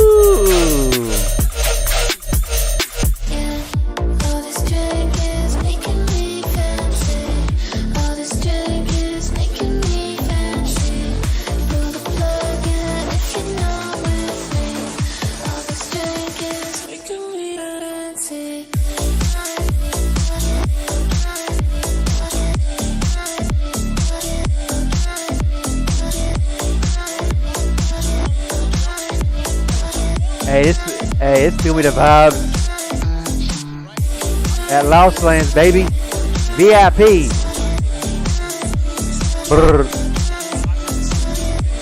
Yo, today Lost Lands ain't ready for me to pull up, and I'm not ready for Lost Lands to host. It's gonna be two fucking unstoppable forces. Second drop for Bama. When I think I already passed it. This is right here.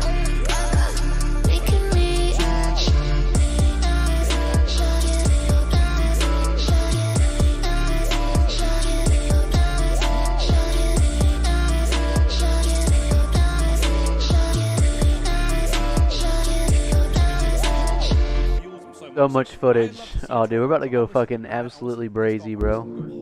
That's the year I want to see them have. Yes, Miles, Chance, you guys are incredible. Thank you so much. But for those of you at home, and even those of you in the audience, if you like free stuff, this is for you. If you happen to link your Activision and YouTube account, Hey. Okay, this is that song. Where's the...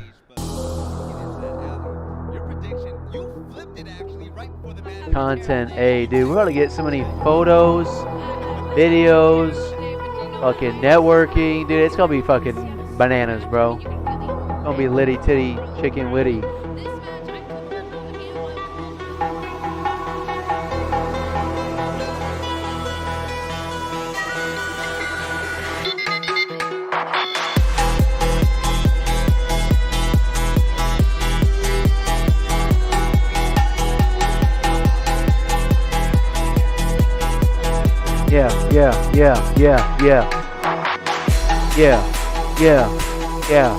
Yeah.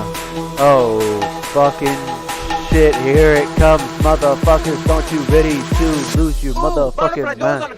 Bass in the back going boom. Oh shit, here it comes. Hey. Oh man. Type situation going on behind the mall. Over.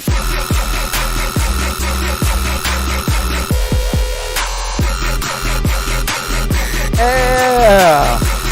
Ooh, butterfly goes on the poop. Okay, yo, that shit lit, bro.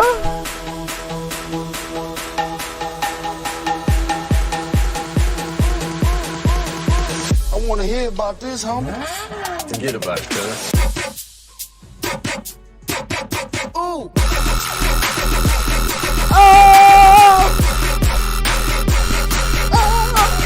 Oh my fucking god, lose your motherfucking mind! Hero type situation going on behind the mall. Over. Yeah. Oh my fucking god! Oh my god! I can't feel my fucking face! Damn. Hell yeah. Holy shit. I was just 6, playing with sticks, yeah. I'm running up now, I'm lit, yeah. Now this young nigga getting rich, yeah. I used to take shit like the Grinch, yeah. Shit don't make no sense, boy, your pockets full of lint. Nigga ain't talking about shit. The little ass diamonds, yeah, I had to squint. Yeah, I hit your bitch, leave a dent. Ooh, driving the Benz like it's rented. Ooh, killing shit, give me a sentence. Bad as fuck, then it's the menace. Ooh, I bought my chopper some titties. Ooh, I got no top and no feelings. Ooh, young nigga give you the business. Since I was 6, I've been with it. I was just 6, playing with sticks. Yeah, I ran it up, now I'm lit. Yeah, now this young nigga getting rich. Yeah, I used to take shit like the Grinch. Yeah, shit don't make no sense. Boy, your pockets full of lint. Nigga ain't talking about shit. The little ass diamonds, yeah, I had to squint. Yeah, I hit your bitch, leave a dent. Ooh, driving the Benz like it's rented. Ooh, killing shit, give me a sentence. Bad as fuck, then it's the menace. I bought my chopper some titties. Ooh, I got no top and no feelings. Ooh, young nigga give you the business. Since I was 6, I've been with it. No, I never ever trust a bitch. No, last time I did, I was 6. I hit a hoe and get away quick. Young nigga smooth like silk. I so cold in quote. I so high, no blood. I walk like a devil. They won't make me know. Which one's the Tokyo Drift one? Wow, this one got some good traction.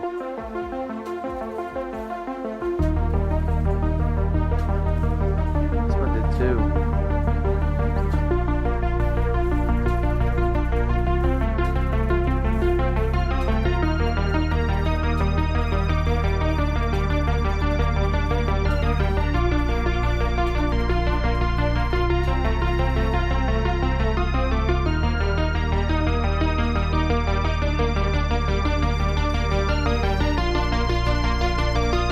That's private. The Tokyo Drift one's private? Man. Yeah, they dig synthwave. Dude, unprivate that motherfucker, man. What you doing? There you go. Play an OG chocolate speaker from the one time to the one time, ladies and gentlemen, straight from Anderson, South Carolina, Akira Amane.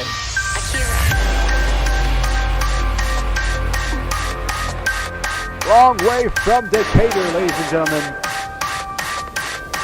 Here, making his debut in 2022.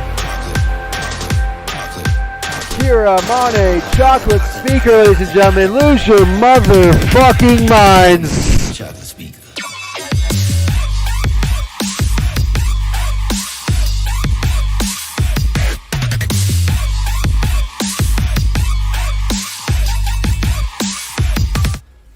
This shit's crazy, bro. Whoever was talking, okay, we've already seen this. Close to 20k, Boston Breach. Let's see what the Boston Breach class looking like. The Call of Duty League is brought to you by Zenny Gaming. Armor your eyes with Alright, okay, January 13th. Let's see here. We can't keep away from the stage. Album dropping soon. Yo, apparently this kid right here is like fucking 6'5", bro. Fucking Zenny. Check Twitter DM.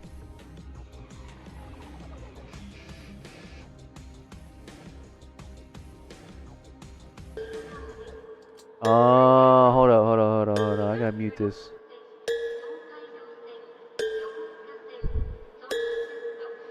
Ladies and gentlemen.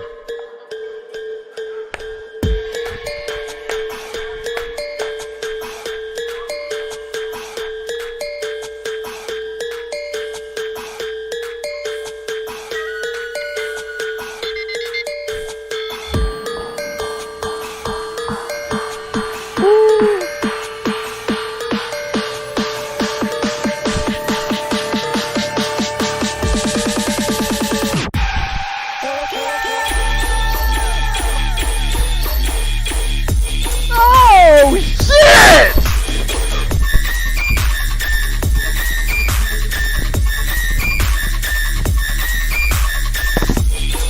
Oh my fucking god, yes sir, ladies and gentlemen, yes sir!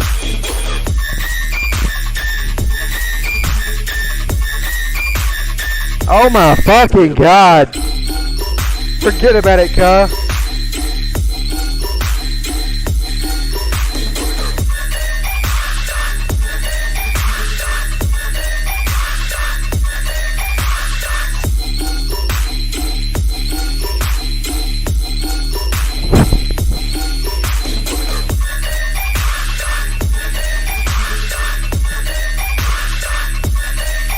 About this. Yo.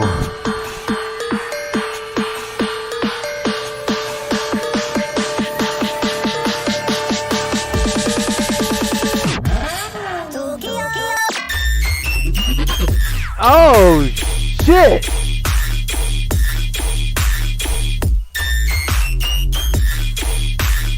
Oh shit, this is the extended version. Oh shit! Oh shit! We got the extended director's cut, ladies and gentlemen, live on the offset. You've always seen it here first, ladies and gentlemen.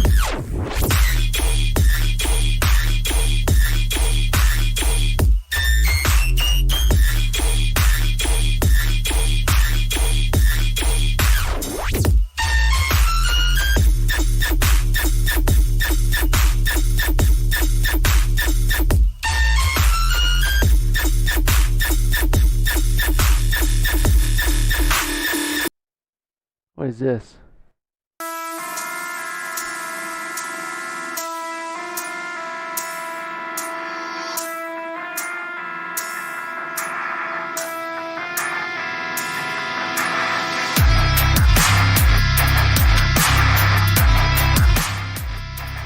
I feel like it's too fucking loud for the stream to hear me.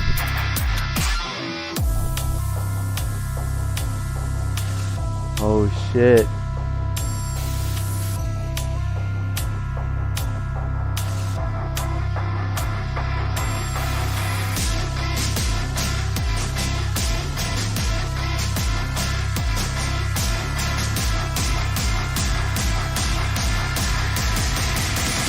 I've already got what I want.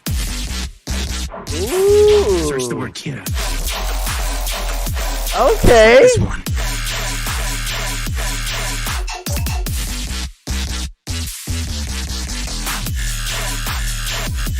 Oh shit, okay.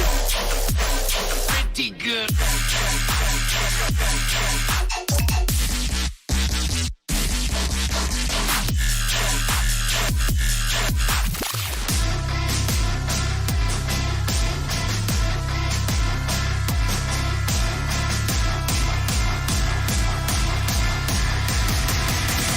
I've already got what I want. Yo. Okay, I'm fucking with that shit. Lots of potential with that one, bro. Hell yeah. Yo, right where like What I want. yo, this shit right here. Search the word Kira. That like Just like this one. that like decline. That Just like this that one. like that sound where it's like whoa whoa whoa, like it sounds like it's twisting and like going down. Whatever that sound is, bro. Like that shit right there. Fire, bro. Fire. That. Wait, here it comes. Right here. Wait, did I pass it? I did. Right here. Search the word Kira. Just like this one. Yo. Like, oh, you should have. Oh my god, dude. I want to hear that sound over and over again. Just like this one. And repeat it here again. Fucking. I don't know, yo. Search the word Kira. Just like this that one. That shit was fucking fire, dude.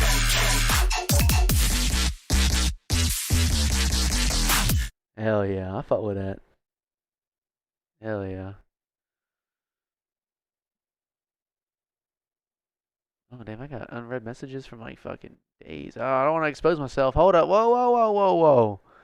What am I doing here? I'm on stream going through my DMs, man. Who knows what could have been fucking. I'm getting canceled probably.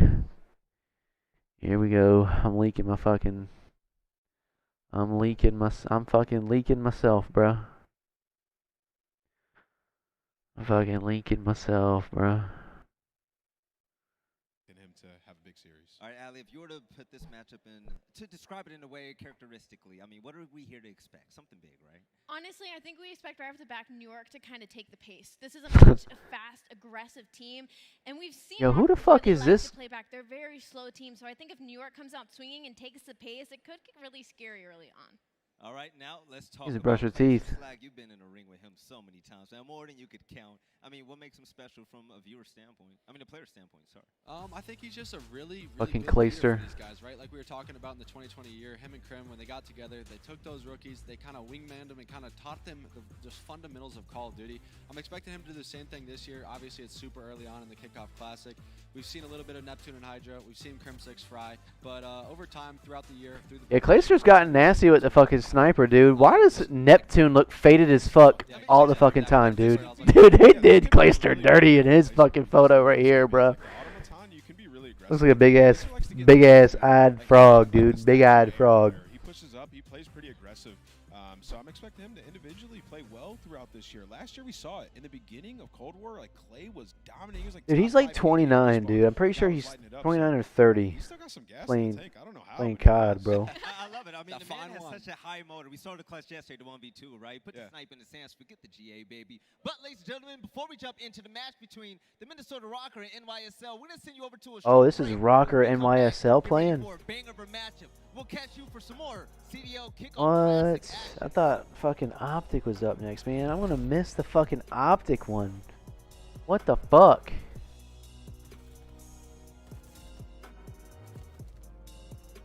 Lame as fuck. You're me. Well, we're gonna leave that on just in case. In case I forget to hear something. Let's see here.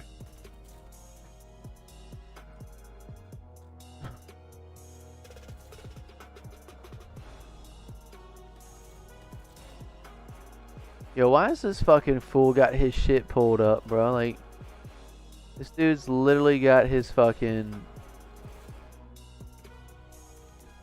Like, bro, like, why? Why you got your fucking sleeves pulled up, bro? Like, you're... Like, this dude thinks he's big as fuck, bro.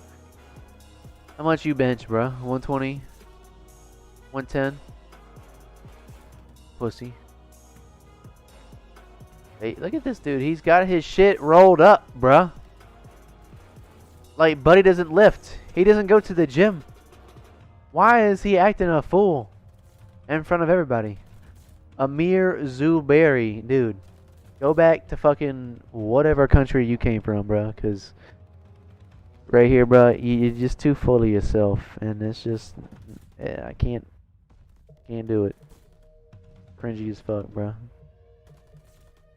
Buddy hasn't touched a weight in his life. Alright, here's the schedule for today. So looks like it's 7 o'clock. Well, they're late. What the fuck? And then 8:30 is Optic Texas versus LA Thieves. This is gonna be a fire fucking showdown right here. It's Dylan Envoy versus Optic. You know what that means, right? Bitch back for blood. Brrr. I'll probably miss that shit though. All right, Arlington, Texas, let's make some noise. It is time to head into our third series of the day, and what a day it has been. Woo. With that being said, for the first time at the Kickoff Classic, I give to you the Minnesota Rocker.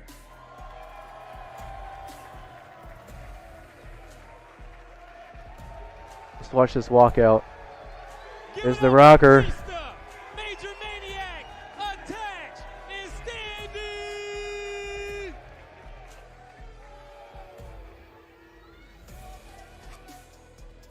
Standy did last year. I mean, dude was a standout, but this year I think he's gonna bring something. Dude, why does Major Maniac and Enable look the exact fucking same? Fucking Standy looks like Edward off of fucking Twilight.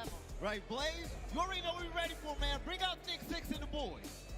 Fucking Priest that looks like that goddamn G.I. Joe figure from Toy Soldiers. Oh, here comes the fucking trolly ass Crim 6. Let's see what he's gonna do. Nothing. Haha. Fucking stupid. Dads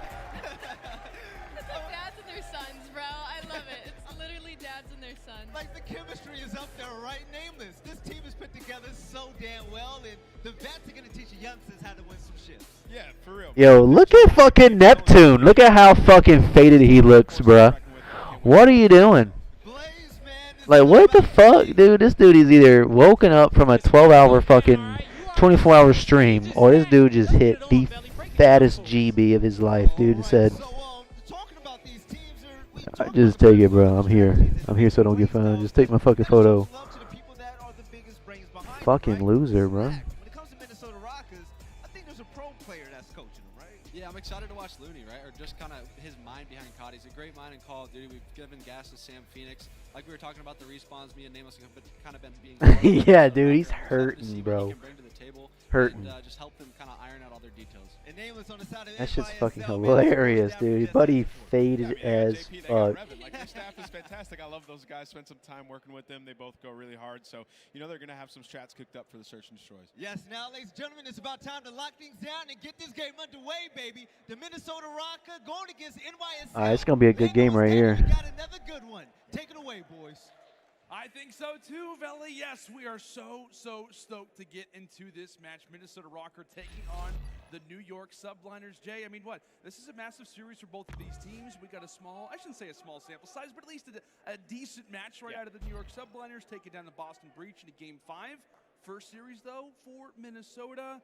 Tell me, I mean, what do you think? What are your expectations for Rocker right now? Well, Minnesota, they ended the year last year with amazing because their stage 5 performance was absolutely amazing. That was the most insane comeback I've ever seen. Oh, yeah. So they're going to have that momentum going into this year, the chemistry going into this year. The only thing that scares me for this team, like the Death said, was their respawns in general. Like the way that they ended last year were like 9-7 in hardpoint, 6-4 in their controls. And their S&D was their bread and butter. They were sitting at 10-2. So I'm looking at them to really step up in the Search and Destroys. But like Slack said, with Looney on their roster, he is such a great mind in Call of Duty. I'm expecting them to be super early to rotations and make sure they have great setups on the hills. Yeah, I really like what Ali said. She was talking about how, you know, this team could reach levels of Toronto Ultra type of chemistry. We know the way that that roster likes to play, how team-oriented that they are. But it's going to take a team effort to take down that man Crim 6, a 1.26 KD. He was second after day 1.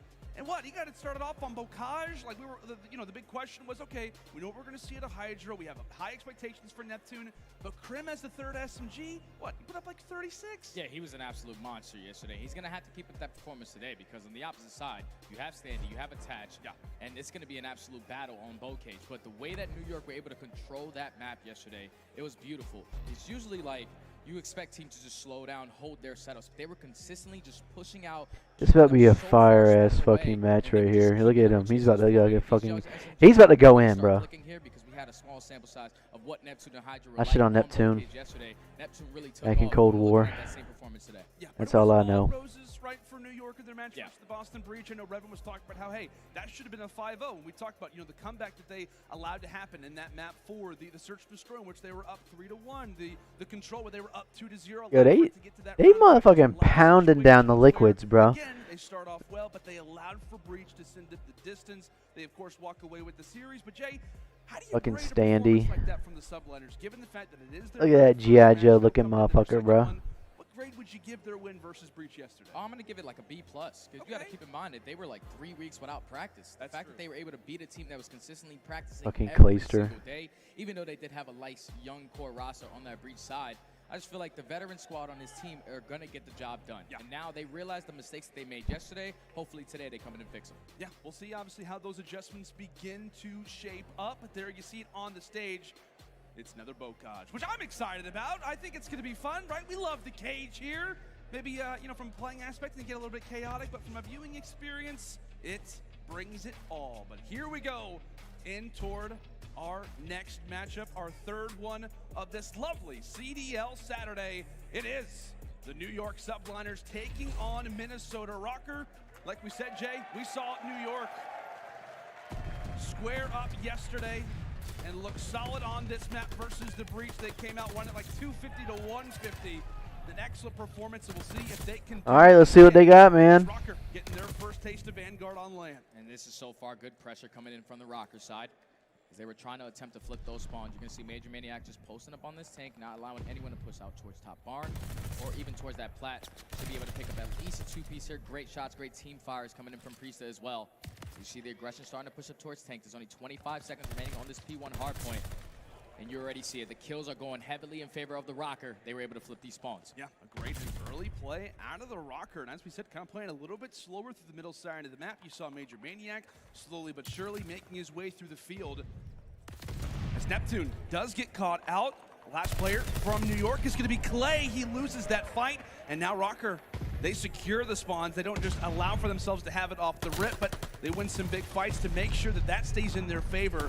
But again, 2 players from the subliners looking to attack from the back. Stanley takes down Hydra. Last player is going to be Clay, and he gets found out as well. Great work from Minnesota. But that's not good work, because that's going to be New York now spawning at Waterside and towards the back. That's true. He spawns. Priesta with some good shots to take down Neptune, but New York have control now currently of P2. 30 seconds remaining on this hard point. Give it at least 1 or 2 more good pushes if you're Minnesota, because you want to make sure you keep these back spawns for that P3. You see great shots coming in from Major. He was able to take down 2. Hydra finds 2 of his own. So this remaining 20 seconds should go in favor of New York. Yeah, it looked great for Rocker for a moment. Then you have a few squad spawns that come in, and just like that, New York, now they've got the advantage. Rotation already being thought about toward the house side, and one player that may have just snuck past the setup is going to be Hydra. Granite sits on 4 in a row, so Rocker's somewhat aware of his position, but Hydra sitting pretty toward the top side, waiting for his teammates to come off of spawn. Now they're here. About time for the attack. The Prowl does set up the pinch nearly established, but Major Maniac and Attach, they're winning the fights inside. They're aware of Hydra's position, and they take him out. And now you see number 7 in the back, which is going to be Neptune, trying to work his way around.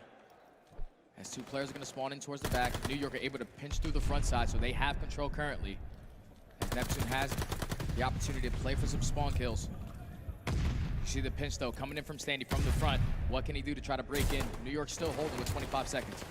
Still holding with 25 left. Rocker able, despite that team kill, to finally get some clearance. It seems as if every time they're on rotation, there is always somebody at the flank, whether it's been Hydra, whether it's been Clay. Dude, their face cams are all fucking crooked. Always attacking from the backside. With a few seconds left, Major Maniac, a nice double inside, and has a third one, of course, left to engage with. But 48 to 59, Rocker, as we said, their very first match on land, and they're getting very well acquainted with Vanguard, especially on a map like Bocage. Priesta off to a great start now at 9-8. And that's one player that I really wanted to focus on in this series is going to be Priesta, because we know the kind of player that he is. He's always been a standout flex player, and the fact that he's going to be running a submachine gun alongside Attach and standing on a map like Bocage, you can just tell that the guy has the ability to take over this game. But the setup's still coming in from Minnesota. They still have the spawns from back stable. You see the pressure coming in from New York from the front. They're able to get in for the time being. They have to make sure that they get these kills and try to flip these spawns to get this remaining junk time. Big fights inside of the hill. Neptune able to win that. Then sets up Standy for a potential engagement. He gets dropped in from the back. But how about Major Maniac? He's going off this year, bro. Holy shit. 8 on a 5 spree. And instantly is thinking about the future. That's going to be 3 down for at least a moment. And making his way through the sewer. This could be huge, Jay. Yeah, he's sneaking his way through. He's actually going to work his way behind this player at L-Wall. Glacier's not going to be aware of this, so Major, even though the spawns are still coming in from the backside for New York, able to take this player off the hill, earns a strafing run, 1 away from that glide bomb. Spawn's still coming in, but you see number 2 in the minimap, which is attached. He's just trying to set up a crossfire. Neptune and Glacier find 2 in the feed. Oh. Still staying alive. He's going to be fully streaked out, but Crim finally takes him down, and New York have control. Such great plays there from Major Maniac. Like you said, earns the strafe, and maybe the one guy in question coming into a map like Bocage. Of course, when you talk about your SMGs, you're seeing Standy, you're seeing Attach and Priesta, but like we said, some players that you maybe wouldn't expect to have great Bocage performances. Crim yesterday, now Major Maniac at 19 and 10. As the final few seconds of P5 have some highlight moments as Attach is able to take down a few. He ends up getting dropped. And with that, 8 more points left, rather 8 more seconds left here at our final side of rotations. And Hydra, for a moment, started to feel himself, but 20-point advantage right now for NYSL. You see Minnesota, they're going to be set up. They're only down by 15 points, so let's take a listen in with Minnesota. Anyone's going for a hut? Top barn, top barn, top barn. What's the play? What's an L? What's an L? And low left. Yo, he's low left. He's jig. One's low right. Go top house, guys. Zig. Okay, so Neptune. Could be bottom barn. Bottom barn, under the steps. Under the steps and top house. Top house, top house. He was right. He's top left. I'm looking right. Dude, top right cameras, guys. Bottom barn, Crim. Crim got me. He's pushing through Sables. Rotate. We don't want to play backing up. No, one top barn. I flip, guys. I flip. Start playing around time, guys. More. We gotta start playing around time. I'm gonna go top and help you on this time. Bottom house in time. Neptune bottom house. I'm here, one hill. I just knew that. Back time, Dan. One time. Bottom house. Hear that? Bottom house. I don't see him. Bottom house in the C corner. Dead. One more hut. Yo, listen, I'm getting pushed right. Dead on time. Listen, there's gonna be 3 close barn. One's hey on me. On top barn. You're okay. One's back barn roof. Top hay dead. Yo, pick up coop. I'm trying to. I'm stuck. Back right cross. I'm one shot. Dead. More fence. Neptune and hut. Going back for one. Going back right. Neptune's going barn. Oh, one shot. Look over your front. Front, high grade, low barn. Field door. Shots down. He's done. Below you. Nice. Low field clay. I'm gonna glide for control. We're gonna run in barn. Come in spot barn. Gliding. Yo, do the top house. Listen, 2 in barn, 1 in hill, 1 barn. 2 in barn. I'm going to the hill. Got 2. Last guy in barn. Hill was weak. I'll kill hill. Field tank. I'll tell you. Zig one shot. Look every time. Low shot, 1 shot field. Nice. You so in this time. Go in barn. One grabbing ACD. One shot. Have you guys in barn? Close to me. Dead. Flat. Dead. I'll go over time. I get time. They give you barn. Close hand. Field door. One shot. Nice. Good shit. The other time. Nice. Good shit. Nice. We can go off. Left. You can go. You can all go. You can be top. Play through the time. Okay, Standy. I'm challenging time. I'm almost bottom house. Beat Hydra. He's going to wine door, Hydra. I gotta say, Jay, I mean, given how Bocage works, that was some great Okay, Standy. getting involved, calling out streaks, positioning as Standy falls off of that 4 spree. Rocker, great comms, man. Yeah, I expect that. You know, this is a team that stuck together last year, so the chemistry will be there. And they were also able to get back in this game with a great hold on that P2. But now for rotation, you see New York early into the point. Attach able to find 2. Trying to do everything he can as the spawns are going to flip. Last player in the hill is going to be Crim6 from the New York side. He has to try to go big. He's going to get taken down. Minnesota get in. They're pushing out. That's going to be 2 in the feed. Make it 3 as Minnesota only being down by 20 points. They can get this remaining 15, only be down by 5. But they had to start thinking about that rotation. You see the positioning of Attach. He's trying to work it through Waterside. Let's see what he can do with it. Hydra aware of the timing, but Attach beams him from afar. Great MP40 shot there from Dylan Price. Is now look to cut through middle. Crim6 has yet to really give the call out. Why? Because Attach is a man that's yet to be seen. They know somebody's in the hill, but they don't know exactly where he is. Standy's slaying on the outskirts. Same thing with Priesta. And here's Attach's Oh my turn. God. 25. Nearly turns on the 6th, and he's still back here. He's a man behind enemy lines. Finally gets dealt with, but that was such a great opportunity to see his perspective, the presence that Attach has on this map. A great setup to start for Rocker, but given that subliners are spawning close, they're finally able to regain, and now they are in prime position for the time. One thing that I really took away from that listening was the fact that they said, hey, we got to get on hill. I'm pretty sure they're outslaying New York by a substantial amount right now, but they still don't have a drastic lead as New York are able to find 2, get this remaining 15 seconds, and once again take control of this hard point. Now you have to start thinking about their rotation. Pay attention to number 4 on the minimap, which is going to be Priesta, allowing his teammates to spawn at least that tank area. But you see the pressure starting to come up through L-Wall. Huge win by Major Maniac, but the pinch is going to come from Neptune. He has to try to make a play here. This is great, really great prioritization right now from the subliners. Again, sitting 2 toward the back, in full preparation, full awareness of that back tower side spawn. How great it can be for this hill as Neptune. Some nice long-range shots. And really the problem for Minnesota is Major Maniac has to pretty much send the troops into the hill. Meanwhile, he's trying to deal with the damage on the outside. Neptune finally does get met with some fire. It's Rocker holding from the front, but Hydra, he's also made his way through the flank. That continues to be the story, Jay. Rocker doing a great job of slaying inside of the hill, but it's these constant flanks that are plaguing Minnesota right now. And Minnesota, they're doing a great job at just getting the spawns. New York are just holding it from the front side. You usually do not see setups like this. Up by almost 30 points with 15 seconds remaining on this hard point. Hydra is still alive. Eventually, he's going to get taken down. So this remaining junk time should go in favor of Minnesota. This game is going down to the wire, man. Minnesota had to start hopping this hill. Like you said, I mean, just the outslaying numbers right now, +6 right now from Standy. You see Attach +6, +10 right now for Major Maniac, and Priest is even. Like, there's no one positive on the side of New York. Exactly. Like, everyone is positive or even right now from the Rocker, and they're down by 20 seconds. You're going to have to see some adjustments be made. Obviously, in the comms, they're aware of it. But with how crazy Bocage can be, how many adjustments can you make, especially in your very first map of Vanguard? We got to give some props to Major Maniac, by the way. I know they're not winning at this moment, but the guy's at 36 and 22. He's gone on a myriad of sprees and doing his best to try and get some hill time here at P1, inching ever closer to a tie game. And now Minnesota, only down by 6. They have the rotation towards P2. The way that New York were able to contest it from the front side, they cannot allow that to happen again. You see the pressure coming in towards Platt. Major Maniac on another 5 spree. Still has that strafing run to work with. But he's going to push all the way out tank. That's what's forcing number 7, which is going to be Neptune, to spawn all the way out.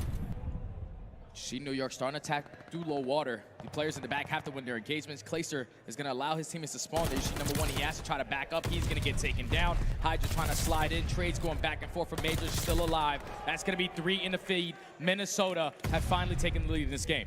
They have. I know Major Maniac was thinking about calling in one of those streaks. We'll hold on to it for now as Priest is hitting some beams as well.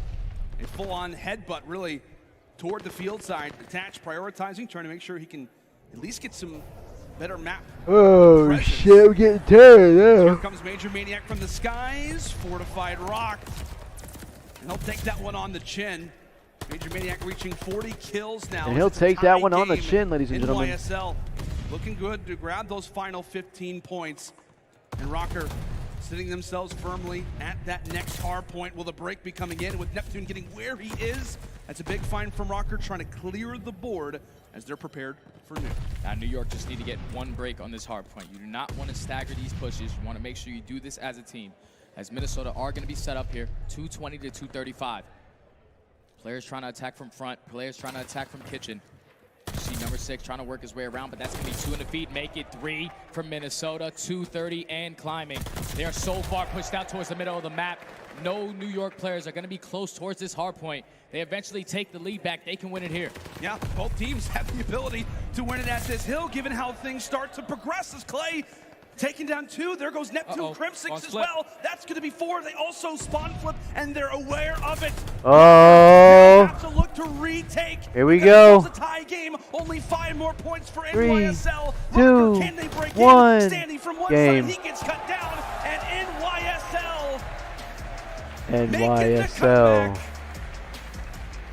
Despite getting outslayed by what? I mean, 20, 25 plus kills?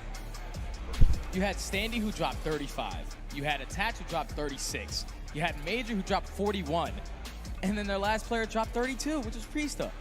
That's insane. Not a single player on the side of New York were positive there, and they were able to win that hard point. Usually do not see stats like that, but it's really concerning for me for Minnesota, because the fact that they can outslay like that and still lose hard points, that means that they're making mistakes and they got to go back and fix it. I mean, what does that tell you specifically about Rocker, right? For their ability to slay out the way that they are? What really needs to be prioritized in a moment like that? They just need to make sure, because they had the rotations for a majority of these hills. It just came down to certain traded situations. Like one time they would get two-piece, and that would mess up how they want to trade that situation. Yeah, it is kind of crazy. Usually, the way they were playing that entire map, it was beautiful. When it came to the slaying, Major Maniac was able to pick up kill streaks left and right, 32 untraded kills. But that's just unacceptable. When you outslay a team that much in hardpoint, you're supposed to win it. New York were able to clutch up. Yeah, and it feels like on a map like Bocage as well, where you feel like it's incredibly slay heavy. The team who's usually dominating in that column, by rule of thumb, is usually going to be able to hop in the hill. But we're going to take a look at really the final minute of this game. Jay, I want you to kind of take this opportunity to let us know what exactly happened. Again, we're setting up for house. Rocker's here to start. What goes wrong? So Rocker, they hold this initial push right off the rip beautifully. They get pushed out towards middle, and they allow a player to sneak up through the right side. I need a bang energy drink, bro, and I got none. Right side water as his teammates are dropping. But once he gets taken down, you still see number 6. He's still alive. 2:35. It's going to be a tie game. But Clayster, once again, he doesn't miss it up. He works his way around the back, wins a huge one-on-one versus Major Maniac back here, sets up the pinch, allows his teammates to break in through the front.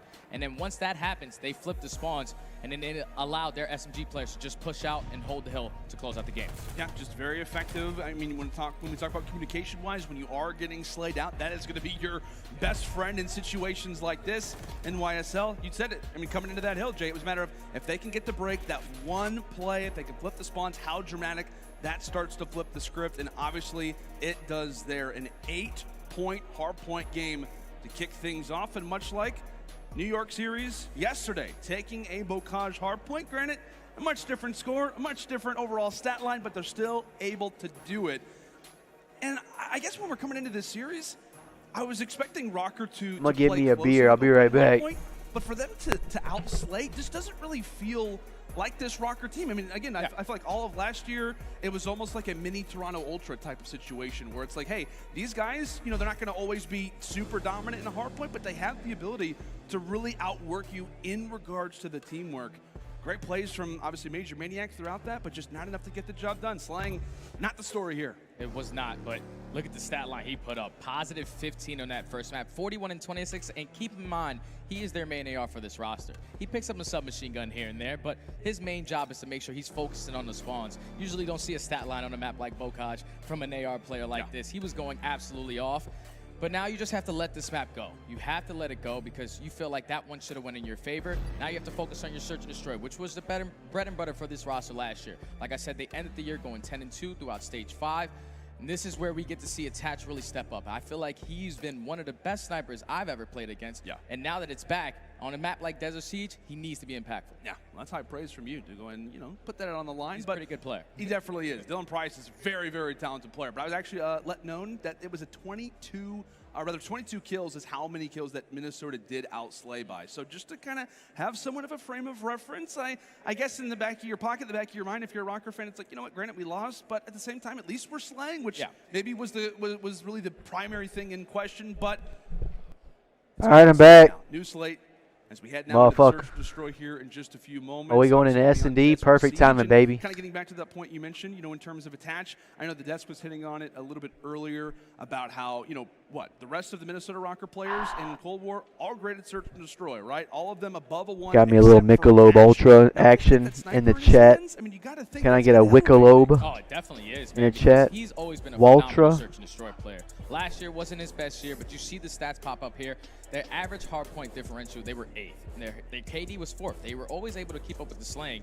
But you see the bread and butter was their Search and Destroy. Number 2 in kill death ratio at a 1.07. They won a majority, at least 50% of their rounds. So this is where the game mode that they have to get back into this series is, because next map is going to be that Tuscan Control. We watched a lot of teams play it yesterday. It'll still be the first time we watch Minnesota play it. But in order for them to get back into this series, they need this search and destroy. Yeah, they absolutely have to have it. I mean, we know what New York was able to do yesterday. Granted, they're up 3-1. They end up losing that on Tuscan Search and Destroy. But on a map like Desert Siege, again, you have a lot of opportunities for strategies. I mean, to me, that kind of sounds like a great map for New York, considering how great the clay is with the snipe. I feel like how pesky and how annoying Crim can be at the start of rounds. Plus, a lot of cover and a lot of angles for players like Neptune and Hydra to hide. Yeah, especially all over that middle building, because it's going to be an all-out bloodbath for the players that are deciding to rush out of that middle building. But usually you're going to see a lot of that action going down towards that B-bomb. Whoever opens up with that initial sniper fight, it's going to basically open up that bomb site. You try to get that bomb down as fast as you can, but you always want to make sure you're having one player that's watching that late flank, because usually when you attack that B-bomb consistently, that player who always watches A is going to slowly push up that train side, and it might cause him to shut up.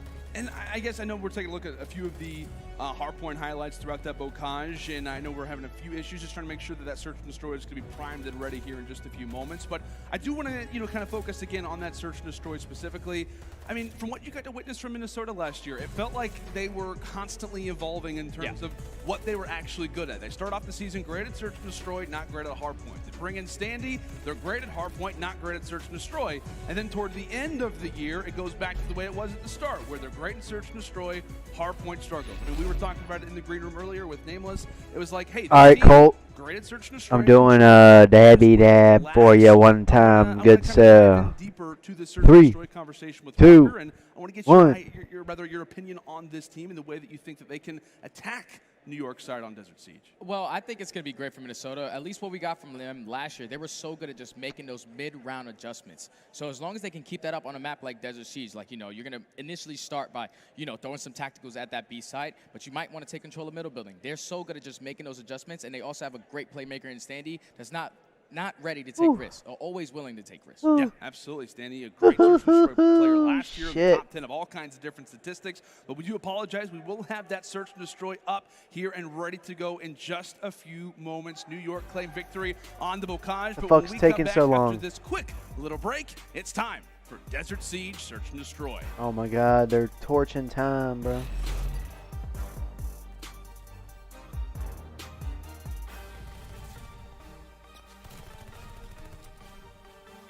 Fortune time. Alright. Well, until they figure out what the fuck they want to do. 6-4 in real life. 7-6 on the map. Cap. Now, this is his shit last night. Hold up.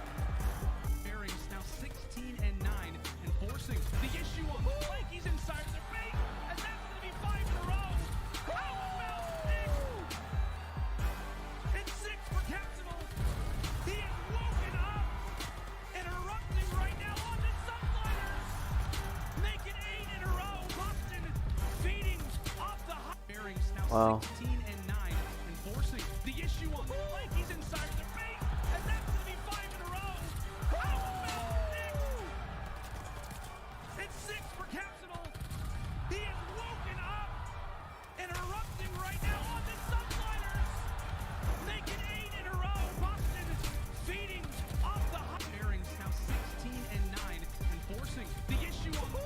Damn.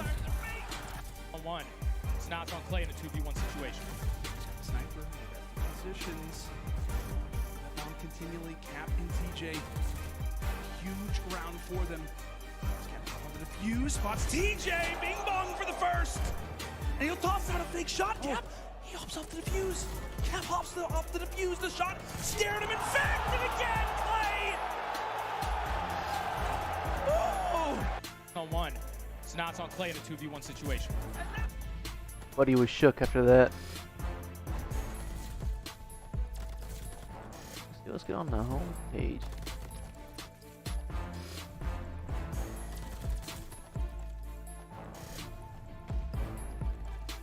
Spam this taco to help Paco. I don't get it. He's not. The Dallas Mall is fire.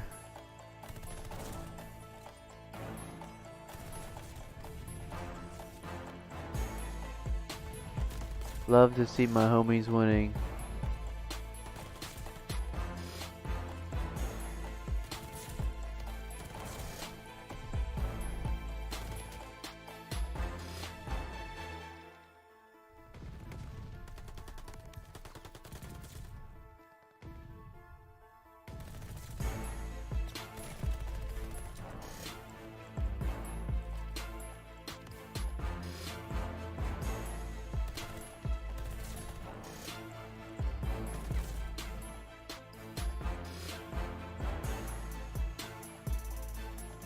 Though. Incredible plunge pool, loungers, outdoor dining and stuff. There's even a table upstairs. I may have shown you guys that already. We've got a giant swing bench. We've got, I mean, just insane. There's other villas on each side of this, but you guys can see it's so lush and so dense you can't see anything. This is a rainfall outdoor shower. Absolutely crazy. I'm gonna shower there every morning. We've got a hammock here. We've got a table that if we want to eat and we have like lunch or dinner or whatever delivered, we can eat here right by the water. And of course, it's the Maldives. We have the most beautiful water I have ever seen in my entire life. I've seen a lot of blue water, a lot of places in the Caribbean, been to Bora Bora. This tops it all. Without a doubt, the best part is the backyard though. Incredible plunge pool, loungers, outdoor dining and stuff. There's even a table upstairs. I may have shown you guys that already. We've got a giant swing bench. We've got, I mean, just insane. There's other villas on each side of this, but you guys can see it's so lush and so dense you can't see anything. This is a rainfall outdoor shower. That's just kind of absolutely fire, crazy. I'm gonna shower there every morning. We've got a hammock here. We've got a table. Where the fuck is he at? Why? What is he up to these days, bro? That motherfucker are just randomly be going on trips like that.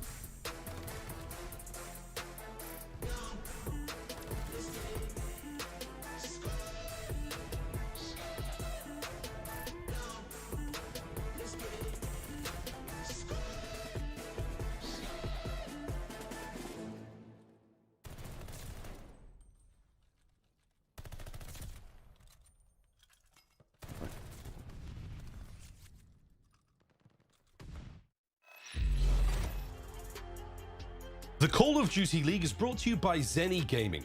Armor your eyes with Block's gaming glasses starting at $24 by visiting zenny.com/CDL.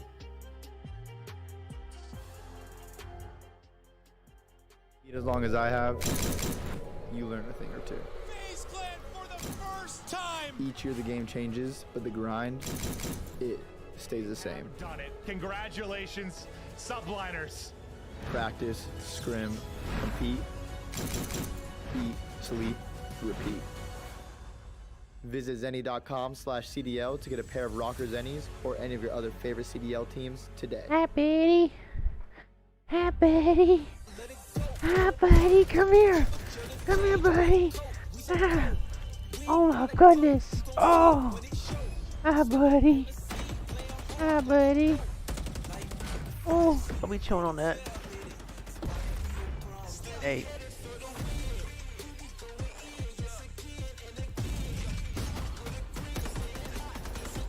Yes.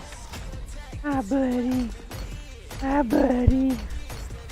Hi, buddy. Oh my goodness. Hi, buddy. Hi, buddy.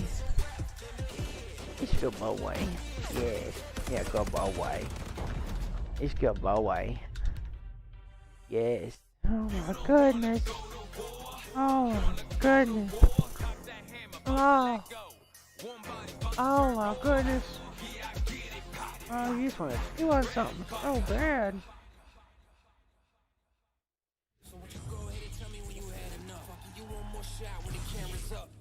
This one you gon' have to duck.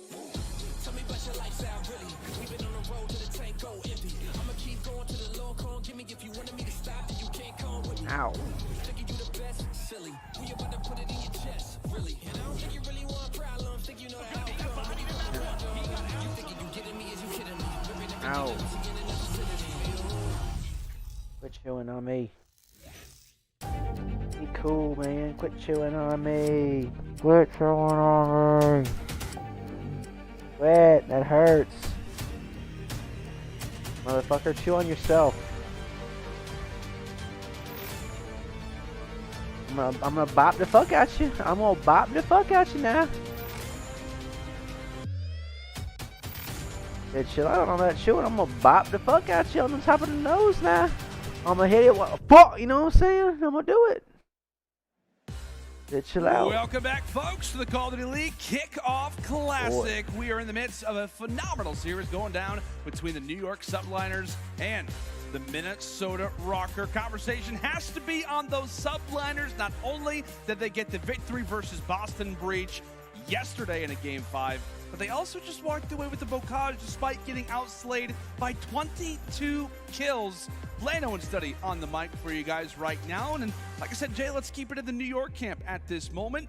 You got to give them a lot of props given the fact that, you know, they won Bocage yesterday by outslaying. They also do it in a totally different way versus a very hot Rocker roster. Yeah, man, they just played it beautifully. Like I said, a majority of the time, Minnesota had the respawns. They had the spawn side, I'ma bop the fuck out you. spawn side, but I'ma the way bop the that fuck New out York you. were able to set up around I'ma that. do it. Remember when they was all the way at P5, you had Neptune that was pushed out all the way towards the left Ow. side tank, and a player also back L. Like, they were consistently just spawning them in that back corner, playing to their strengths, just getting enough hill time to close out that game.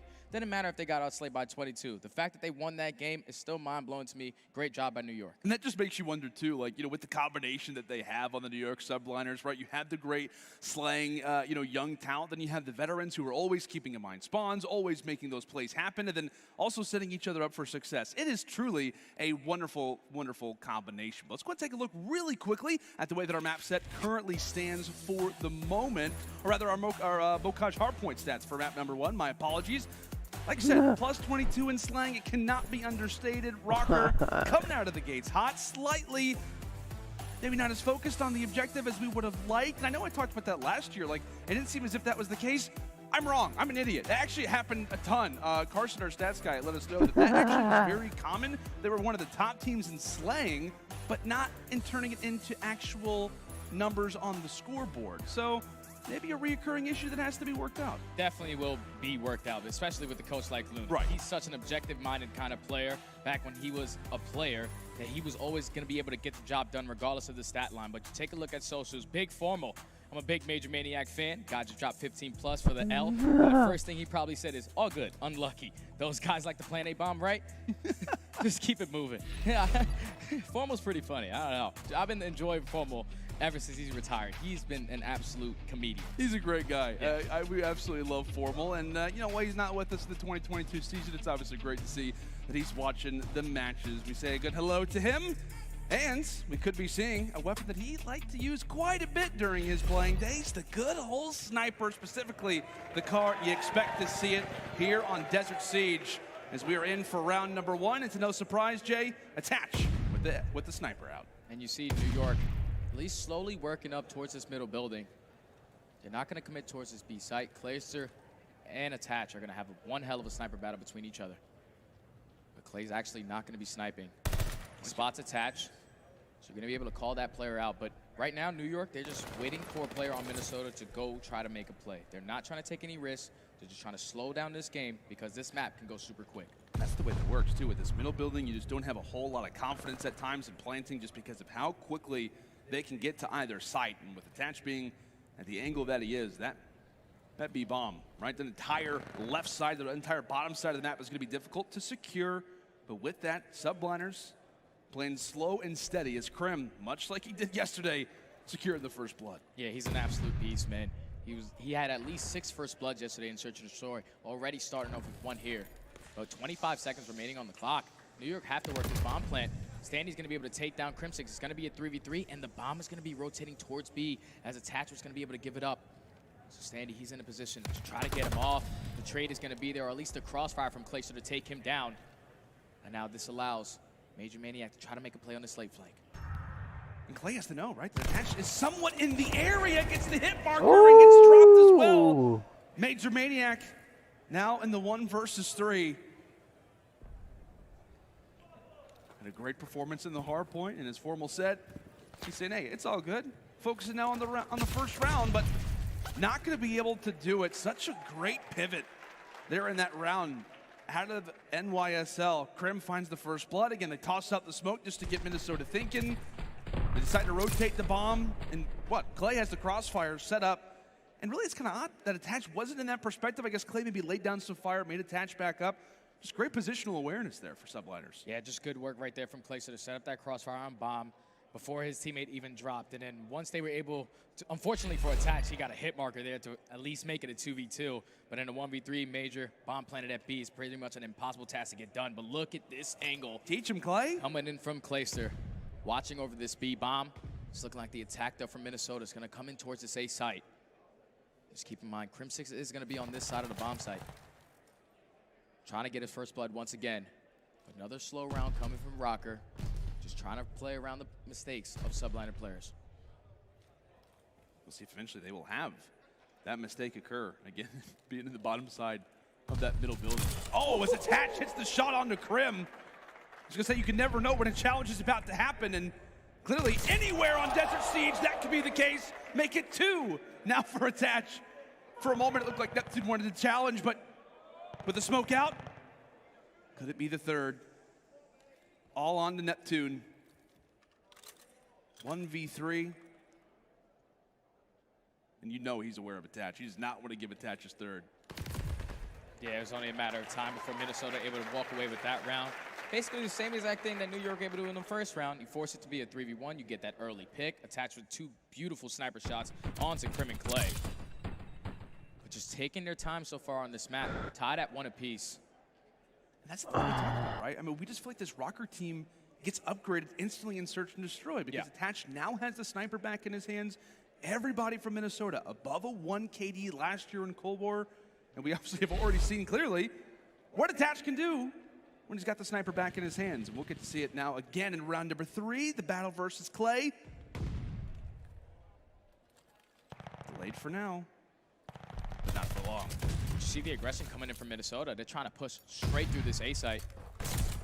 But Place is going to be able to open up that first one onto Attach. Crim follows up with the nade onto Major Maniac. Makes it a 4v2. Standy gets 1. 3v2. All up to 1 player, which is going to be Priest in the middle of the map in another 1v3 situation. These offensive wins are just coming in consistent. I wonder which team is going to be able to walk away with their very first defense. See what Priest can do. I think he gets some information. He definitely does. He has both players in his line of sight and instantly backs up. Could spot Crim 6 on the rotation. Did he see him is the question. Incredibly careful is Priesta. Up against the vets. P-Dog spots out Crim. And now it's a 1v1. Priesta versus Clayster. Knows his weapon of choice.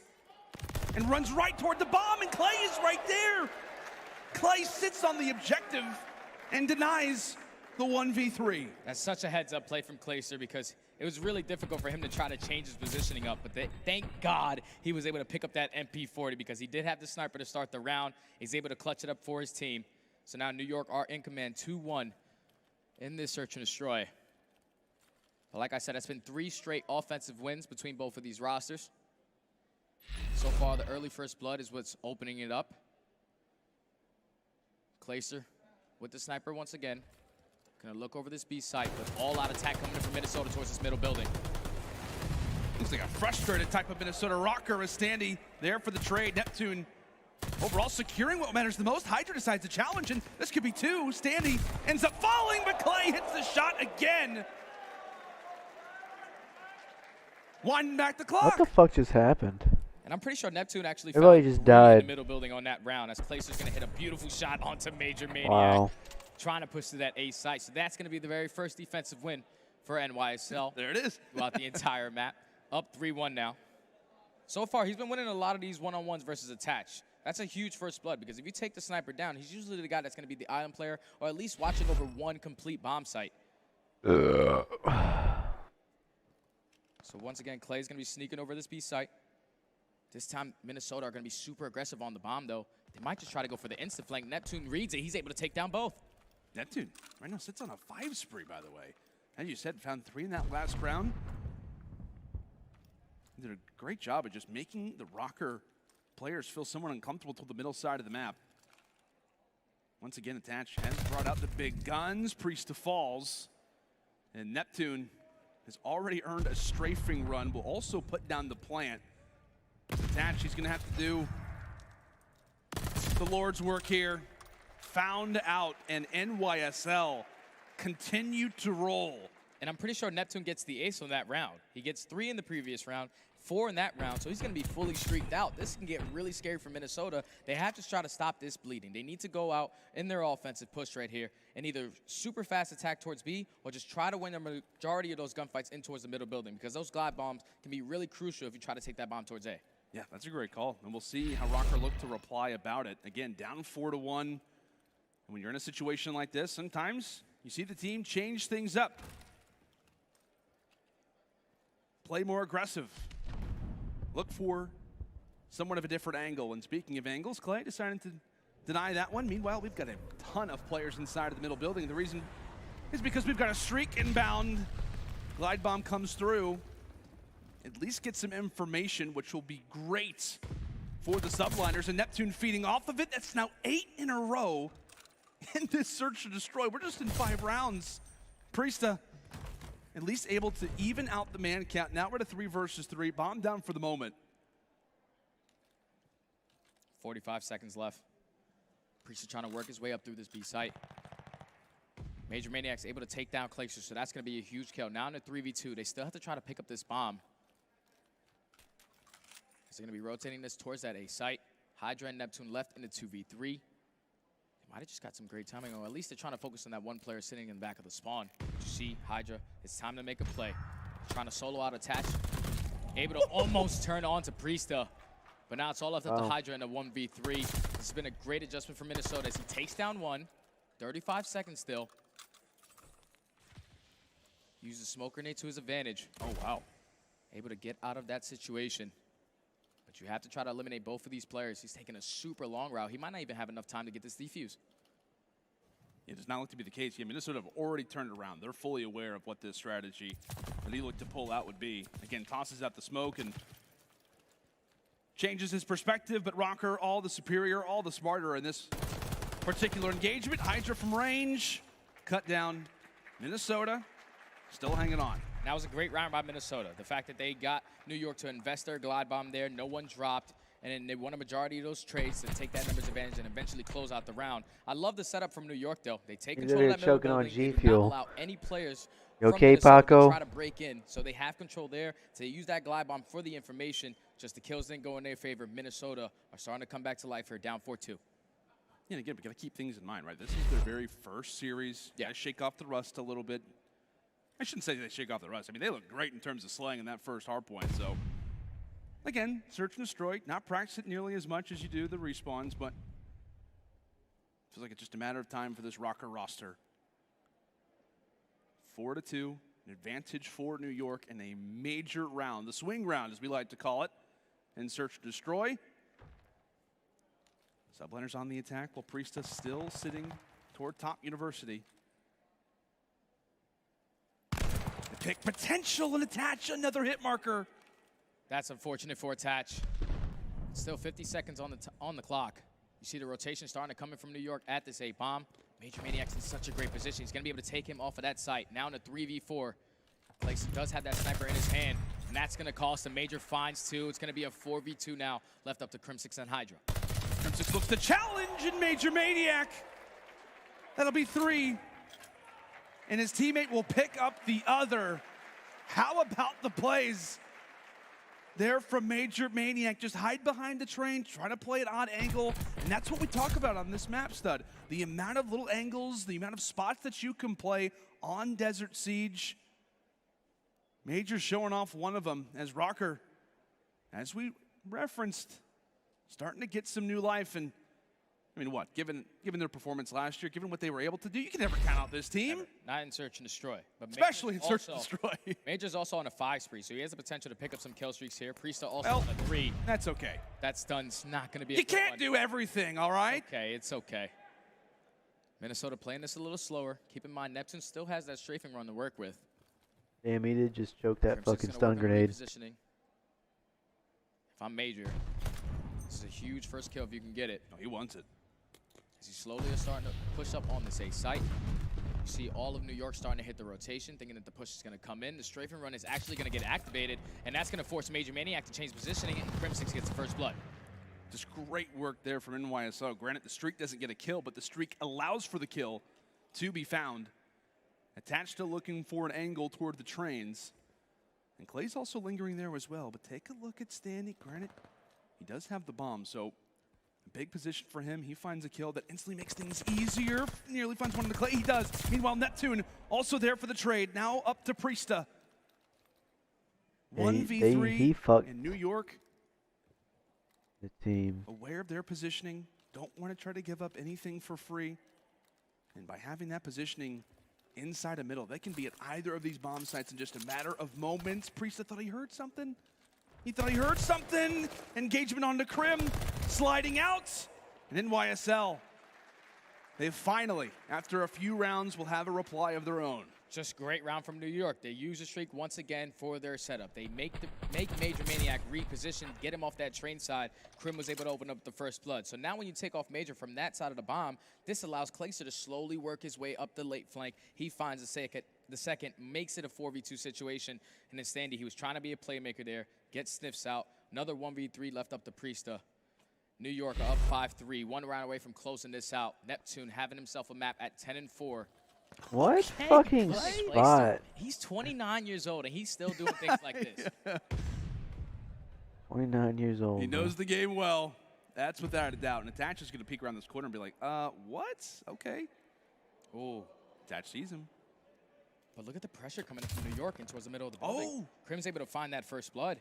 They have full mid-map control. Standy's able to at least get the trade. Now he's going to be trapped on the speed bomb. Smoke Grenade's going to be there to help him. He's going to be able to get out of that position. But with 50 seconds left, still a 3v3. And New York just taking their time. Both teams trying to be extra careful. Neptune having an objective, just peeks out for a little too long.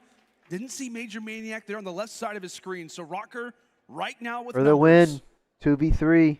And New York somewhat split apart. You've got Hydra on one end, Match Clay point, on baby. the other, and Clayster, what you gonna do? he might be aware of Major Maniac's positioning. In fact, Okay, Hydra 2v2. is the pinch is successful. And you see Hydra's instant awareness, thinking somebody has to be inside of that middle building, which will be the case. They'll look to wrap the bomb, wrap the bomb. Priesta gets dropped, and also they're standing there as well. Wow. How about the clutch? Wow. Wow. The patience coming in from Hydra right there to work his way through that backside of their spawn. Wow. He finds that kill on the Major Maniac, and when we were on Clayster's perspective, he knows that Major Maniac just beat them in one round previous using that same exact spot. They were not going to let it happen again. Once they take him down, it's a 2v2. They'll probably get. Is just focus on This will getting that probably be a bomb down. But Hydra 3-1. put himself in such a great 3-1 position game. there to catch Priesta Series. off the rotation, and then Standy in a 2v1 situation, he probably wasn't expecting both players to just simply jump at him. Probably was expecting an 100%. A-plant, but they just hit the rotation, and New York are able to walk away with the map number 2, up 2-0 in the series. That was nice and clean from New York. Yeah, it absolutely was. And, you know, one thing that we'll talk about really a lot throughout this season is going to be the snipers on Desert Seeds. Attach 2-7. Meanwhile, Clay having a much better performance. But the guy that you have to talk about throughout the entirety of that game is Neptune. Yeah. Some major bombs dropped. You were talking about how in the early first bloods, he was constantly causing problems. What, an ace and a hat trick in back-to-back rounds? Excellent plays from the new guy.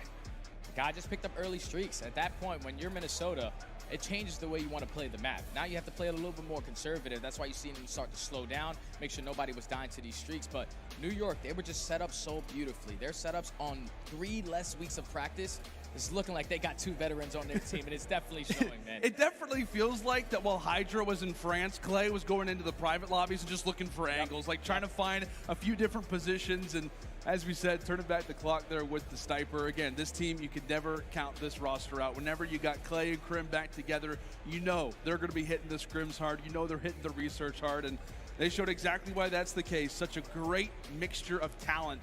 And now this puts even more pressure on the Rocker side. Again, we talked about if it could be a Bocage win, that would be great. But it has to be a search and destroy victory. And really, they came out and looked flat. I mean, you had a few good moments here and there, but it just did not look like a team that was what, top 4, top 3 in Search and Destroy last year. Yeah, I think a majority of it came down to what New York were able to do on the map. They got a majority of first bloods there, and then also the sniper battle between Clayster and Attach. He was winning a lot of those gunfights. I'm pretty sure Attach ended this game 2-7.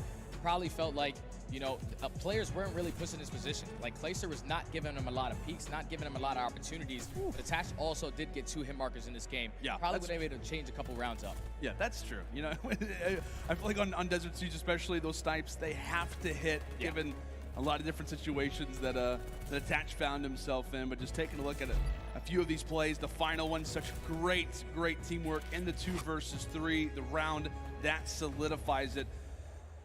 Oh boy, New York up 2-0, and well, Jay, at least we're staying on the same environment. So if we're talking about a reverse sweep, which again, you can never count out a roster like the Minnesota Rocker.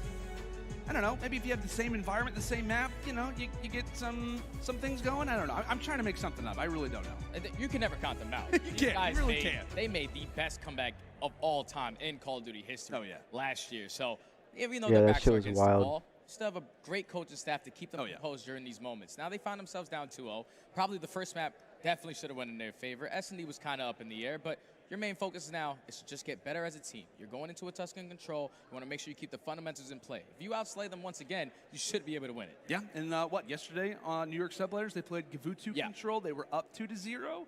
And they allowed for Boston Breach to send it to that round 5. And I think if New York wouldn't have gotten that restart, we could talk about how things maybe would have changed. Obviously, we have the restart. They were not looking great before it, and they absolutely dominated post that. But one point I want to kind of focus the conversation on is this guy Hydra, man. Obviously, we see social media talking about him. Everybody loves him. Paco, let's go, coming through from floating. What he's talked about how Krim is also his dad. Clay is also his dad as well. He's got many fathers on this team, but hey, you could never count on a player like this. Obviously, now in his 2nd season, and Paco's picking up from where he left off. Yeah, but you got to remember what last year was like for Hydra. He had the #1 hardpoint KD. He was pretty consistent in Search and Destroy. Did he really? But his worst game mode last year was Control, sitting at 35th. So I'm looking at this guy to step up today. We watched him yesterday on Gavutu. He was actually their 3rd AR.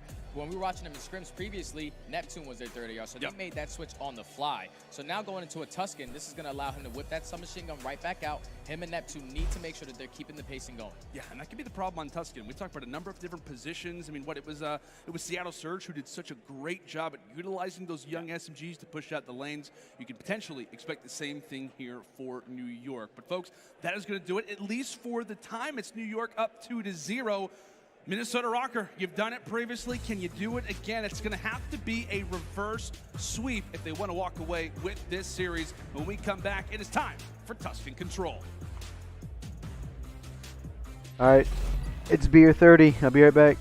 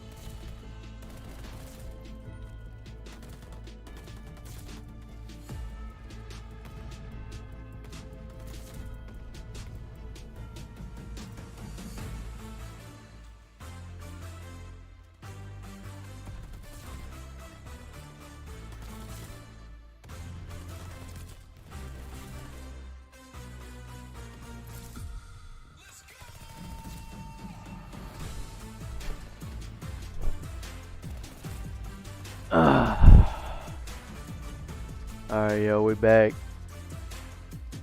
We back in business.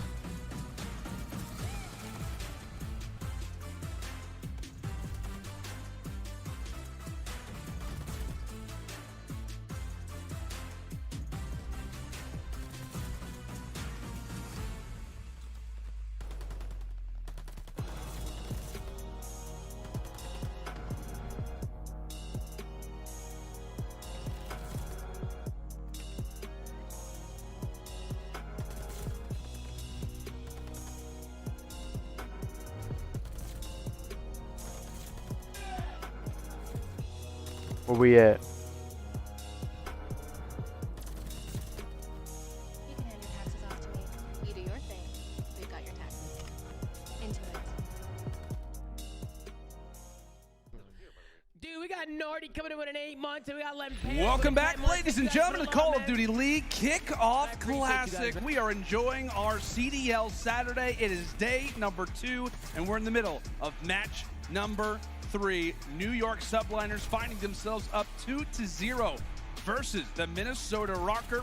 It's their very first series. NYSL on a hot Game 5 victory versus the Boston Breach yesterday, and it seems as if those little things starting to be worked out, right? They clutched in that Bocage hardpoint to start, they rebound into that search and destroy and look great, and now they could be finding themselves in a 3-0 win versus this Minnesota roster. But here we go, into the Tuscan control. Jay, I'm going to ask you right off the rip, man, how do you want to see Minnesota rebound?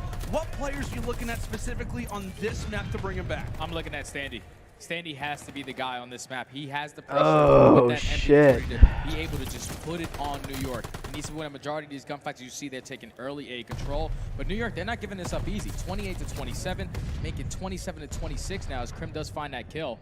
But you see Major Maniac, he's just slowly playing towards the middle of the map. Control on Tuscan. That's going to be a clean 4 dead. Minnesota already have 2 This has got to be the most toxic now it's all thing about ever. defending his B point. Yeah, Subliners very aggressive toward the field side, and they will feel the pain of it. Okay, Clay. Shuts down Major, attach falls as well. And Stanley's at least able to see the church and have a nice little glance at the point. We'll see how long he'll be able to do that for. So he'll station himself inside of the arches, and Krim aware of what the Minnesota Rocker strategy is to try and get toward that tank. Clay spawns right up there, and Stanley's able to drop him. So hey, you'll take what you can get. Hydra, again, just it's a constant battle for the backside of these spawns. Hydra's able to stay alive, wipe him away, and Rocker, now they're back to their side of the map again. Oh, that's a big 2-piece coming in from Neptune. And this entire time while they were capturing A, Neptune was sitting inside P5. He is forcing those spawns for them to spawn all the way behind Fountain. This was just a lot longer of a rotation for Minnesota Rocker to try to get back in this play. But Crimsix is playing this beautifully, holding down this overextension. As he does find 2, eventually Major does get the trade. But just look at the positioning from the submachine guns on New York. They're ready for every single cutoff. You have Hydra who's watching in the middle of the map. You have Neptune who's watching all of P5. They're just making Rocker consistently flood the right side. With a minute left on the clock, too, you're thinking, Rocker, you're right, we don't have any ticks yet. We've hardly been able to really force the issue at that B point. With having players stationed the way that the Subliners have, constantly watching cuts, watching over each other as well, it's not going to make it easy. But Rocker do eventually find that lane toward the bottom side of the map, continuing to siphon themselves through that P5 position. A huge cutoff right now for Hydra as he finds himself on a flank, but the Rocker aware of his position. That'll be 3 down. Neptune, the final player alive to really contest. He drops as well, and now NYSL with 38 seconds. The big job to do. Life count still somewhat even, but Priest and Attach, a big double for them. This is just great work from Minnesota. Once they got that opening on the P5 side, they were just able to flood through Platt, take control, and I'm pretty sure Attach, he's absolutely dominating in the back of the spawn right now. You're going to see Neptune on your screen. Clayster finds 2, Hydra finds 1 as well. Last player here is going to be Priesta. He's going to get taken down, and at least Minnesota were able to complete 2 ticks of progression on this B point. They have 30 seconds to get 1 completed. Yeah, you pretty much have one final push prepared for Rocker, and what a massive round this could be. Changing the momentum so far of this series, down 2-0. Kicking off the control in a big way would be nice, but Hydra takes down 2 from that top church position. Stanley is there to wipe him away. But again, with 7 seconds left, somebody from the Rocker is going to have to reveal their position. Priest says, all right, it's going to be me. Clay meets him with some fire. The auto guns him down. And Rocker run out of time. Just beautiful setup by New York, man. The fact that they have both of their SMG players focused on being pushed out. You have Neptune consistently just holding down P5 and Hydra working his way around the middle of the map. You're leaving both of your ARs to basically watch their back. They were just setting up on that back tank, picking up kill after kill, and then once they got a clean 4 dead, like I said, they just had Minnesota Rocker overextending on the left side through that 8 point, and Crimsix was always there to try to cut them off. Just a great round from New York to secure that defensive win. Yeah, and it almost feels like, obviously it's a great play from the subliners, but it also feels Rocker at times a little tunnel vision, right? Like they're so focused on the objective, they're not willing to check their back, not willing to look at certain angles through middle. What you doing? Great plays from NYSL, really just to be annoying as Clay eats a nade. Oh, yeah? Since I've been doing that for years, it's really no big deal. Gulps it down, and NYSL continue to grab the time at A. As long as Clay sits in that power position, it makes it so difficult for Rocker to bring in players from mid. As Priest is realizing such, pretty much has to sacrifice his body. Standy gets found out as well. And with current 2 versus 1, Major Maniac trying to hold off for as long as he can. I want it. He'll get taken down in New York. He'll secure A. And that's a 6-3 for Clayster. Yeah. 1 off of a glide bomb. This can cause problems for the side of Minnesota. Let's go. You see right now, New York do have a 2 live advantage. But just the setup. Just the setup out of Minnesota. Number 1 has to try to go big. Standy, unfortunately, is going to get taken down by Clayster, so that glide bomb is going to be heard. Minnesota needs to fight back now, so let's just go for a listening and see how their comms are. I'm here with you, Porter.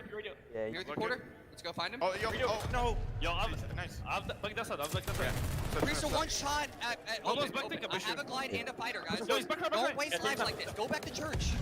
Hold room. Go back to church. Let's go down short, okay? Okay. Go back to church, Paco. Go down short. I'll look over you. Go. Okay. I'm pushing maps. I'm pushing maps. You're nothing crazy. What's maps? Bike can bind you short. I got 1 map. I'm a glide. Sure. I'm gonna glide off spawn. Okay. I'm gliding. Oh, Jens, one shot. In church. Church, go top church. One on hill, Jens. I will. Oh, I got nading. I got 1 Jens, 1 shot. Jens, 1 bullet. Short. Yo, walk that shit mid. Yeah. There's kills over everything, guys. Top is. I got him. What the fuck? I'm here with you, Ned. I'm going top radio. Back radio. Back Jens. Pick up a sub play. Yeah, I got one. Nice. Standy, 1 shot in the back. Standy, last kid, milk shot. Milk. There's 2. Player kills. There. Go. Play kills. Are we do pro? Yeah, Jen on me. One side only. Yeah, multiple. No, we killed you. Yeah, multiple in the back. I need help. Stay on point, brother. I can't. Truck dead. I got it. Yo, 40 on me, jumped over me. He's going tower. There's 2 there, man. 2 there. Another one to the left corner. Jumped in the back. They're back jet. Stay alive. I spawned sort of Stay deep. alive. Jens, you have to stay alive. Yeah, stay up. Watch the bikes. Bike dead. I'm coming. I stunned short. Attach a major. Well, we heard New York. I think Devin, you might have heard Rocker, but that's okay. Jay, based off what we got to hear from NYSL on our end, it really was some great comms, some good communication, which is what you expect out of this team. Neptune especially get involved in some big moments, but really, Rocker have done a great job, at least to get to this point. Lives could start to become a problem, but Neptune now sits on 4 in a row, making his way around the back. Major, there to take him down. A moment to breathe for Minnesota. And the final push begins to brew for New York. And Crimsix just made the play. He was able to work his way all the way around the backside, find 3 in a row. But he's eventually going to get taken down with 10 seconds left. New York have to get a push on. They are up by 3 kills. They can potentially do this, but you see Hydra just waiting. Don't want to give up any kills. Minnesota are going to be able to walk away with the defensive win. But just keep in mind, if it goes to that round 5, it's dependent on kills. Yep, it absolutely is. Really just a smart play there from NYSL at the end of the day, is to make sure you don't challenge, don't give away any unnecessary kills. And we know that the Rocker, they've got the ability to slay out, but again, really throughout that comms, it was New York having some good moments here and there. The small talk was great, but it was just Rocker shutting things down, and we know that B objective point can be very, very difficult to secure. And how about the start from Standy? Stuns 2 inside of bottom church, rips apart the top side as well. Stanman feeling himself. 4 off the rip, taking down everybody. And now finds himself in a power position. The streak only looks to extend itself. And he'll get taken down by Priesta. But at the very least, he does some good work, and that's the A point secured. Primarily at the hands of the Stanman. That was great work from Minnesota, but New York, they were able to break right on through. But Major Maniac finds that 2-piece from you. Pay attention to the mini-map of the positioning of Hydra. He's slowly working his way behind P5. When you already have 2 Minnesota players already pushed up towards his B point, Attach is going to be ready for it, but he's going to lose that gunfight. Hydra's going to turn around thinking that there's going to be another player behind him. But Major Maniac slowly working his way in towards Church. Wins 1, unfortunately doesn't win the 2nd. But still, the positioning from Priesta can cause havoc for the New York players. I believe the players are smart enough inside of Church are going to have to do some work. Hydra Revealing his position over at P5. Krim as well. He's going to provide some support fire, but that's going to be 2. Make it 3, 4 down from NYSL. Minnesota look to stack the point. Yeah, they've got 3 players here. Meanwhile, Standy watching a primary cutoff. New York have a lot of work to do and not with a whole lot of lives. Trying to make their way onto the point, but they're not going to get here. One of the more dominant rounds that we've seen in control all weekend long. Rocker coming back. Could not come at a better time for Minnesota. It was all about that startup for the break. Like, once they get a clean 4 dead, they get that 8-point uncontested. But Priesta was able to work his way through that B side and get all the way to their spawn. And he stayed alive for such a long time, which allowed his teammates, even though you had players from New York that were pushed out in Minnesota's base, they win those one-on-one engagements. Priesta was still staying alive, winning his 1 versus 1 NYSL player in the back, which allowed him to just completely stack that point. You spawn them all at that A side, and it was just way too late for New York to try to get back into that one. It also helps when Standy finds basically everybody out the very opening break. Sits at 23 and 15. We expect big things out of the Sandman here in his 2nd year It's the of Sandman. the CDL. But how about New Give York me a having a very Damn. comparable start from Minnesota's prior round? Hydra now with the 4 spree of his own. By the way, sits at 21 and 11. Finally gets cut down, but basically the exact same situation, Jay. Standy Big going players crazy. going on sprees and allowing for their teams to cap that A objective point in nearly record time. And this time you see Priesta. He's going to be that player that's all the way pushed out P5, trying to force NYSL to ton of do this left side of the map. As Glacier's able to find one on Standy in towards bottom church. They know that Major Maniac's position is going to be in the back of their spawn. As Attach is able to take down Glacier in the middle church. They're still holding this down to the T. Just look at the mini-map. You have Hydra, who's just playing his time at P5, knowing that there has to be a player in this position. This is when roles really come into fruition. As Neptune and Hydra combine for 3. A great situation there for them. I gotta call it out. Hawker had a great setup established, but they're only continuing to fry. NYSL in a great position as here comes the streak. Hydra fortunately takes down Clay, but at least it is going to be an elimination there on the Major Maniac. Looking to hold this one down, Priesta, knowing that there are many members of NYSL in the base not comfortable with it. Able to take down Neptune, rounds the corner, he goes. And also has some words for Hydra. Life count evened out, and another wave of New York dropped. So now this is going to allow Minnesota to start getting pushed up. You see the positioning out of Attach. Great work from him to win a huge one-on-one. It's going to be difficult for New York because they had to try to open up with the kill. Hydra's going to challenge this player towards the right side, able to open that one. As Krim does get the second, but still Attach causing problems in towards middle fire. This is going to open up Hydra to push straight through Church. And if you're Minnesota, you have to make sure you're watching your backside. You cannot go 3 dead. You cannot let chain kills happen right now. Because this is what New York is looking for as they find 2. One player is still going to be pushed out in the back, which is going to be Standy. He's eventually going to get traded, and now New York have a position to try to complete this point. This could be a great situation. Players from New York need to stay on up, and that appears to be the case.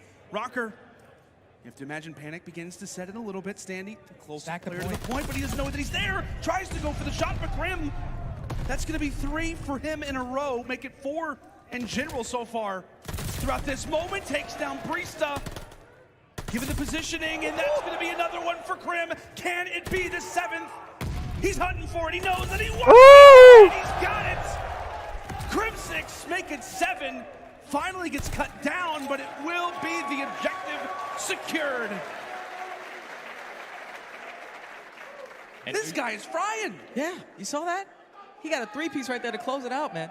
He went on a 7 spree, and that's going to be huge because now he has some kill streaks to work with. So if Minnesota get the same exact start they had last time, you still have that strafing run from Krim 6. You still have that glide bomb to change the positioning on that B point. You just cannot go 4 dead right off the rip. You cannot allow Standy to just dominate mid-map the way he did in the previous offense.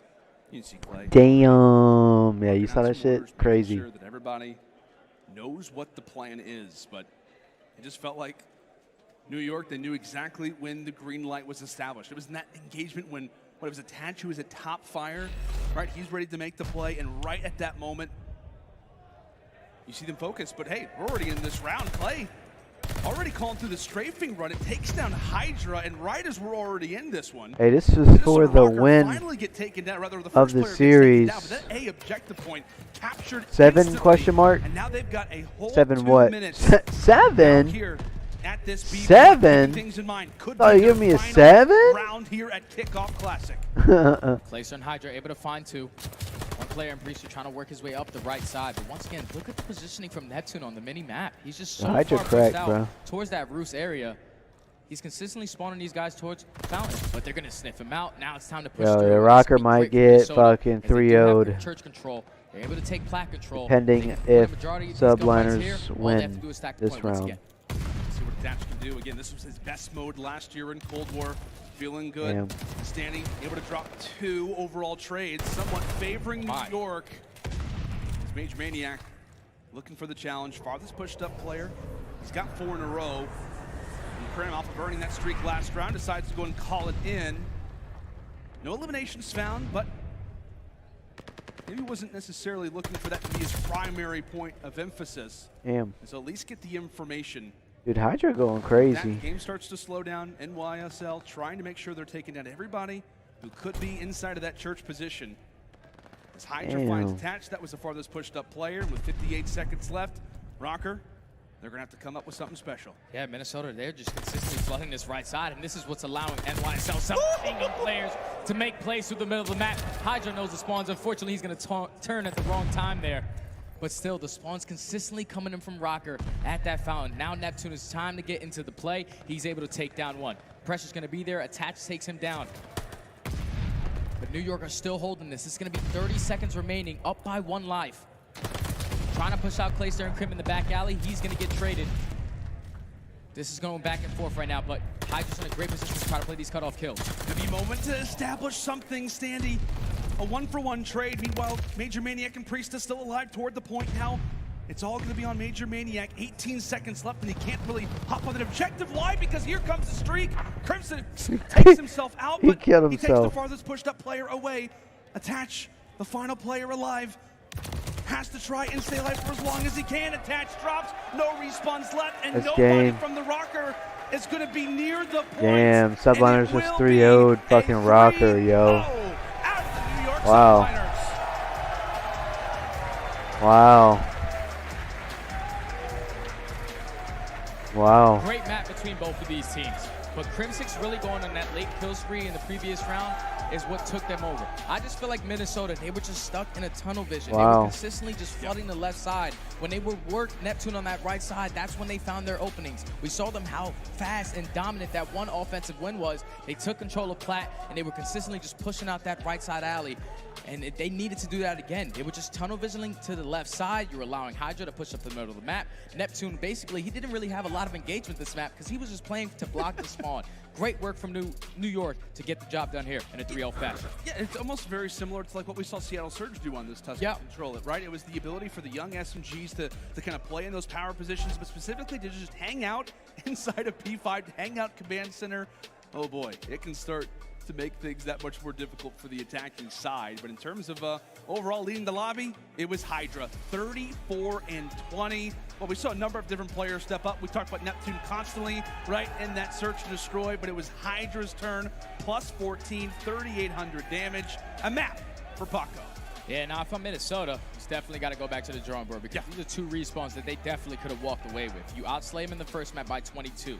In this situation here, you put yourself in a great position. You had 2 beautiful starts on the offensive side, but once they started tunnel visioning through that A point, you're just allowing Crimsix and Clayster to just watch their flank. Neptune was basically uncontested in P5, and Hydra was just picking up kills left and right.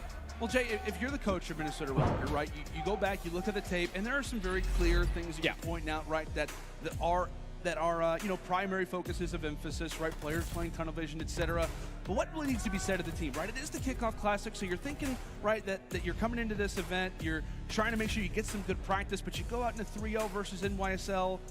I don't know, how do you approach this from a team aspect? I feel like it was still a great match between both of these rosters. Like, first map could have went either way. Minnesota honestly should have walked away with it. The search and destroy is what really is in the back of my mind because last year, that was their bread and butter. The fact that they came in, they allowed some early streaks coming in from Neptune. He went on a nice 7 spree. Major Maniac was trying to be the answer to it. But when you pick up those early streaks into the search and destroy, they had Minnesota players just changing their positioning, which eventually shut down Major Maniac streaks. So then they lose that search and destroy. But they had the chance to win this control as well. Just no one was deciding to wrap it back. They were just leaving Neptune uncontested. But if you're going back home, it's back to the drawing board. You want to make sure you get your S&D in shape, because that's always been their bread and butter. But your hard points, when you're outslaying like that, you need to come away with the win. Yeah, absolutely. And Jay, I want you to put a period on this, right? I mean, same thing with New York Subliners. We've been talking about this roster coming in. You know, they were questioned, right? Not a whole lot of practice. They come through, they take down the Boston Breach in a Game 5. Then they come in to take the Minnesota Rocker, a team that has chemistry, a team that's been grinding, that's been working, probably has way more scrimmage hours than you. And now they come through with a 3-0 win. What does this say about NYSL? Hey, man, these veteran guys know exactly what the hell is going on. These guys make it happen, even with 2 SMG players who don't really have a lot of experience. It was Neptune's first year last year, Hydra's first year last year. And now these guys are both playing with some of the best players to ever touch Call of Duty. When you have great minds in Call of Duty, it's going to show in results. And right there, NYSL get it done. Yeah, it absolutely is. The results speak for themselves. New York, 2 series and 2 series victory. A Game 5 win yesterday and a 3-0 win versus the Minnesota Rocker. That's going to do it for us, but now we'll throw it down to Blaze for our Game Fuel Victory Spotlight. Thank you very much, Lando. Give it up for the Subliners one more time, everybody. All right, so I got Neptune with me on the stage, and Neptune, it was a 3-0 victory for you guys over the Rocker. And even looking back on that, if I had to nitpick, I go back to the map number 1. Y'all got outslayed, but y'all won. Work smarter, not harder. How was it that y'all stayed composed throughout the entirety of the series? Yeah, so I mean, Boat Cage is always going to be a really close map, even at the ending of it. And the map doesn't really matter about slays. So like, we just know that as long as we're playing the objective and we're milking as much time as we can, we're going to win the map. There you go. You know, milking the objective right there, getting that one done. Milk that motherfucking objective, bitch. I want you to tell me about your team, okay? Because you're playing with Clayster, you're playing with Optic Prim, next, 2 yes, sir. Optic versus LAT. How does it feel to be playing with them, and how do they help you in matches like this? Yeah, so Gonna I mean, be a Clay nice and Prim, one. They're like veterans, and they've been doing this for a really long time.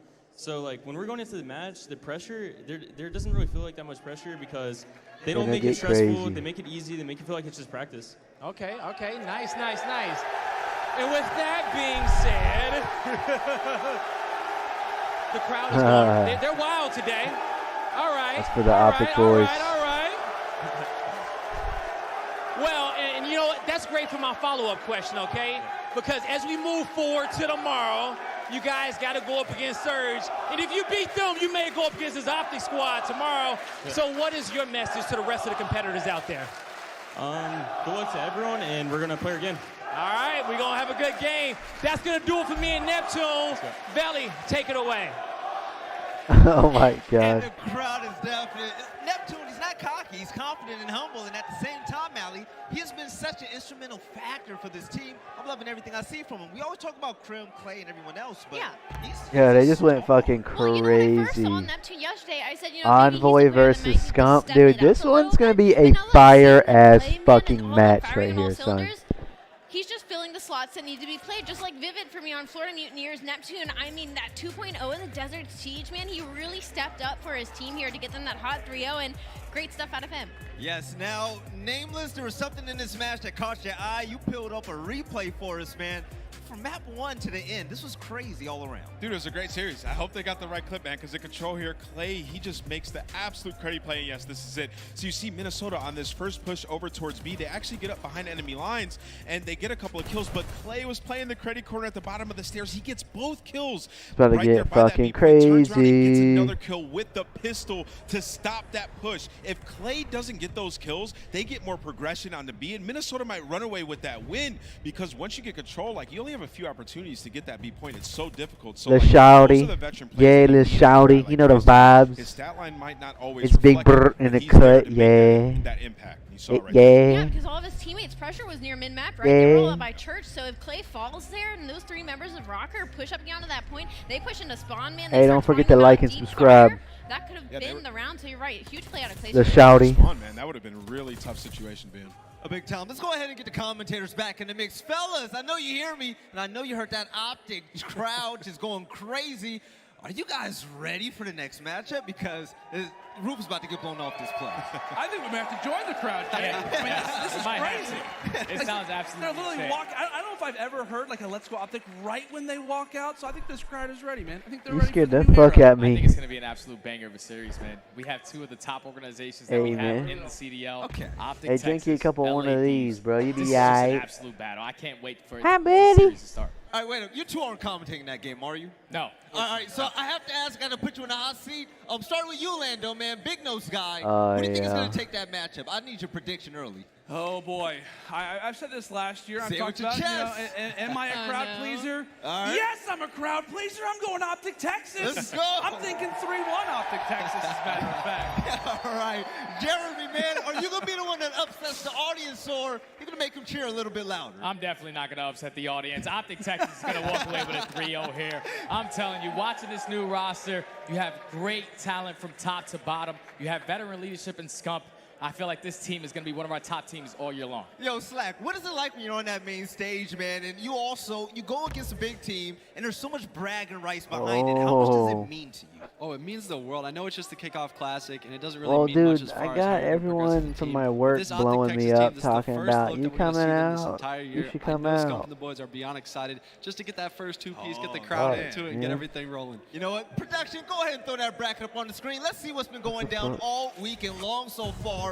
Yesterday, we sent 4 teams home, and today, 3 have gone as well. But the last series remaining is the Game Fuel marquee matchup between Optic Texas and the Los Angeles Thieves. But so far, Well, I don't you wanna go by missed out on the myself. first game of the day. The Atlanta FaZe lost 1-3 to Seattle Surge. After that, we saw Yeah. Toronto Ultra with a big 3-1 against Florida Mutineers. Yeah. But the New York Subliners, nameless, I mean, they're not letting go. They want to make it to the finals. They look nasty, man. Like our teams last year that were playing well, at least the organization side, they're doing it again this year. So, shaping up to be a great Sunday. All right, ladies and gentlemen, it's about that time before we throw it to a break. I want This you guys ain't to let the good. people know at home This how much ain't you're missing out good. on. If you This guys wait ain't for the last good. game Hey. of the day, Optic Texas and Los Angeles Alright. Thieves, make some noise!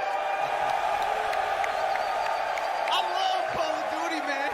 This is great. All right, ladies and gentlemen, we'll be right back with the last matchup of the day, the Game Fuel markup matchup. You already heard it. This has been great so far, and we have one more game to close out the day. We'll catch you after this break for some more CDL Kickoff Classic action.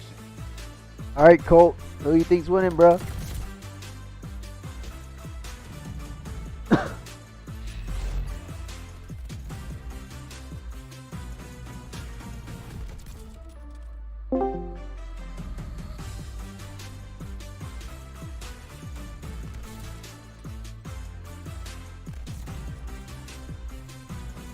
New order. Oh, you got the pizza. Oh, shit. Big boy.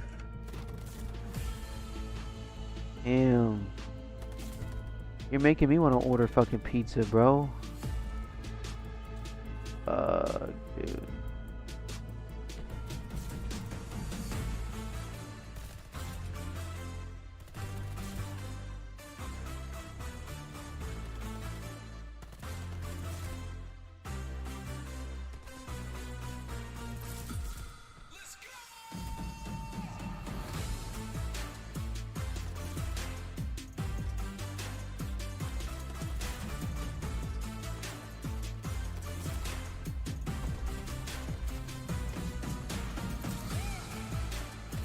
Ending.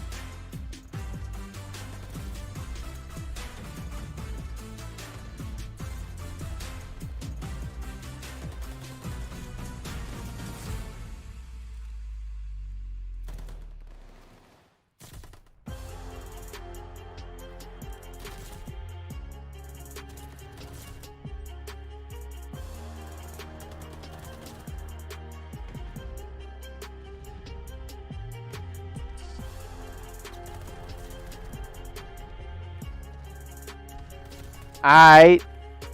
Dude, you're making me fucking want fucking pizza, bro. Like, what the fuck, man? Fuck, dude. I'm hungry now after seeing that shit. Fuck you.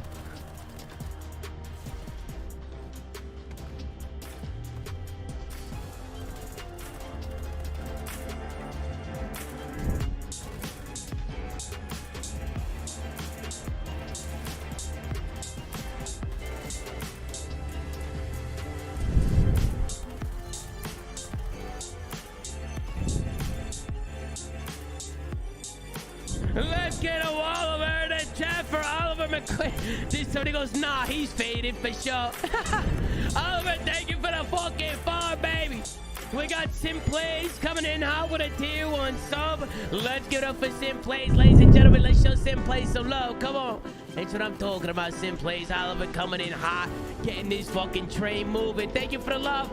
Zoo Mafia, we're on our way to 10,000 subscribers. Now, I don't know about you guys, man, but we're about to have 2 powerhouse teams going at it. We got a full house tonight here at twitch.tv/Zuma. For everybody for the one time. Can we get a Mafia? Spin to this fucking chat for the one time. Mafia. In no chat. Come on, ladies and gentlemen, you know what's going on. Just another day in the office. Back to business, do what we do, baby. Dun, dun, dun, dun, dun, dun, dun, dun. Yo, could you upload the whole VOD to YouTube so we can watch it back? Here's the problem. There was titties on my stream about a couple hours ago, so I had to take the VOD down. Yeah, there was titties on the screen. Don't worry about how or why. Just know that there was tits, and I had to take it down, okay? For somehow, I open up Twitter, and fucking Pamaj tweets a Pokemon that's showing a little bit too much. And I don't know how or why or when he posted it, but I had to take down the VODs, okay? We got actually Lanes coming in hot with a 5-bomb. We got Plugged In CEO. That's my man, Bud Sharaf, coming in with a fucking 5-bomb. Oh my god. What the fuck, dude? You guys are the fucking goats, baby. Holy shit. Dude, what the fuck, bro? This is what...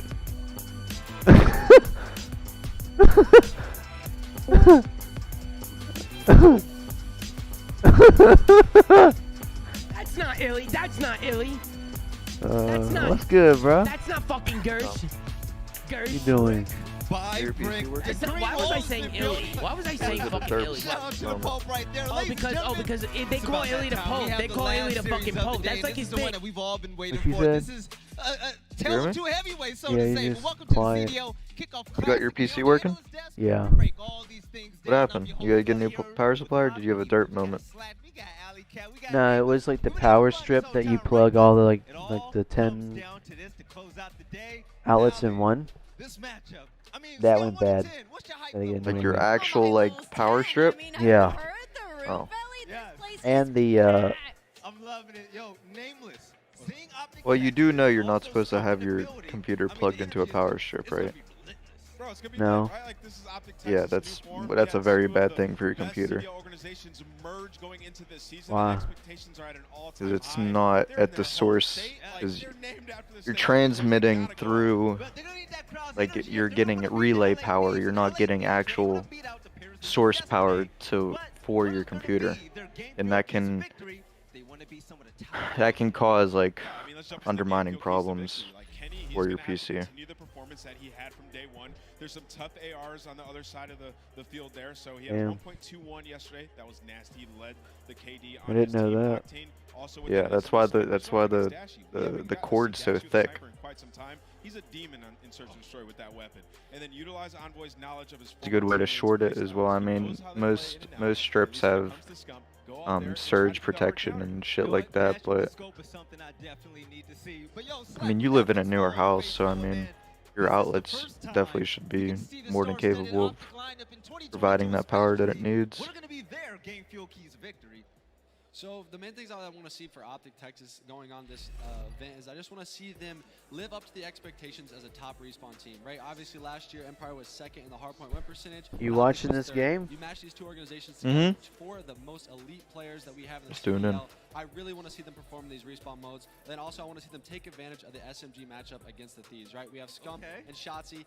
I know Scump is very happy to have Shotzi along the lines. He's obviously one of the top 3 SMGs in the entire game when you talk to the likes of Simp, Abizi, and Shotzi. And then Scump needs to continue to dominate in the S&D. He's the X factor, right? He had a 1.15 S&D KD last season. This is gonna be an exciting fucking match. Hopefully. Envoy versus Scump. Yeah, now we're talking about a table full of champions right now with everybody joining that lobby. But Ali, coming to you for the LA. What you got money on? Who's gonna be the player to watch if they want to step up? Optic, of course. Come on now. What's the score? 100%. Honestly, one thing I 3-1. want to say about the squad is I think they're going to push 3-1, Optic huh? anywhere. It's going to be in their search and destroy. And I hope this is an entertaining series, bro. I was so bored throughout all these matches, dude. Yeah. Hey, that comeback though on FaZe was fucking lit. Yeah, that was probably the peak of the fucking. Other than that one Clayster spot he had on Siege. Yeah. We're gonna find out. Optic and their brick laying issues right there. Ali laid it out for him in 2019. Crimson was dropped. He won the champ. The crowd is loving it. 2020, they dropped our cities. Look at him now. I'm surprised that Minnesota got 3-0'd. Well, not surprised, but probably just a better fight than. Nameless coming up to you as well. When you look at the LA Thieves, is Envoy, other than Envoy, who else is going to be a player to watch in your eyes? Well, I mean, Octane's going to be a player to watch as well, but I'm going to talk about the other side of things. Yo, imagine Envoy does win it. We're going to have to look at in this series, and it's That'd be crazy. Scump. Like Scump, this guy last year, he was unbelievable. A lot of people started to write him off, like saying he's not the player that he once was. Dude, my last 2 matches that I've been playing, bro, I've been having like Chinese, like real Chinese players, dude. This guy was back into prime form. We've seen him doing. Yeah, but like they know English as well, cause like I swear to God, I was the only white boy in there, and like they're talking, and then last they like say where they're going in English for me. Oh my God. They're like Blue House, Blue House. They're fucking cracked though, bro. This one kid had a fucking $3,000 gloves on, and this came. I'm like, what the fuck? I asked him how much he got him for. And I don't think he understood it. And then I looked him up on his inventory, and bro, they're like 3.1K. I'm going with them 3-0. All right, we got one for Optic Texas. Ali, who you got? I mean, I'm pretty sure the crowd speaks for me when I say that King and Optic is going to take this. There we go. I'm loving it. The crowd agrees with her. Nameless. Are you going to be the combo breaker, or do you think LA Thieves have no chance? LA I think LA Cheese. Thieves are going to win. I think it's going to go all Game 5, and they're going to take it. Been watching a lot of the scrims. People are underestimating LA Thieves and the roster that they have made. This team is nasty. The bulls in the crowd. Hey, audience. Who do you think you guys are going to win? Is anybody out there for the LA Thieves? Make some noise. There we go. No, there we go. That's the fuel that LA Thieves needs. But I think it's going to be a banger of a match, really, honestly. Oh, no, definitely. Now, So, ladies and gentlemen, I want to see how did you get to the root of why your account got suspended? It's Yeah. not terminated, it's suspended. Yeah, I posted it on Twitter. Crowd going crazy. Unmoderated hateful conduct. Yeah, what the fuck?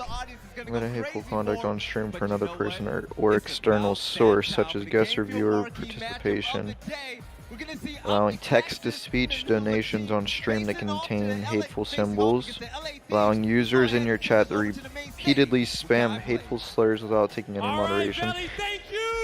Did you have a hater come into your chat late night and spam a bunch of shit? What was the last thing you streamed? I don't know. I wish I could go back and see like the last thing I streamed right before I got. Well, you can open up a dispute ticket about it, or you can. I mean, you should be lifted within some time. You're suspended. You're not terminated.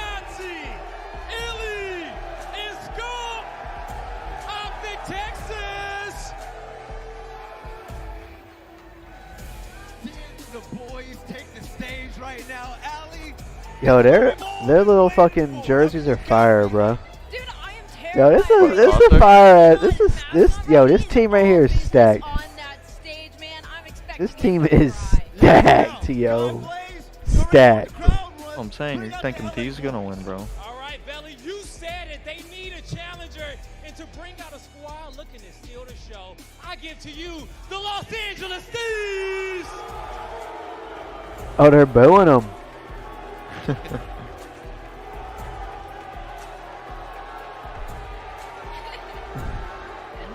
got Draza, TD, Envoy, and Octane. Give it up for the Thieves. I'm loving it. The crowd is letting us know what exactly is Oh, it's gonna be a good ass match. Oh yeah. I hope Octane shits the bed though, bro. I never liked him. Absolutely. I mean, these guys are cold-blooded killers, man. All of them are absolutely insane individually. Now you got Envoy there on the revenge tour. You know he wants to win this match. Yes, Draza. He came from Challengers a couple years ago. Cold War. We got Or, a stage full of W. killers. You right. This is a series you don't want to miss. His first map he ever played was Cave Hardpoint. Popcorn, strap Jesus. yourself in. I remember You don't that. want to miss this one. Belly, break it all down for us. Woo! All right, let's break it down. Imagine at your first CDL match and you're playing Cave Hardpoint on MW. Fuck that shit. We're about to give you a little lesson right now. When it came to this Optic Texas team, how did they come But together? MW was the best So game actually in the past offseason, 3 years. You had a combination of two organizations basically come together. You had the likes of Dallas Empire and then the former Dude, honestly, Chicago dude, Optic, or Optic Chicago. I don't know Basically, why they you had should have Scump just went and back Dashie to come along the MW, likes of Illy like, and just Shotzi. release I'm another so excited season, to bro, watch and this just team put in finally CTF, perform. dude. Oh, this is going to be so crazy. You guys know we brought For your real. boy Miles and Chance to break it all down. Fellas, you got the marquee matchup game of the day. Have fun and take it away. Like, it would be nice if we had one Call of Duty from the last 10 years. You know? Like a remastered version? No, like I'm gonna use Counter-Strike for example, bro. Counter-Strike's been out since 2012. The newer Counter-Strike Go, CS:GO. There was like Counter-Strike 1.6 and shit like that prior.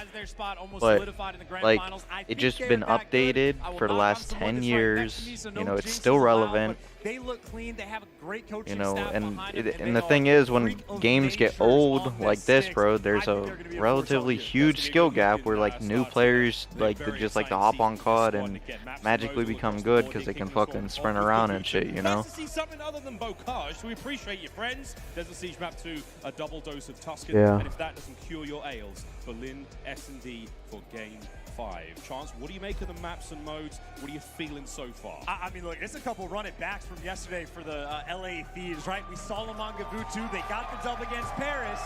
Like, bro, we're watching Gavutu right now, bro. E5 is where they were shining. But They need to make sure that they can handle Hardpoint it. first No map. money hills from either team. Yeah. Mistake-free Call of Duty. Here we go. Here we go. It's now time to get Illy with a double nade? And we're kicking this one off. Woo! The 2 beats from Illy. We battle over towards the hard point for those How new many joiners viewers for the they got very right first now? time. It's first to Only 250 58K, bro. Come on. in these glowing hard points. Up first though, it's Optic Texas. Sweet time going their way. You see the Thieves trying to make their way forward. They're going to run into Dashie. He's going to be the first player holding this one down. Illy's got his back. Envoy, their former teammate, cut down immediately. And Illy, what a start this is. It's a 4 spree. Well, he's actually going to fall. Scump somehow even manages to kill himself. Don't know how you pull that off, but either way, Thieves, they will take that little bit of love. They will get back inside the point. And keep in mind, for the rotations, you want this right side of the map basically for the first 2.5 minutes of the game. Players are starting to fall though, and Thieves, number 6, pushes out to the flip side. They flip themselves Oh, no, out. they Optic flipped. will make use of this long term if they can figure it out. We may see the lead come to an even keel, but now the new hard point pops open both sides. It's going to be Optic with the control. There we go. Into the point they have it. Will the push come from the Thieves? Bruce! Envoy from the top side. Does get cut down by Dashie. The trades are on point, and it looks like the Thieves managed to come out on top. Shotzi, last player left up. Oh, Kenny starts off 4-0, by the way, getting a little bit of love for the Thieves again. A mistake to actually flip those spawns, but hey, if you're getting the hill time, you will take it. Taking over the lead, and Optic, they're all trying to flood in the front, lining up maybe for Draza. Cannot get the first. The SMGs have made it to the boat. Yep, both holding down well. Less than 30 seconds now remaining on this one.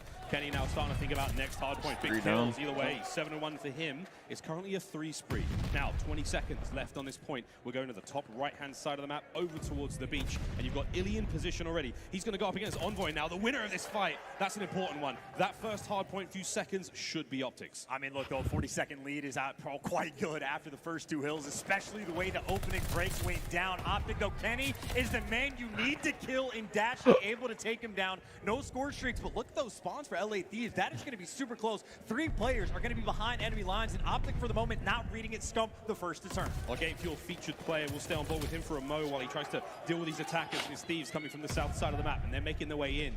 Scum right off spawn. You see how far away he is now. He's got to get over towards that hard point ASAP. The nade will help out, but it's Dashy trying to stay alive in that hill for as long as he could. He soaks up that time, and it's all good for now, but strong shots out of Kenny once again. We're gassing him to begin with. He had a big day yesterday, and for the game field keys to victory, he needs to do it again. Scump right now having problems, right? 3 and 7. Kenny has 12 on the flip side, getting eviscerated on his way towards the point. This was Optic with the early rotation. They get broken down. The good news is, if you end up giving up those spawns from this old hill, well, you get this setup from new. Scrap time for LA Thieves, but Optic now need to keep them contained, need to let them not get past B1, but Draza... Somebody's girlfriend in the crowd's going crazy. Yeah, I hear her. know. I said the same shit, bro. All good so far. Kenny She's that #1 supporter right there, bro. She LAT for life. My bitch ain't over there cheering me like that, bro. I don't want it. Spawns for Optic on the tight hand side of that left part of the map. That cliff side of the map is going to be a tough one to break. Kenny now trying to make his way in. His kills all over the feed there for Optic. Draz is up next. He finds one. Kenny now can't get anything done. It's big shots out of Ilian once again. Optic holds the line. 4-man hold. Draz build the next one up. He was able to take down 3 off spawn. Can't get the 4th. The reinforcements, though, were there, and the pressure comes through from the cliffside spawns. LA Thieves, again, from the bad side, having to go for these breaks, are causing pinning them back. And even with the 2 kills come through, LA Thieves always have that extra person there. Only 15 seconds left on the hill. Optic should secure this. But now this is where things get dicey. This is the hill where LA Thieves dominated yesterday in their matchup, and they're going to have that rotation. This is the key for Optic. If they can handle breaking through this hill, and they're pushing through beachside, doing the right thing, they can have success, but the pressure is on. Lower right-hand side of the map, LA Thieves in full control of the low dock side. Optic Texas now on the approach. Perfect time, then I'll go for a listening with Optic Texas. Time got out. Probably cages. Yo, we spotted. Top tower. Alright, top tower. Back green, back green dead. Yo, one more. Low green on me. Back green. Top green or some shit. Or he hit middle. Not sure. I could try to pick him mid. Yo, left one alpha dead. Nice ender. I naded. Wait, did Illy just say nice ender? I'm gonna go P1. Mid-source scanning. Yo, good win. I'm already going new. Top three guys. I'm already new, guys. It could be mid-stairs on me. Toodle. Up, 2-1 dead. Yeah, I'm helping. I'm rolling. I don't watch out. I think mid-stairs. There's 2 on the need outer. I'll get this one. Yo, hold mid-stairs. Okay. There's usually 2 on middle. I'm holding mid-stairs, Brandon. Okay. I have our side. Yo, what's 13? They're deep on me. Oh, Scum was huge. I have our side. Good pitch, our side. Yo, pitch Good time. I'm pushing back. Go help it mid-stairs. Okay. Top green. I'm going. Yo, they're stuck from mid-cut. Top green really got it. Oh. Bro, you know what the dumbest shit is on this map, though? What's that? What is it? P3 being inside the tank? Or just the tank? Yeah, I got it.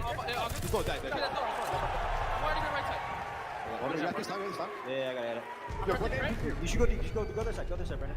Yo, one guy's on me. No, you go. Yo, Ender, I'm holding their ladder. I got you. I'm holding. I'm gonna go this way. Actually, I'm holding ladder. I have help from mid.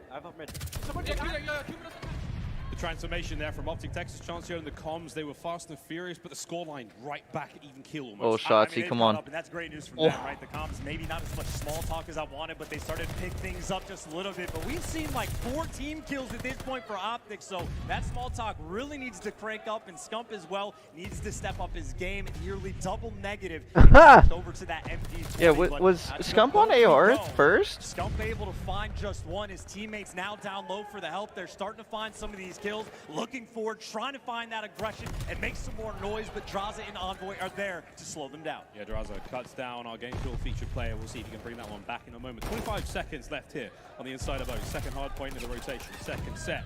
As we're now going to see us rotate over to the top right-hand side of the map once again. It is Big Bruce. Dashy's there first and foremost. Now he has to contain with Octane. Not an easy fight indeed. This is an There's a nade on the ground right there. You see that? The game field keys, but here we go. They're going yeah. Reinforcements what the fuck? there as he scutters around inside the boat. But you see that right. But that was a huge win. The rest of the team's coming from. Let's go, Scump! Oh, and he just fucking PK'd him.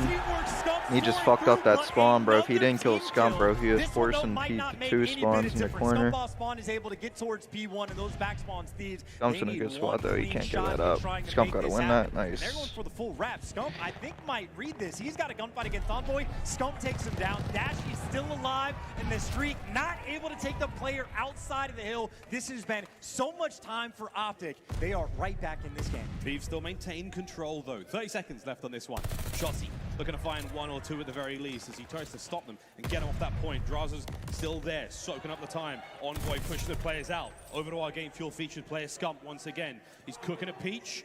How does it land? I got to run FMJ and wallbang the tank, bro. Get the kill though. And still, looking at that mini-map now, you've got to feel good for Optic Texas. Left-hand side of the map covered. We'll see if they can get it. And it's all about picking up these kills, right? You see Dashy at the bottom of the mini-map. Oh, bro, that was a big kill by Kenny right there, bro.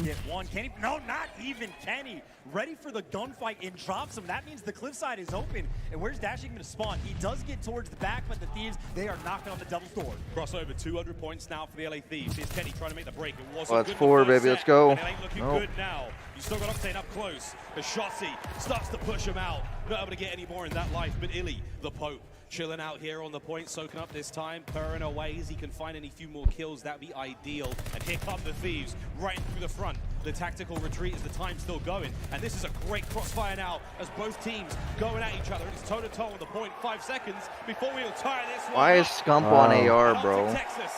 You saw that? Yeah, he's beyond it. He gets, I don't know, it's really weird. This is the P5. This is the hill where Thieves have had all the success. You see all those white arrows on the minimap. They're gearing up around. Envoy's got the middle of the map on lock. And this is Optic's game plan, right? You see Scump going for it. Push up towards the beach, and if you make it far enough, you start to squad spawn your teammates on top of you. But Dashy so far away. Shotzi holds the kill cam, and Italy right there. They're trying to flood through the back. Back over to Thieves. Full control now of the lower side of the docks. The flood through the back hasn't quite worked out yet. They took a lot of casualties coming through there, and Draza, he's the one going big. Squad spawns, though, going to keep him safe. Shots, he's going to lead the charge. Finds himself a Kenny. Forward we go. You see the Thieves players now come in to reinforce the point. They get as close as they can. Octane, he managed to get one. Scump now from up high, trying to keep his old teammate Envoy back, but it's great coverage. It's Draza once again, and it's Thieves back at the hard point. It's 25 seconds for the win. I mean, Optic did all that for the back spawns, and they cannot buy a kill. Draza on a 4 spree on this money hill, and this is the last attempt for Optic. They have to flood and at least contest for a few seconds. Draza, the problem, finally gets taken down, and Optic clear the point, but they got to rotate, and they got to rotate. Rotate, pussy. Seconds. Thieves will touch, win Haggy. this game. They've got P1 control. They've got Envoy pushed out. And Envoy, he's holding the line down. Kenny finds another one. It's Scump, though. Last player up now. Got to make a play forward. Illy's stunned up. Can they get to the point? Got to go now. They got to go big. Scump finds one. Onto the point. They finally go. Tane goes down. Oh, Draza won that. Again. It is a war, and it's round the road. That's scam. Oh my God, he beats the snot out of him, and that may be the map. What a run! The LA Thieves. They bring the thunder all good. To and take map 1. You chow Draza on all good. His map for the map number 1. We're good. Popping off in the final 2 hills. Optic did all of that Fuck work that to map. get those back spawns on. Yeah, real shit. Delivers 5 spree, done, dusted. If we're being honest here. Who's the man that steps up inside the point? Draza there again.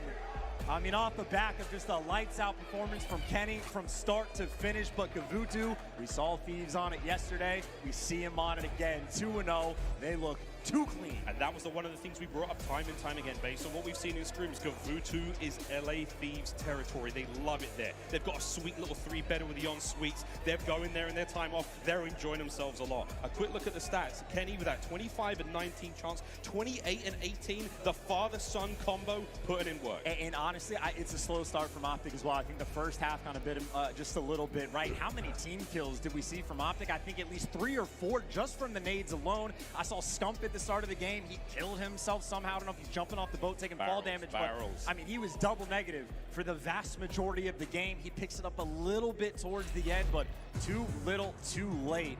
And Thieves kick off the series with a hot one.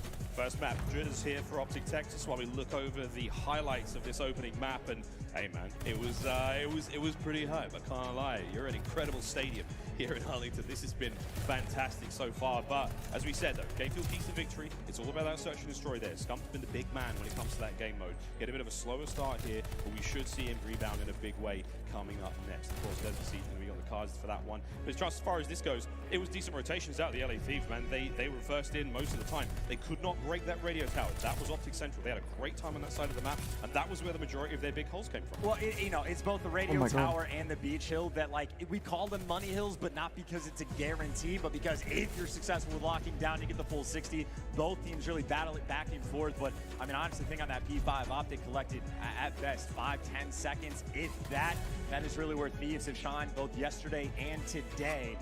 But as you said, Desert Siege is where we are going. Again, saw Thieves on it yesterday. Saw a couple flashy snipes coming out from Octane. Did he get it? Oh, he did. I don't know if it's Dashy or if it's going to be Illy. I think Illy might be the top dog, but either way, that is a battle that we are going to be witnessing. Take your pick. It's whoever's got the hotter hand, right? Surely. On stage, the players getting ready to go into this What map we on next? The battle will continue in just a brief moment. This is going to be a wild one, man. A much slower pace of game. I need to refresh though, because you're ahead of me. Hey, dude, it's just so cool. By the way, he's got to be the happiest guy in the world. He loves it. He feeds off of it. And again, start to finish in map number 1, had a great performance. But think about some of the storylines, right? Obviously, Envoy getting dropped by Optic. He has an opportunity for revenge. We have Octane. I mean, one of the best ARs we have had for the past, what, 5, 6, 7 years, whatever it's been. But he has been on teams for the past 2 where he has struggled. This is his opportunity on a solid squad. Back with the Thieves, back with Kenny to try to reclaim his title as one of the best in the game. We haven't quite seen it yet because Kenny has been that guy, but hey, if he's pulling out that boomstick for the map too, maybe he can make some noise. We'll see. Plenty of noise to be made still in Desert Siege. It's interesting. Go back to Optic Texas here again. We've Des talked about it. The merger made. The stakes, the expectations are so high for these rosters. You take 2 of the top teams in the league, 2 brilliant squads, and you mesh them together. I mean, it was like the talk of the town for about 3 months. Like there was rumors about it happening. The merger finally goes through. We see that roster in the flesh, and it has been lights out since. It's been very exciting to watch them online, and now we finally get that taste online. Kickoff Classic, man, it's only Desert Siege. Like, it's not necessarily setting the scene for the rest of the season. There's no points involved here. We're having a damn good time. We're having a lot of fun. And now Desert Siege, we're about to have a whole lot more. Search and Destroy, map number 2, comes up now. And we know for the LA Thieves, they are confident on this map. I forgot we're watching a fucking So much. We're watching Hardpoint with squad spawns, bro. Yeah. Snipers oh on my both lord. sections of this map reign supreme. The SMGs can fly in the center, and it's Illy by his lonesome on the left side of the map. He can handle B with that bomb. He's going a different direction. Scump, headset cranked. He's going to see and hear all of this coming, but Dashy gets taken out by Draza for the first blood. He's going for the full reposition here, but the snipe doesn't find anything off rip. It's Draza's MP40 that's making the noise. And Wait, is there a football game on today? Reach out. Yeah, Titans. Bang! Illy takes his head clean off. Scump, last play of the life. Whoa, okay. LA Thieves. Hey, we were so pumped about the snipe, we didn't realize that the rest of the team was dead. Dude, hey, first blood, Dross is able to collect it. You saw the smokes out, pushed up, get map control. I think Kenny was way more aggressive on the map that they were prepared for, and even Envoy with that late play. And I'm telling you, man, they're giggling, they're having fun. These are the types of players. They are happy to be the underdog, happy to go against the crowd, to be perfectly honest, and they are feeling good. A dominant first round of S&D. But now it's Optics' turn to attack. Scott Bomb flying forward. And Illy versus Octane. Oh. No one will be found just yet. Back over towards that middle building. I think they may have just gotten faked out by a couple stuns and nades, right? The reposition to actually give up the line of sight for the bomb. Oh! Whose cheeks were those? Them thickums took an entire bullet and didn't go down. That's a 4v2 now. The shots he tries to make it that bit easier, but that's 3v1. Dashy all alone. Makes it a 3v2. 1v1 now. Yeah. There's less than 30 on the clock. He's got to go. And behind him is Octane. Oh my God, he gets him with a pistol. Octane saves the day. Oh my God. And a stone cold killer. Octane, no reaction, hunting Dashy down. I mean, a near highlight reel from Dashy, but a highlight reel from Octane, right? Wins the sniper battle on the left side of the map, and even though the bomb gets planted, he gets the hit marker, feeds the kills to his teammates, and he delivers. Octane. Look at how close Illy is to the fucking monitor, bro. A little bit of frustration there from That Dashy, motherfucker for sure. bent forward, bro. Does a lot of work in that round to be shot in the back like that. Very frustrating. He almost made it around the corner, but still, it's Octane's cool demeanor. Nails it. And here we go again. We're tied up 1-1 in the snipe-offs. Kenny's first blood. Oh, wow. Envoy. What a kill. 4v2. There's the glint. Optics falling apart right now, bro. I'm calling now. Optics about to come back. There is no chance. The Thieves swarm in. Whether it's snipes, those first bloods, disgusting. How many kills does Optic have right now? I mean, obviously. Well, to be quite frank, this is Optics' first match on LAN, right? In these rounds. Yeah. Octane now has the edge. He's already played one. Draza, not a care in the world. First bloods going their way. Round conversions. Making it look easy. Thieves not feeling any bit of pressure in this moment. Look at that. Scump 0-3. Shotzi 1-3. Illy right there with them. Someone needs to step up. Octane could have been easy pickings. He may have had the choice of 3 there, but Kenny, once again, I mean, we're all excited about the snipes, but it's Kenny's position. Oh my God. Octane, unbelievable. Makes the pair. Dashy now once again, another opportunity for the 1v4, and here comes the aggression. Thieves, guns are up on him. Dashy now, 1v2. He's making work for it. He Bless you. has so much time Bless to you. work with. If he 1v4s this shit, Will tell LA appreciate it. when he picks up If the he bomb. 1v4s this shit, So they can It's Big Bruce. they win. Super patient. 40 seconds on the clock. Oh, look up. Actually going all the way around. He's popped Eddie. He's in behind. 1v1. No! Draza reads it, and he's getting closer every single round. They almost get 1v4'd and they giggle. That is how much fun Thieves are having right now. And by the way, I'm pretty sure that is great trigger discipline from Draza. I think he might have seen Bruce just going around the corner, waited for him to come back, did not give away the positioning. I mean, almost nerve-wracking rounds for Dashy to clutch. And they simply do not care. And at this pace, by the way, again, a couple donuts, like what is that, 2 and 12 combined for 3 players on Optic. They're getting bullied so hard. There has been no life, just being suffocated by the Thieves. Need that boy Jano on the map with the sniper, bro. Down, Optic completely unaware. Bomb planted. Fast plant from the Thieves. Different look now in the round entirely. Much slower in terms of the kills department. That's Kenny. Oh my God, the glint. Shots go in from behind. Big kills. Illy does manage to win the snipe off as well, so now it's a 3v2. Oh, Shotzi, baby. Oh, big one once again from Shotzi. That's 2 sweet kills. Can he find any more? No, Kenny's here to help out. Oh, Kenny just got choked. They trade. Dashy plenty of time to get the bomb down. And Optic Texas get on the board. Finally, a little bit of life from Optic, and that is quite a few players, right, that were struggling, that started to get more on the board. Even Illy just to get that trade. Nice shot to connect with the sniper. Nice flank coming in as well. And that is the situation. I mean, retakes on that site, make no mistake, it is not easy, not a walk in the park. So that is an aggressive play call for Optic to be able to swing around. And now Optic back on the attack. What is going to be their approach? Last time they tried to go to A, they got met by the sniper of Octane, ripping heads. This time, though, Octane, the bottom side of the map, A might be a little bit more free. If they don't want to deal with the sniper, they'll go to mid. They go through mid. They've made it through. Plenty of time we had here, but Draza managed to catch Scump out once again. 006 now for Scump. He's having a rough one. The bomb's still down, though. Shotzi looking to find some revenge. That door could burst wide open. There's a couple of Thieves on the other side, but the steal's there. Draza once again. It's 2 this round already. A counter challenge now as Kenny finds another one. Dashy, last player left up. And once again, an opportunity, possibly, for the mighty Bruce to do it. The aim is there. The shots are true. He is beaming, but he just needs some help in these situations, Chance. And he's gone down again. It is 5-1. Thieves, map point. And they're having so much fun doing literally whatever they want. That was a triple mid hit from Optic. Draza does the exact same thing, dropping Scump, who is still on that donut cam.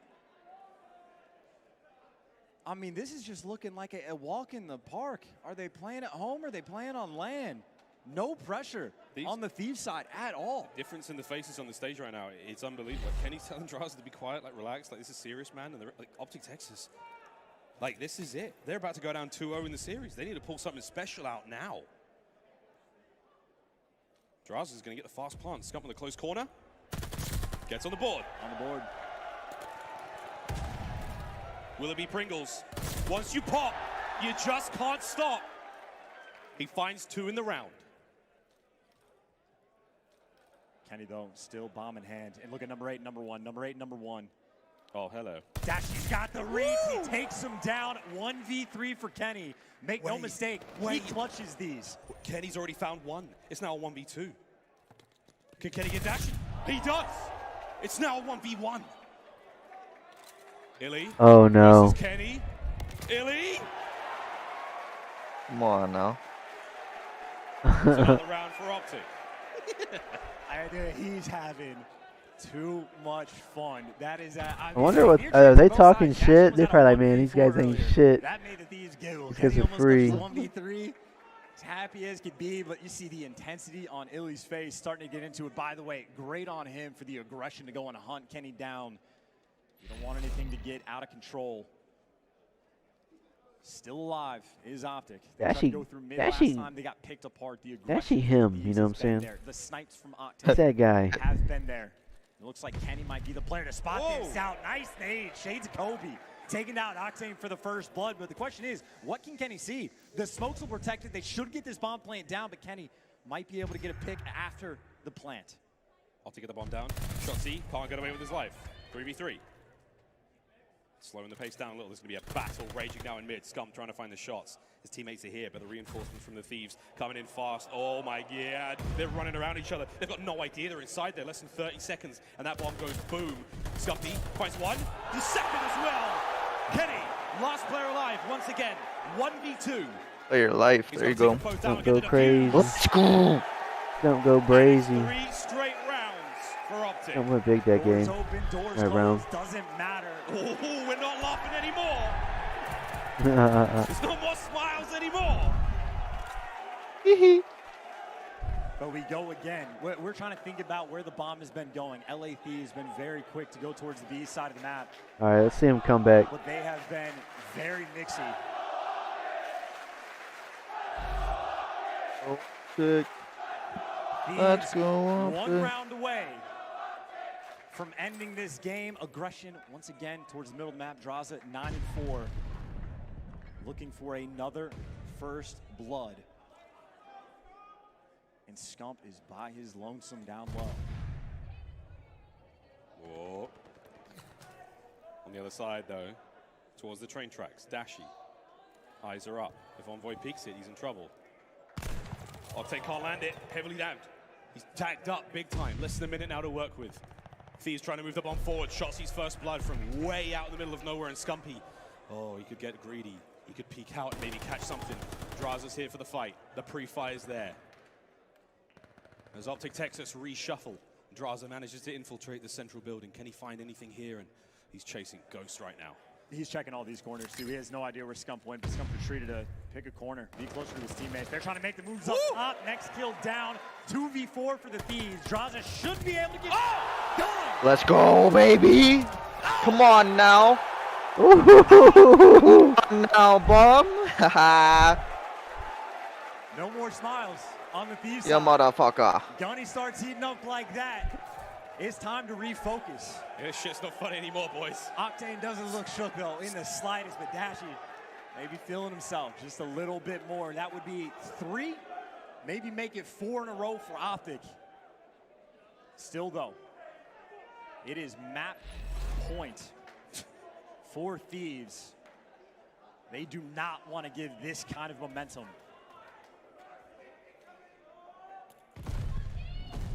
Scumpy's head spotted. Kenny pulls the trigger, but he doesn't find anything but air. Thieves with that central building control. B bomb site shouldn't be worried about, but you have eyes all over it. Towards A, that's where the worries are. Scumpy's going for the close peek on the outside of the map, though. It's Illy.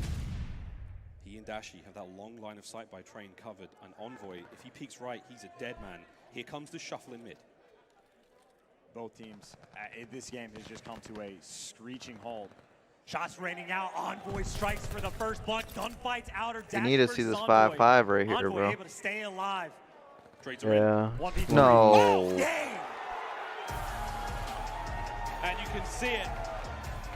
The Thieves breathe sighs of relief.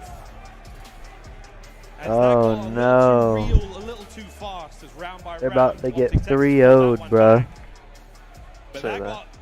Optic Texas finna get 3-0'd, bruh. Just dominant round after round. They were making it look easy. No way, as soon as things bro. started to get a little bit spicier, no more laughing, no more jokes. Let's get serious and take care of business. Pick them They ain't apart, gonna made get the 3-0. adjustments. They're about to come up right for here, that bro. Final round.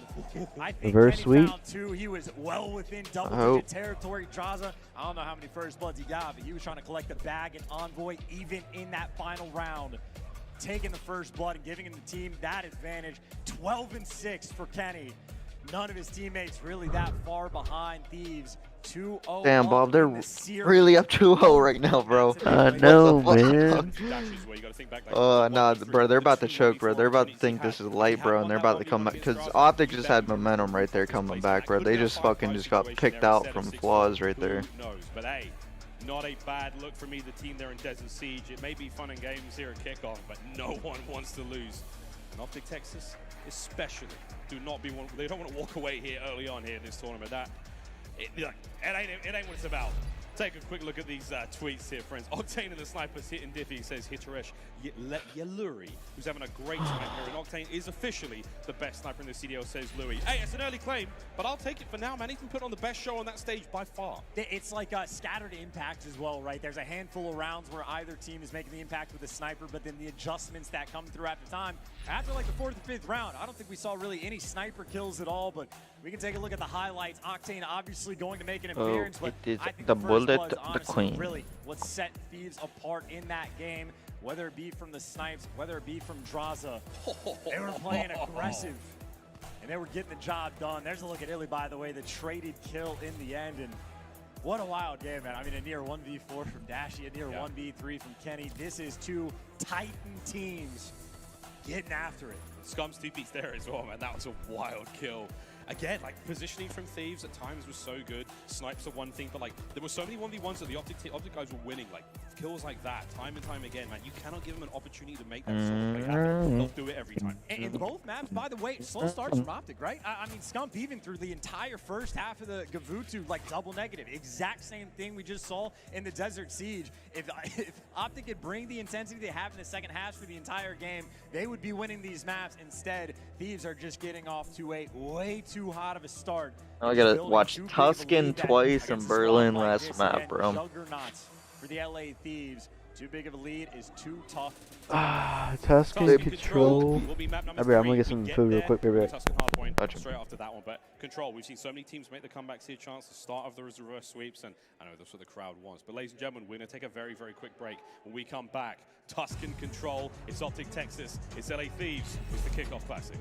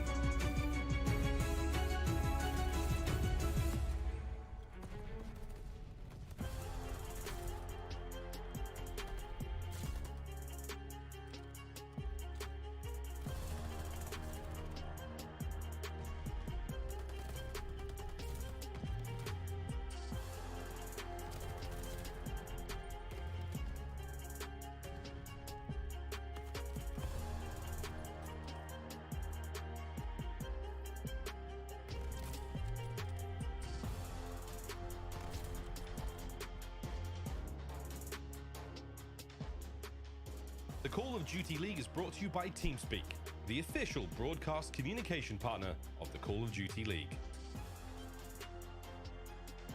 The Call of Duty League is brought to you by Game Fuel, victory in a can.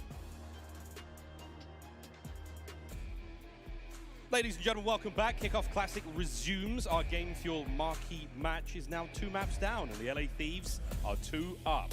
And what a show it's been so far. Gavutu goes their way, as does the Desert Siege Search and Destroy. Miles and Chance here, taking you through Tuscan Control. Our next map up. And Chance, it has not been what the fans want right now here in the arena. I mean, it depends which fans you talk about. There are absolutely LA Thieves fans in the building, and this is the team that has delivered from start to finish. All right, yo, I'm back. Both maps that we have seen Started off on an absolute I got me tear, 3 Oreos. just enough of a lead that 3 Oreos. Some cut. No milk?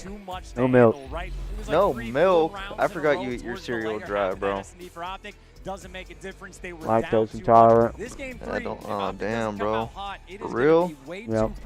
You're missing out. Damn, bro. He's not going to have a slow performance on Where do you make up for it? And Draza, he has been on fire already. And Kenny, he can't slow down either. I don't know, man. Very, very strong. Again, if he can come out swinging right off the rip, that is exactly what we need to see. The momentum is key for him right now. And again, it's tough, man. You gotta make up for it somewhere. Here in Vanguard, I have an answer for you, man. They've been playing for a lot longer. Wish I did. Very, Not even gonna cap on you either. Tuscan Control, Still experimenting. We've seen teams make huge comebacks. We saw Florida Gators make that full reverse sweep. Bro. It can happen. It can totally happen. Sorry, LAG made the reverse sweep. It is That's absolutely hilarious. possible here. The fans, we need your energy. We need your love. Optic, they have to win this one. Otherwise, they're going back to their homes here in the lovely state of Texas. I can't imagine any worst case scenario than walking up to the first LAN, the first tournament you've played on in months, playing 3 maps, getting bopped out, and going home. That is not a fun pill to swallow, especially against a team that is your rival and will continue to be your rival. That does make it sweeter, though, man. Like, come on. And think about it, dude. Again, Kenny and Octane, I'm thinking about moments in Black Ops 4 against Optic as well. Both of these teams live for it, but we know how it goes on Tuscan. A will get captured on offense. It's a matter about how many kills can you get before you make it happen. Look at Optic, by the way. Almost Nump just needs to stay on as they are, bro. That's it. Or his sub, sorry. Yeah. Second segment towards A is almost complete for the LA Thieves as Kenny finds a nice 2-piece mid-map control, goes his way. Second segment gone. We're nearly done with A. We're going to say arrivederci, and we're going to fly over towards B in a moment. But that line set up there from Optic, they're going to hold this one down. 2 minutes and 18 seconds on the clock to work with. Plenty of time. Dashy finds 2. Scump's all good as well. How long can Optic hold this? I mean, this is about the most time any team has had to try to convert an offense win on this map. So there's plenty of time to make something happen. And we saw sort of the setup. I think one of the best strats we've seen from any teams. Ultra was a big proponent of it. LAG the same thing. A lot of teams like to go through church, cut through middle alley. But for the moment, Thieves, it looks like they're setting up just to try to bully through the front. They got a long way to go. Yep. Holding it down. Kenny 1 kill at a time, making his way on towards that B zone. Scum's gonna fly on out. Hello! Whoa, wow. Kenny absolutely guns him. Dashy's there for the immediate trade, but wow. First of many Kool-Aid Man kills we're gonna see. Dashy once again the saving grace right now for his squad. Holding the line. He's still up and about. Octane and Crow, they're gonna make their way straight on towards this B zone now. The kills are all good. Scum off respawn, straight into the zone. We're watching Octane's POV right now, but the fight's still raging just down below them. That's the B zone. There's a minute and 20 seconds for the LA Thieves to try to capture that one or kill Optic 18 times. Shotzi's putting a lot of pressure on the flank. He might be able to make something happen. He gets taken care of, and Optic on the other side. Dashy picks up 2. And that was a minute and 20 seconds from the get-go that Thieves had to work with, and they are already just back to square one. Dashy on a 4 spree. Yeah, you can wall bang that. Those little blinds don't offer much. Dashy once again, nice shots. That's 5. Bruce. Bruce Almighty. 50 seconds now remaining, and he is making the Thieves sweat. He's holding them back.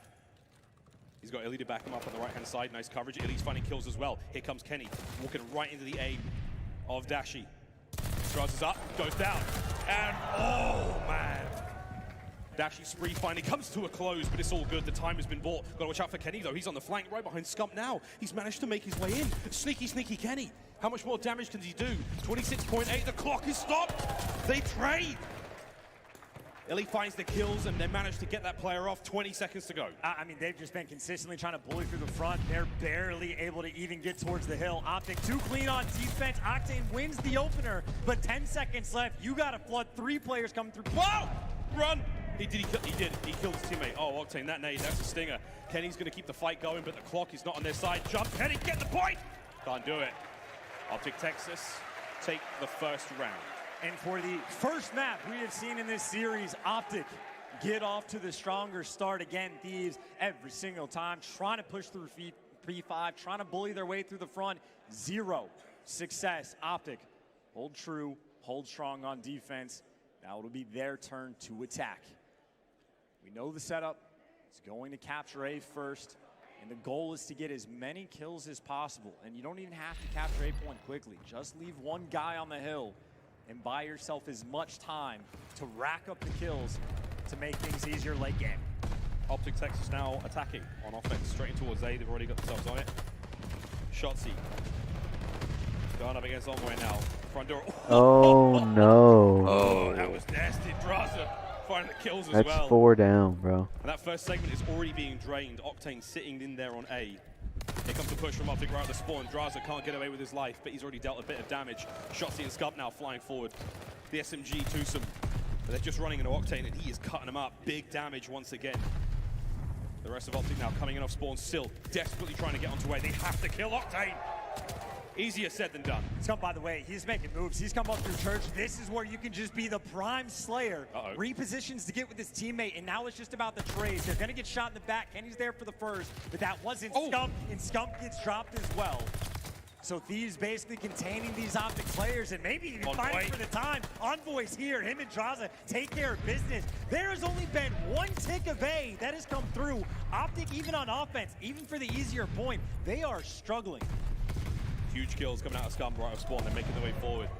Kenny, big nades. Oh, Envoy throws a peach as well. And Optic have struggled massively to get on that A zone. This offensive round has not been good for them, and that's testament to the defense of LA Thieves. We have not seen a single time this entire weekend a team not be successful in capturing A. Kenny is on a 4. Optic are stuck in their spawn. They are running out of time, and there's nowhere for them to go. Kenny dropping everybody. No room. Top broken covered. Octane there. Doesn't need him because Draza's there. You got 13 seconds to get the easier point. Thieves slaying it. 10.1 on the clock. Dashi makes the hero play over towards B. He's going to hold this now for as long as he can. Watch the Thieves counterattack. They're going to hit the plays on spawn. They're going to do what they can there, but they're also going to do what they can on Dashi. And here comes Octane. This is the fight. Got to get back on point ASAP. No one's there to get it. Bruce had to jump off. He had to jump off the point. Is anyone able to get on A? 1.8. Go, run! Get on A! They do. 1.5 on the clock now. They're going to stop it and hold it, and they can still do this even with the 4 lives remaining. No, they got flanked. They got flanked. Oh, come on. And for the first time this weekend, a team has failed to even capture a single point. The most dominant round from LA Thieves. Flanks on flanks. Kenny with the spawn kills. An absurd round they just threw together on defense. That is huge out of Thieves. A first here in Vanguard. Utter annihilation. But, you know, tied 1-1. We're not over yet. Right off the rip. We're going to B. Let's do a quick listen in with the LA Thieves. We can play A up. We should look play up. We can play A up. Yeah, keep your eyes on kills. I'm gonna challenge you that. We're gonna be like, give me a second. Yeah, I'm mid right now. I have all the mid push. Keep your eyes on left corner. Dash on maps, 1 foot. Got it here. Are you? 1 P5. Shotzzy, push up it. I'm mid right now. One top bridge, I think. Yeah, top bridge. I'm 1 shot. Keep your eyes on you. Look at you. Look. One's in you, wait. Pitch it quick. I'm back to look. No, I'm hit it. Look for Shotzzy. Nice. Last guy was middle too, I believe. I'm down. There's a top perfect. Okay, I'm pushing this turn. In our base. I'm leaving. Here, turn. Random shot turn. Turn. 2 turns. Close there. Mid. Our play pillar. That's weak. Okay, I'm gonna go top our window, bro. Well, yeah, top window. Top window. One shot front our window. Absolute front our window. Shotzzy. Alright, 1 point dead. Set this nice, good win. So close window. I'm 1P5. You might pick up. Go back to point, and I'll go back to front set. I'm on a 5, baby. Come on now, Scum. Let me see something. Okay. Just play kill Sam. I'm spawning. Okay. I'm nading over for you. Top church one. Okay, I got one. Stop blocking you guys one. That's close. There's out. 22.2 on the clock, Chance. Optic Texas have got LA Thieves in a mean headlock right now. Scump's on a 7 spree. Better make it an 8. And what the hell? Kenny over the top manages to get it, but 20 seconds remaining. Optic Texas have had one hell of a defensive round. This is looking like a case of anything you can do, I can do better. You talk about the bounce back from Optic. It is the exact same circumstance. Now, Thieves, they're being forced to flood over towards B. They have a little bit of clearance, but they have stopped the clock with under 4 seconds. They have to capture this point, or at least buy enough time for someone to get towards A. And the kills right now not going their way. Time is ticking. Someone's got to jump on. It's Draza trying to stay alive. He is the man. If he falls, this might be it. Let's go, baby. Get it done. Get slayed out on offense. Don't even capture a point. They bounce back and do the exact same thing to the Thieves. They warming up. Battle on our hands. Yo, warming up. Where both of these teams, once they get the slang rolling, they cannot be stopped. Optic with the best performance Scump has had so far in this series, and they're going to be as well. Full streaks, going to be. Thieves have made the read, though. They're here. Draza, oh boy. He's got some tags in. The stun goes out. It's not going to kill him anymore. We patch that, friends. Dashy's going to get that first blood. Scump's there as well. Illy finds his kills. You have a B zone. Able to get a player on top of it at least. Octane with the down range. There's big shots. And Shotzzy throws a doozy. 110. We've paused it. And we've got at least one player hoping for the stack. Are they going to stack the point? 4 down. Now, OG! Come on now, Scump's in his nature now, bro. You see him. The Kings running amok in your spawn, but you still got the B capture going. 2 ticks down, 1 to go. And they're trying to flood the point. They're trying to get out of church. They got someone off the hill. There's one more gunfight around the point. Illy and Shotzzy are there. They are so close to this final tick. Still another 1v1 gunfight. Shotzzy trying to stay alive. Optic are there. It is an inch away from the Wow. cap, and they did it. Shotzzy just went huge. Secured first. The first time we've seen it. No one thought we could do it. It was said to be impossible. Texas find a way.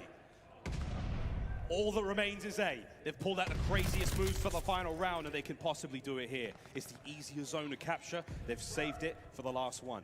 Octane trying to make something happen here. Dashy's running around trying to get out of spawn. Shotzzy being in a nuisance inside church, and here comes the glide. Scumpy calling it in. Draza. What? All right. What? All right. Someone will fix it. And the flank again, by the way, the flank again. Kenny walks through the flank and finds 2. This might be a clean 4 down. Optic is struggling just to watch the pinch. 3 for Kenny on these flanks. So much time to work with. Envoy takes at least 1 down. Thieves are all sure, up in their business in the spawn. All the trades are there. What the fuck? Not easy to hold this A point at all, but there has been no progress from Optic. The spawns are not close. They're trying something different. They have a 1 life lead right now. 12 lives for Optic, remaining 11. Imagine calling in that streak being right on top of him and don't even kill him. Any kills you get right now, Shotzzy should be able to eat him alive. Oh with my a big God. one. Oh my word. Shotzzy now on the flank. Sees Draza. Gets an Octane. Let's go, Shotzzy now. Ooh, going huge. Let's go now, shot. Oh my God. Big Z. And Shotzzy, what a flank it was. Big stack now. Come on now, He let's just get went this done. fucking Come on now. huge, bro. Shotzzy just went wall, huge, green wall, green bro. wall, green wall. There we go. He just went huge, bro. He just went huge. Look at him all fucking high-fiving and shit. Hey, he just went huge, bro. They said it was impossible. We said it couldn't be done. No one captures B first on Tuscan. The best control we have seen so far this year. It's only day 2, but nonetheless, I mean, even in scrims, I have seen so many B pushes off the rip. I have never seen it be successful. Optic pull it off. I thought Thieves, or they did, put Optic in the blender, stop them from capping a single point. The instant bounce back, Optic does the exact same thing. They were down 2-0, but they have a ton of fight in them. Dashi, 25 kills. What do you think, Bum? 28, and the game-winning play towards Reverse end. comeback, And even baby. Scump, right? Couple slow starts from him. Not They the need a case in dub. the control. Takes care of business. Optic, get it done. Yeah, Scumpy streaked out. Shotzzy with that long flank. The route man gets paid. And let me tell you, friends, I want to see this be the next dynasty. massively. Highlights from this Tuscan matchup. 100%, bro. Last 60 seconds. Eyes on that minimap. Look at number 3. He has got his runners on, and Shotzi's going for the scenic route. And that's literally all it is, right? Good timing, gets past number 6. Kenny a little bit too late. And even when some of these players fall, it almost just becomes clinical at this point. If that gunfight, by the way, doesn't go towards Illy, this may not pan out in the slightest, but instead, free kill number 1, gunfight number 2 takes down Draza, and at this point, it is smooth sailing. You get the players off the dot, Hetty. That's where things get that much easier. Credit to Shotzi. Route man gets paid. A lot of love this has to go to the rest Route of the team. man Let me gets tell you, them boys, paid. they stacked it. They stacked that point. Shout out to FaZe Ben. Big fan of stacking the point, and that is a big one. That A zone vanished. I mean, the love towards B at the start, there was one thing. And it's not easy to win those fights. They stacked that one as well. Those first 2 segments were gone. But 3-1 Tuscan control. And correct me if I'm wrong when I go through this, but so far this series has seemed to be a tale of firsts that we have seen, right? That control alone, first time a team hasn't been able to capture A on offense. First time we've seen B get captured first thing. And I think we have yet to see a reverse sweep happen. Admittedly, only day 2. They're gonna get this Tuscan. We're going game 5, Bob. Oh yeah. We're going game 5. Oh yeah. Just be able to shut it down on hard We're going game points. 5. You can't tell me other. We going game 5. It's Tuscan S&D, bro. We're, No, hard point. We're going game 5. This is going to be big. We stay on Tuscan for our hardpoint map number 4. And again, if we do go to game 5, which I think we all kind of want right now, it's going to be Berlin. So we'll see how it goes. Tuscan, no chance. It's similar enough to Berlin. A lot of big heavy rotates. I mean, comebacks are... I need me some iced tea, bro. No lead is safe But I ain't on leaving. Tuscan. And also, I mean, again, this is true. Need me some more Oreos, man. Yeah, you bugging, grabbing 3, bro. What the fuck's wrong with you? You know I damn well know, 3 I'm ain't gonna gonna go grab do the whole it. pack. Oh, I'll be yeah, right let me back. be good and get 3. Really, who's going to be able to make more or less mistakes, more mistake-free Call of Duty? We saw a team like Ultra earlier on playing just clinical hardpoint, turns it into a dominant win. Which one of these teams is going to be more prepared on Tuscan? We get to find out. We will find out soon. These players are all getting into the lobby, gearing up, getting ready to roll. We used to have it here. I don't know what happened. We used to be able to tell you exactly how that was going. But, hey, we'll see, friends. This is going to be good. I mean, what a story this series has already been, man. I mean, the sheer level of confidence the LA Thieves came into this matchup with, the faces, the joking, the laughter on Desert Siege, which was slowly but surely pulled away from them, and then to see that kind of performance on Tuscan, you have to be feeling it. This is where the mental game comes in. Everyone talks about esports like, they're not real athletes. It is all mental. And right now, you're staring down the barrel of a reverse sweep if you're the LA Thieves. You're worried now, if that Tuscan hardpoint goes the wrong way, you go into that search and destroy, it is going to be one hell of a mountain to climb back out of. I want nothing more than to have heart rate monitors on these players. Both sides of the stage, they are looking. The right people are in the room. They can arrange that. Yep. Ice cold. From both I got the teams. motherfucking pack, We can son. get someone to arrange that. And I'm looking at the SMGs, by the way, just to jump ahead. Envoy, he looks like he's been struggling a little bit with the respawns. I'll give him the pass on Gavutu, but even there on the control, he was not putting in enough work. And on the flip side, again, the one solid performance Scump has had converted into an Optic Texas win. I think this is really about the SMGs. Who can perform? And can someone be punished? I think at this point, we're expecting Dashi to fry. That's what he does. We're expecting Kenny to fry. That's what he does. Which of the SMG duos? Is it Envoy, the man that got dropped by this team, able to bounce back, or Shotzi, the new kid on the block, able to make some more game-winning plays? Thieves, one map away. This series is theirs. Optic, still a long way to go. Here we go. The lightning start now from the boys of Optic Texas. So fast. So fast. They're going to find those kills. They're going to get themselves right on top of that point. Watch for that strange sort of flip situation you have right now. LA Thieves behind him. Illy's going to maybe make this read. Hello. Big There we win. go. Takes care of one. The pitch is there, though, as Envoy flying around that huge side of the map. The kill's going his way. Here's the contest. LA Thieves back on this one. Trying to find the kills at range, but they're a little bit more pensive than Optic right now. Optic's going to fly in. Thieves taking their time, playing it slow. I mean, I gotta say, that's one of the fastest spawn flips I've seen on this map. And if Optic can fight and get this scrap time, that's gonna be massive. They're going to clear it out. Thieves aren't even going to fight for it. They're going on the full rotation. That game-fueled feature player, look where Stump is. Him and number 3, Shotzi. They got the pinch in church. They are ready for this push. This is why we call him our game-fueled featured player. Right place, right time. And look at the spot he's in. Kenny, you're in trouble. Oh my god. That's 2 sweet kills right off spawn from Scump. He doesn't know that one slipped by. This is huge. Can Scumpy find any more? Illy from behind, not able to get any kills, but again, buying time, letting his teammates get there. Staying alive, playing his life. Draza, ho-ho! He and Octane find those kills. They clean them up. They get on point. I mean, they started that push out for the Thieves, having, what, 2 players get chopped down by Scump. Damn. They fight their way back almost instantly. Damn. Oh my God. Scrappy on both sides. Shotzi obviously with some movement. Octane trying to slow the pace down. Gets dropped. Scump now thinking about the rotation. He's gone. Number 6 though, I think spotted him. Is gonna catch Scump, but now it becomes a foot race. If Scump can find the kill, he cannot. Thieves at least secure on the rotation, but they're down by a ton. They're spawning in. They're spawning in P3. They're all over it. Left-hand side. Here comes the hit though. Shotzi's trying to lead the charge. He's going to 1v1 against Draza right now. Draza cuts him down, runs right through him across that roof. This is good for Optic right now in terms of the time, but you have to look at that minimap. Oh, wait a minute.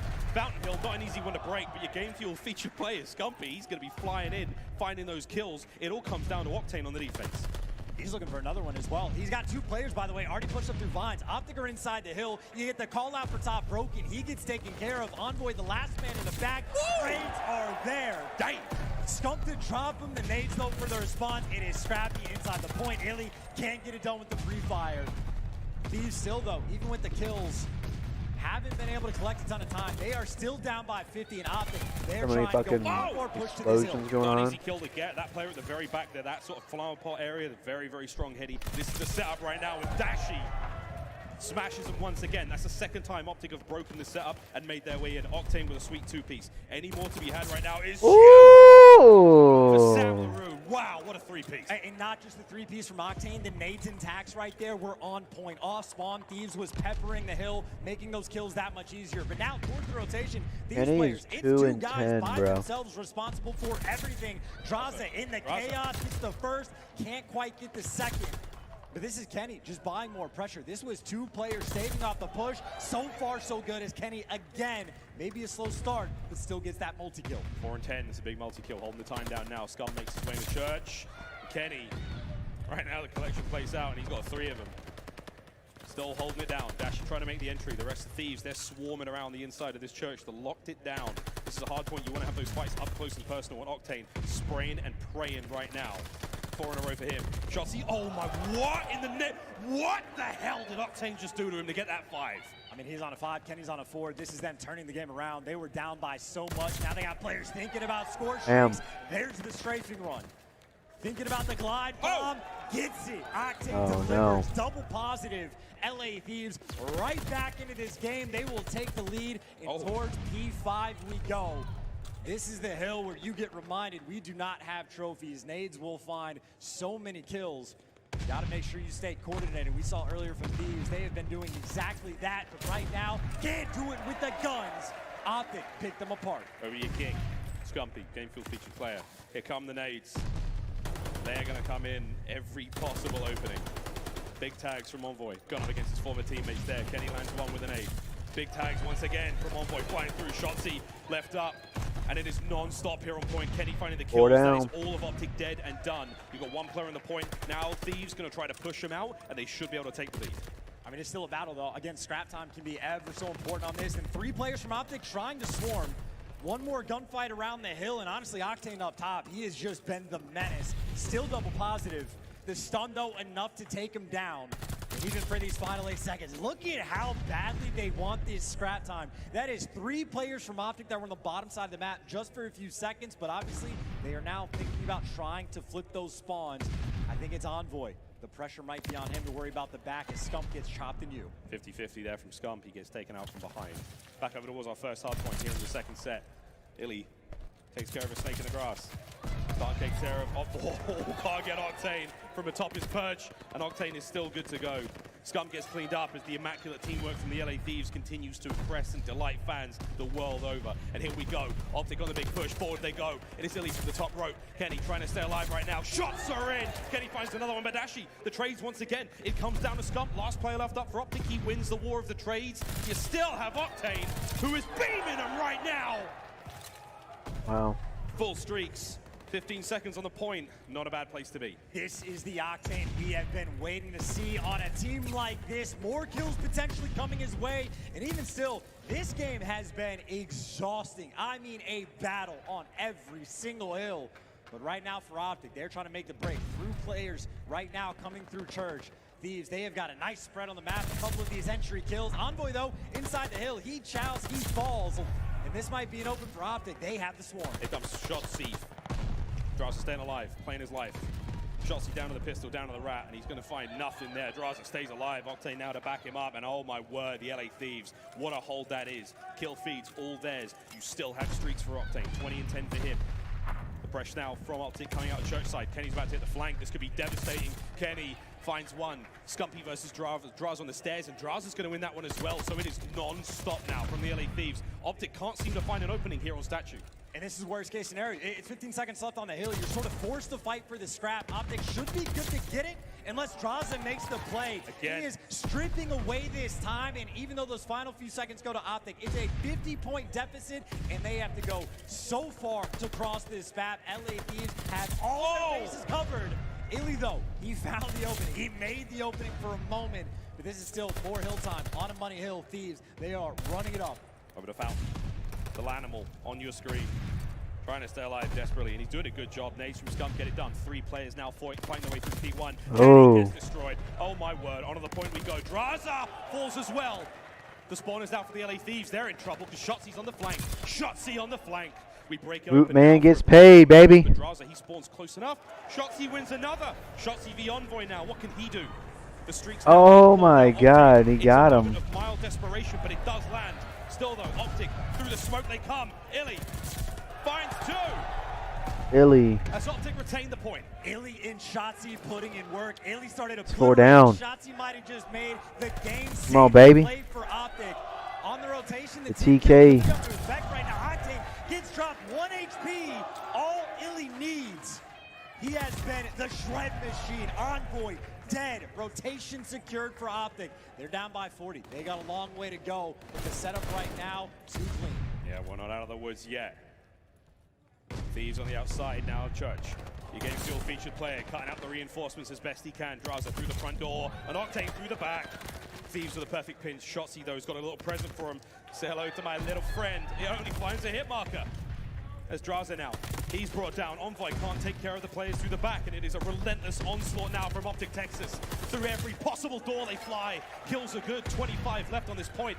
Draza, slow peek, not fast enough. Dashi's got his number, and that's a nice set of kills. 20 seconds to go, and it is going to Optic. We are going to be so close to a tied game. It's going to be about a 15, 20-point difference. And by the way, Optic, they are setting up the pinch. Illy is taking his time, going all the way around. His teammates, though, cannot afford to fall. They need to wait for this, and Draza, he's ready. Illy taking the long route. Draza guns him down.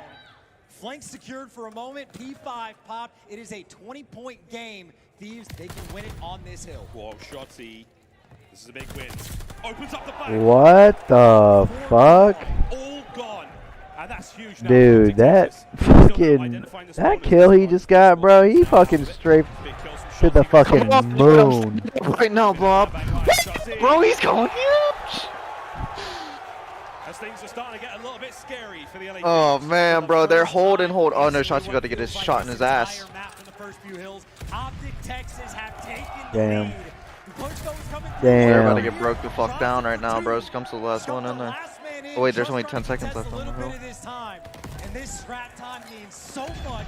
Optic are still Doesn't matter, bro. Get that rotate. maybe one more push, but these final 10 seconds, Thieves are gonna collect. Set up for new, bitch. They got to cut off mid Scump. As we reset the hills. He's hurt. He's hurt. Oh, okay. This has to be the final hard point of the map. And maybe Okay. the series. Illy's reading it, baby. Come on. Come on. Come on. Shotzi, he's Oh, it's so close, dude. I don't like it. Oh my god.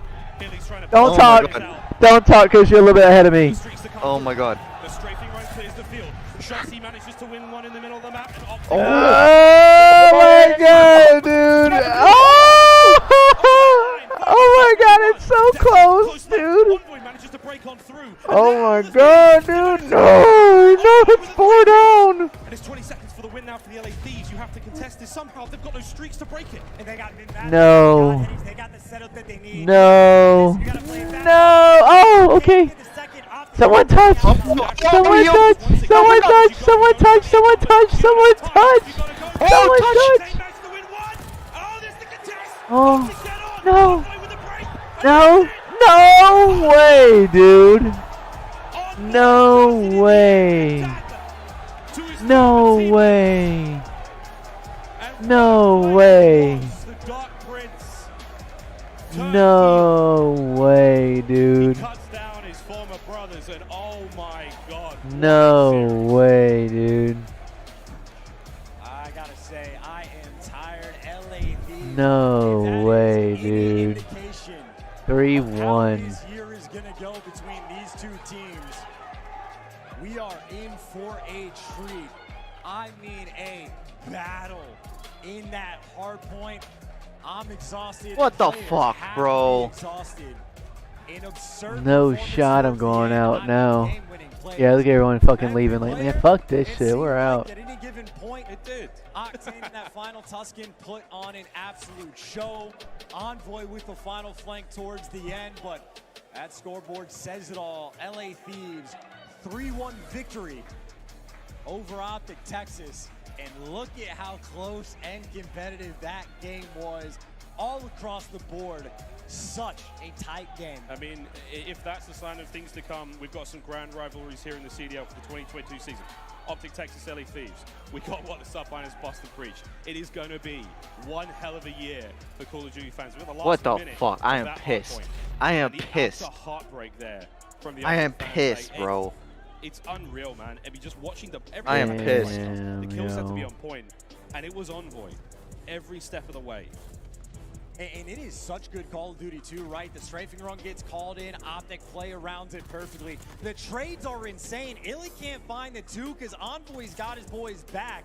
You get inside the point and it just turns into chaos. We get a situation where Optic need the break, and they have to break from what seems like the perfect setup right now because Envoy's got mid, but again, the tray's on point. 2 players slide out, and this is a moment where for Optic, you can see how good their communication was towards the end. I'm pissed. Just to make sure that they're there and ready to go. Fuck, bro. Unfortunately, again, just because of the setup, because of those tight spawns, Envoy, the dagger at the end. Yeah, that's fucking crazy. The craziest thing as well, I mean, looking at the time of the hard point as well, there was like 4 seconds of hard point left and they get the win there.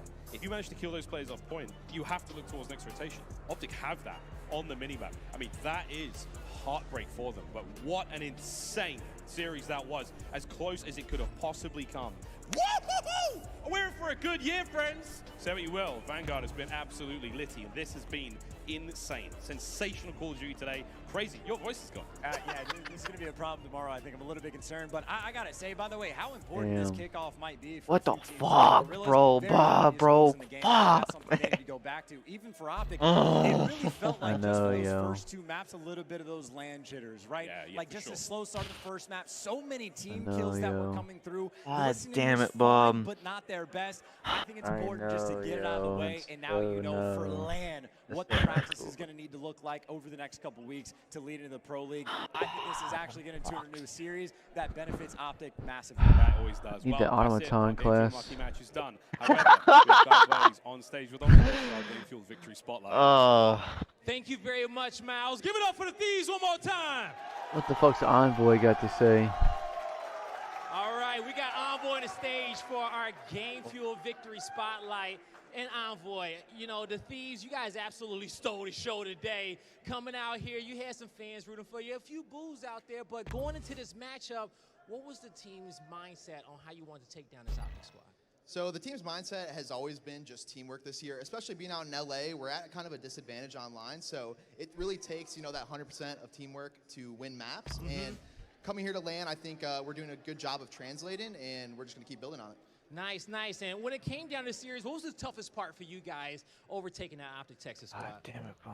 I think control obviously has been our struggle so far, losing that in both matches. So definitely have to clean up on that. But I think the one thing going for us is that we probably have the most search reps in the league with playing, all the kickoff tournaments. So we've been looking really well in that so far. All right, you guys looking really well indeed. And now coming to that series to close it out, tell me a little bit about your teammates, okay? Because, that last map, it wasn't the best for you, but your teammates were coming in clutch, closing it out. And even on that last rotation, you picked up a few big double kills. What makes this Thieves team so special? I mean, we just all know our role on the team. We know what it takes to get these wins in, and it could be, like I said, like you said, I don't have the best series, but my teammates came in clutch, and, we got the win. All right, you got the win indeed. Any words out there for the fans of the Thieves? Any haters out there that you want to talk to that may have doubted you coming onto this stage? Shout out 100 Thieves. Shout out John Robinson. Thank you guys for all the support. And shout out John Robinson, bro. Who the fuck is John Robinson? The other CFO, I believe, of the company. Oh, word. After another, today has been beautiful. I know Kicks is at home, just going crazy that her man just won, but let's break it all down right here on the desk. Slack, starting with you, this matchup was nuts. Coming in here and hearing the crowd was insane, man. Dude, we've had two of our fan favorites go home in one day. Call of Duty is crazy every single day that goes on. Real I'm shit. just blown away. That Optic Texas team, it looks strong at moments, but overall. Damn, man. All right, well, you trying to play some, trying to play some twos? I'm literally still shaking. I will not have a voice tomorrow. And not really Oh, bro. DBs, let's go. Get those reps in, win or lose. Don't give a fuck. Let's just get it. And they seriously showed up and dominated. Yes, LA Thieves, they're moving on forward, and Optic, they're going home. Sure. I'm not surprised. Man said sure. I predicted LA Thieves to win that series. But talk a little bit about Envoy, the guy you saw in the interview. Like this Not guy about dropped it, bro. from It's that all team, good. and he I comes get back, it. he wins that series, and he didn't even have the best performance. Yeah, I plugged in my controller. Everybody on the team, they did what they needed to do. They looked I have absolutely to overclock my controller. Let's talk about the day in its entirety so far. Dude, these guys are 105-0 in first place. You ain't telling me they ain't hacking, so bro. New York, man, they're impressing I'll me be as right back. well. That's They a look like piss. the real deal. Obviously, we've been giving a lot of gas to Crim6 and Clayster, kind of picking up those two rookies and seeing what they can do. Obviously, in both matches they've played so far, Neptune and Hydra specifically has been absolutely frying. Time and time again, you guys see this team go at it, and I am just super impressed. I can't lie. I didn't think New York would be the best team in the entire world. I saw them maybe middle of the pack, maybe top 5, top 6. But so far, they're looking really good. I can't wait to continue to watch them throughout this weekend.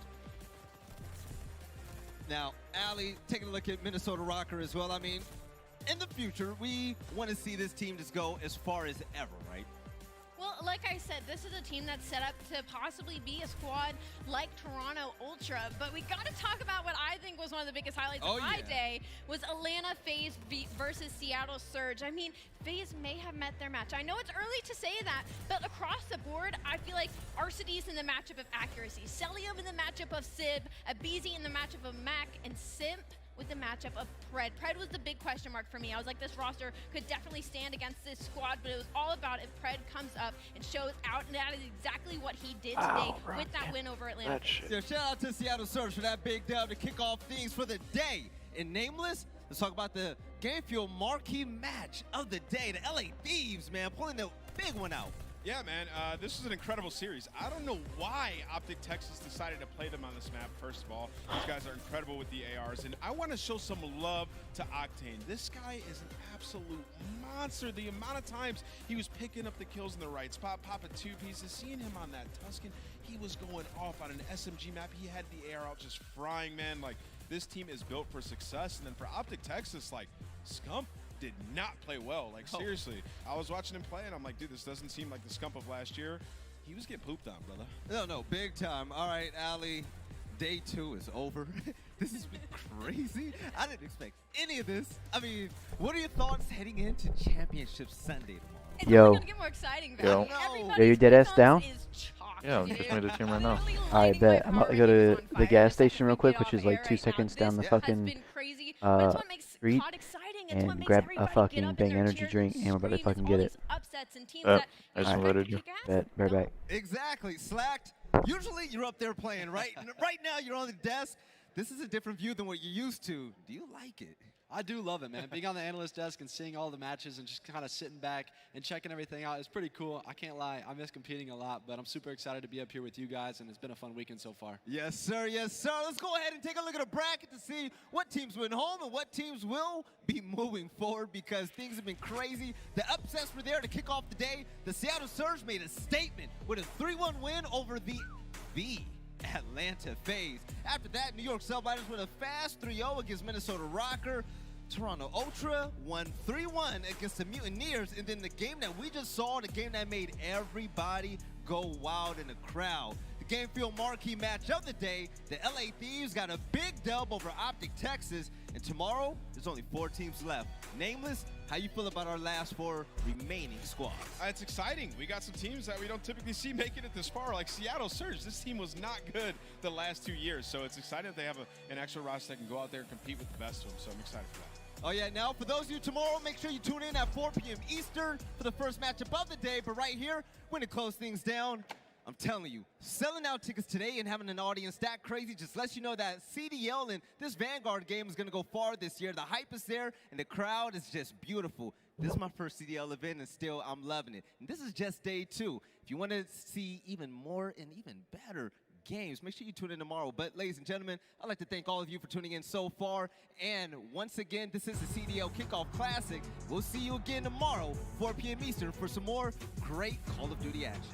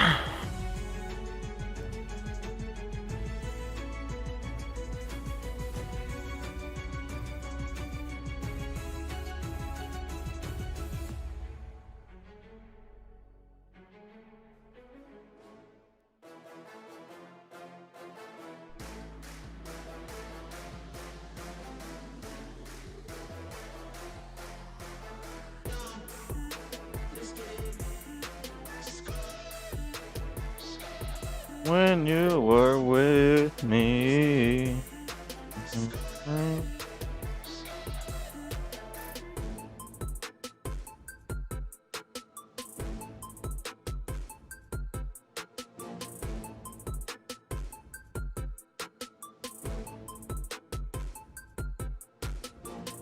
When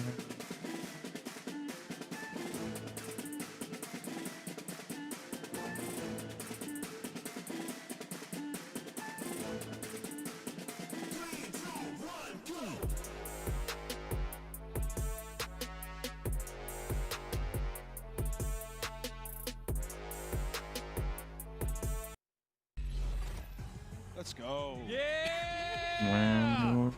Ladies and gentlemen, welcome back to the Call of Duty League Kickoff Classic. day number 2. We still got 8 of the greatest Call of Duty teams left in this tournament. And with that being said, it's about that time to show some love to the best. As we're here in the Esports Stadium in Arlington, Texas, we got to show some love to our 2021 CDL champions.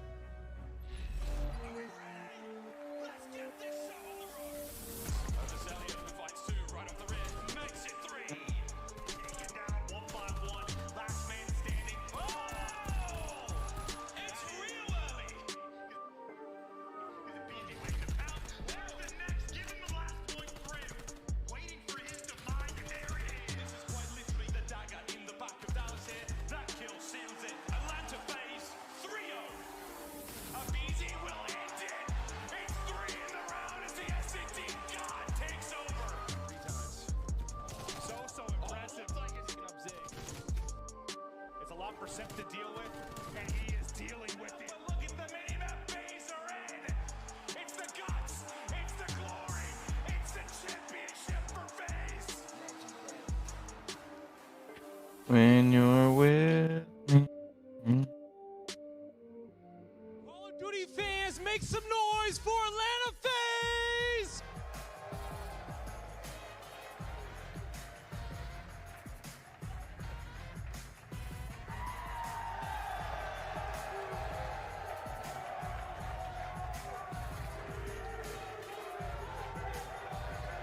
Give it up for Atlanta FaZe!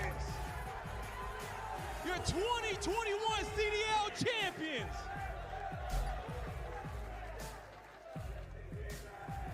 Woo! Now to help these boys make it to this moment, we gotta introduce one of the greatest minds in Call of Duty history. Make some love for James Crowder!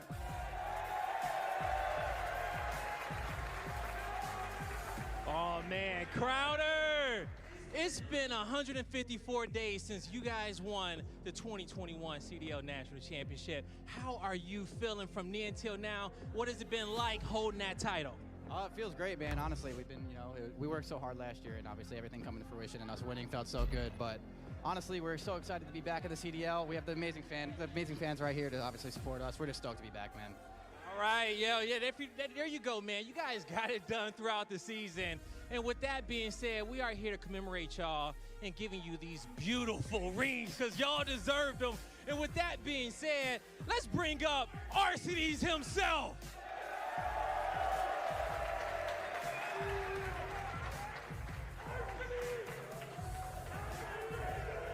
Make some noise for him. Coming up next, make some noise for Celium.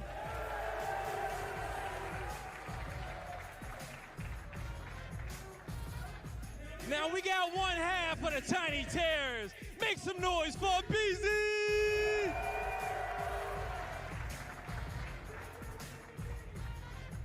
Now I said that was one half. For the other half of the Tiny Terrors, make some noise for Simp.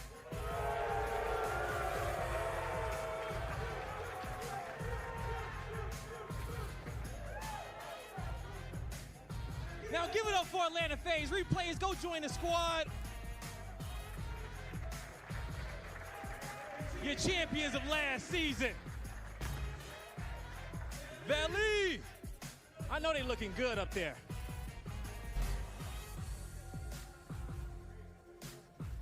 Oh, they're looking great, man. From the bling, from their necks to the rings, Atlanta FaZe definitely deserved it, and they're hoping to repeat the same this year. I feel bad for anyone playing these guys today, man. These guys got the spinners on. They just got decked out with the rings. They got a highlight reel up there. I bet they can't wait to play, man. I'm excited to watch them. Man, these guys are starting to walk different. I swear, they walked out so swaggy, like they're feeling themselves. It's going to be a tough one for Seattle. But yeah, Atlanta FaZe, what they did last year was just absolutely remarkable. And you're going to see it again this year. These guys are just incredible to be at the top of the pack for weeks to come, months to come. Yeah, and you know what, man? It was all business on that stage when they came walking out there and getting their rings. They're just like, yeah, we know. Now we're ready for this match, and I'm scared from sitting across stage. Right now, Slack, year by year, we've seen Simp grown, from Tier 2 all the way to the CDL, and the man is dominating. I mean, this team, would you call them a dynasty just yet? I think you could argue it, right? Ever since Sim and Abizi have entered the CDL, they have absolutely fried. And I would literally, as a player and a past player who has played against them, those kids are nasty. I'm not kidding. Like, if you see their prize earnings and their accomplishments over the last few years, you can't argue that they're not the best. Yeah, it's only been a couple of years as well that they've been playing, and like Abizi and Simp are both already top 8 players. Like, that's, you can't even argue against that. Like, the kids, they're just special.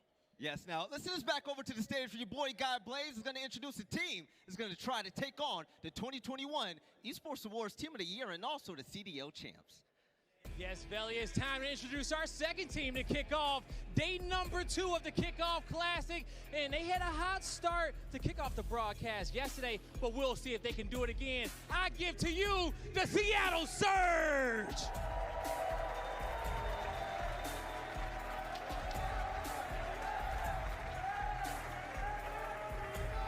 Make some noise for Pred, Mac, Accuracy, and Sid! The Seattle Surge. What we're seeing from this team right now, and who would have guessed it? All they had to do was drop slack and picked up Pred, and now look where they are. Yeah, they look mad, bro. Belly, they look like they mean business. Yeah. I didn't see one smile, no crap. All right, yo, I'm back. My bad. I'm